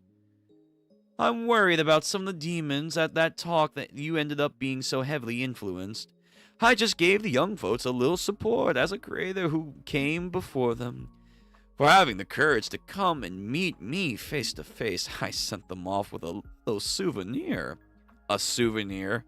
An unpleasant smile. A secret technique for extracting exterminating monsters. Oh, okay. Alright, we'll do one more chapter. So we'll probably end off on 336. Alright, let me read the last bit of comments before we get into the final chapter. Low-key, Zao is Nishi's self-interest by gender bending. Nah, let me stop. Maybe. I could see that. Kind of. I might need more evidence, but okay, sure. Alright, last chapter of the evening, folks. And then I gotta hit the hay myself. I gotta be like Agrius and be like, I gotta sleep. So, make sure to like the stream and subscribe to the channel and hit the bell notification, all that YouTube jargon. Let's go. I like black and red and purple. Grotesque, basically. 336. Accomplices. Accomplices. There we go. Jobin, aren't these pretty pictures over here lovely too? Yeah, I like the pink and yellow and bright green too. What things are buried beneath the prettiness? It's so exciting to think about. Disturbing, huh? It might be better if we stop letting that child draw pictures. It's true that their imagination is a bit bizarre, but art is our family's tradition. But if there's any signs of returning to origins, then maybe. I think it's fine. A liking for frightening art is just right for a demon. Hey, Butler, let's go. Gramps, our family's security devil, was a very kind. He helped me and he chose my own art supplies and make canvases. Hey, Dad, Mom, amazing, amazing. What is it? My art is incredible, cause look at my art. Look at my art made him so happy. Okay, bro, what the fuck? What is he making? Curse seals? What's happening? Old man fucking died? It was so great, Gramps fell over. I wanted Gramps to be the very first one to see it, but apparently I shouldn't have. Gramps quit being our security devil. Man, weak-willed. My painting and my art supplies were all confiscated, and I was forbidden to draw anything, but I want to draw. I wanted to draw. Oh, his tail is the brush. Ooh. I want to draw. And so I drew, and drew, and drew, and drew, and drew, and drew, and drew. Your name is Palmy. I secretly submitted Palmy to a contest and won the newcomer award. We're getting complaints. There have been so many who fell ill after looking at your child's piece. Even some who even collapsed to it. This could make it difficult for our art association to continue holding exposés. I'm sorry, but your child's work cannot be submitted in any future exhibits. Man, you all just suck. I guess I got thrown out of my own industry. My parents made me sign a plea agreement to never have anywhere but my home to be shown the art to anyone and to burn every work I ever created, even though it's not a work of art if it isn't finished. Even though all I want is to create a work of art. When I first heard Haunted House, the Balming Palmy immediately came to mind. Haunted House? A work of terror? Won't you please draw for our haunted house? I can produce art again. It's okay for me to draw. They're the ones who will take responsibility after all. Getting everything ready, the very best materials, a wide open stage, and that's left is the setting. That's the jump start of my own motivation. Now then, hear it. The haunted house's ultimate character and story. We don't have them. You don't. Correct. You didn't think about it? Correct. Falls over. Then I'm not drawing. I'm not drawing nothing and not moving from this spot. You promised me my accomplished. You traitor, my heart's in pieces. I don't want ever. Sensei, please have some cake. What? Cake? I mean, I'll take cake. But cake? Oh. A strawberry cake? They really do love sweet stuff, huh? They often nab at my snacks. Aw, he's a snack thief? Now I'm gonna have to fight you, bud. We're gonna have to fight. You ain't touching my snacks. Bem Sensei, please tell me about Palmy. I'm sorry for geeking out earlier, but I want to know more about the Boeing Balmy, please Sensei. Palmy, what are her hobbies? Palmy used to like looking at the stars. Used to? Yeah. Palmy was an ugly woman, so at night in a place with no one else around, she looked at the stars. But she plucked up her courage and approached some other demons. She put up all her might in a smile and went to go to talk to them. That's a shame. But the more she smiled, the more those around her were truly horrified. And then she realized that the terrified expression of the demons that she saw made her surge of excitement.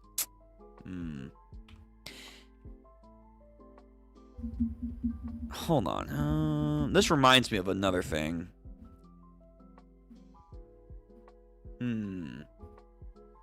Oh, man. Fucking stiff. Ichi, Iruma.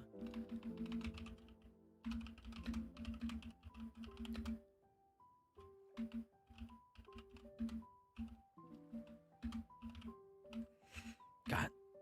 Please.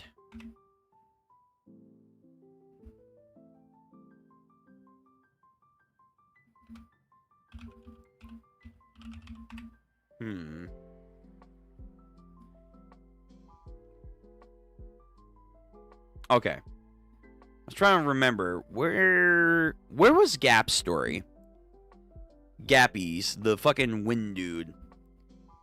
That was like chapter 273, right? Yeah, here it is. Here it is. Here it is. Here it is. Here it is. Found it. I think. Maybe. Oh, it's not gonna load. Of course not. Alright, because I want to use manga decks to go back. I want to keep it straight as possible. But I remember Gap's storyline, like his ancestry, his return to origin, had something to do with, oh, you can't ever show your real appearance because it would just drive other demons mad. I wonder if he got inspired by them in that way. Like, he actually knows about their family history to make that piece. It might just be a coincidence, but I don't know. Something about that reminds me of his family story. By the way, creepy imagery right here. Holy shit imagery. Oh. Alright, let's go back. So she got excited from their terrified expressions. She was so consumed, a demon who made paintings, locked me inside a painting so that I may see the expressions of those frightened by my face. Ever so closely, make me into such a painting. The bowing Palmy is not a painting, it's Palmy herself.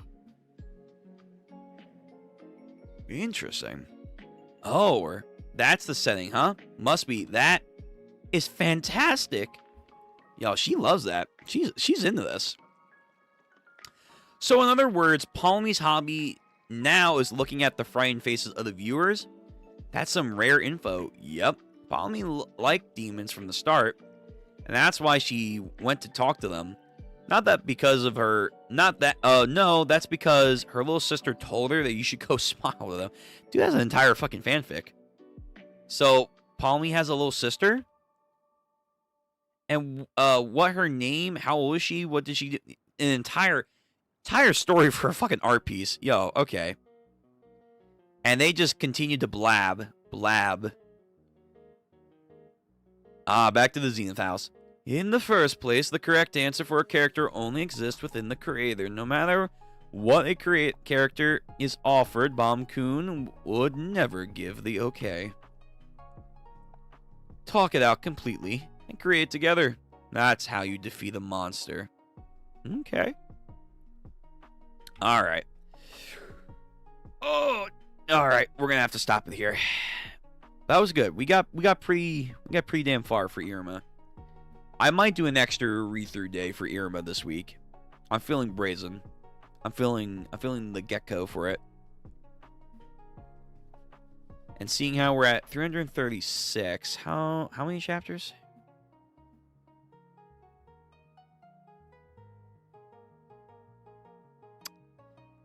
A little less than 100.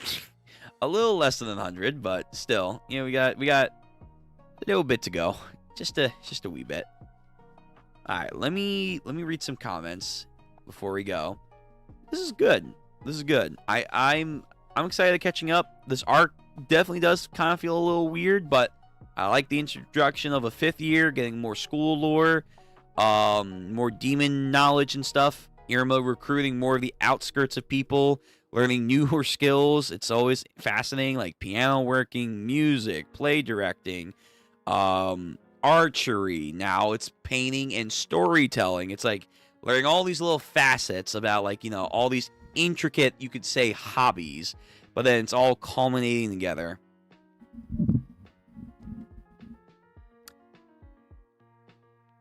Damn, I want cake. If it's like a nice devil, no pun intended, a nice gooey chocolatey devil cake that's like freshly warm. I feel like that's an underrated take. People like cold cake more. I like warm cake. If it's like melty and gooey, so good. It could be possible that Bim knows about Gap's ancestry or of something similar. I think that's probably what he got inspired by. Like, obviously he's a creator, so he had to make a lot of that on the fly. Like the whole, like, oh my, she had a little sister that told her to go out. Yeah, that stuff is the noodle. But like most of the time they do say art inspires real life or life inspires art, depending on your thing. I think he probably did a little research into that whole, her actual smile made people go insane. That's what it reminds me of. Gap's ancestry.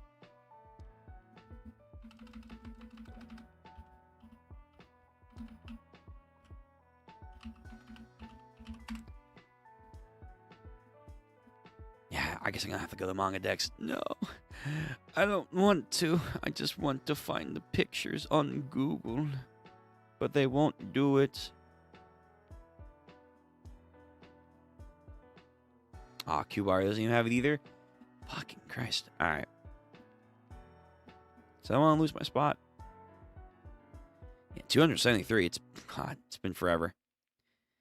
Yeah, the idea like their ancestry back in the day was like fucking crazed and whatnot. And then yeah, this is also when we got more goddess information too. Like what the fuck's going on here? Like Devilman over here. The deity said, "Pitiful chaos gap. I will give you a silver coated." Yep. Mm-hmm. Right. They even pray to them. Yeah. Advanced magic. Here we go.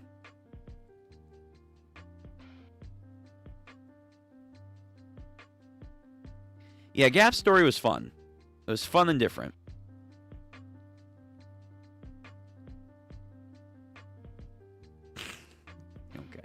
But yeah, I wonder if he actually did get inspired by them in some level. I could see that.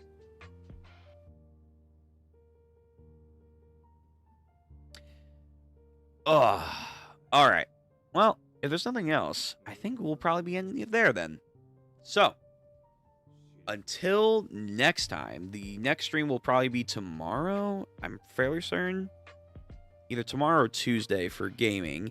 And then Wednesday's going to be our reaction day. We're going to do JJK primarily, Fate Strange Fake. We'll be doing Kaiju number 8 and Call the Night. That's going to be on the game plan. And Thursday, we will be doing JoJo's and The Greatest Estate in that order. And then no One Piece this week, so we will be doing Bug Ego. And maybe after that, we'll also do more Iruma-kun. Haven't fully decided on that just yet. And then Sunday, or next Sunday will be, everything all over again. Yeah. Oh, God. I'm tired. So, good reading today, guys. Make sure to like the stream, always. And take care of yourself.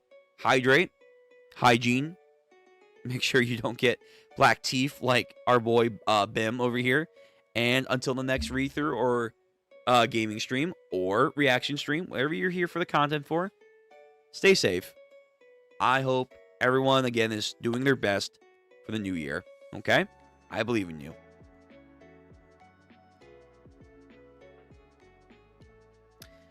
Till next time, guys. Later. And be safe.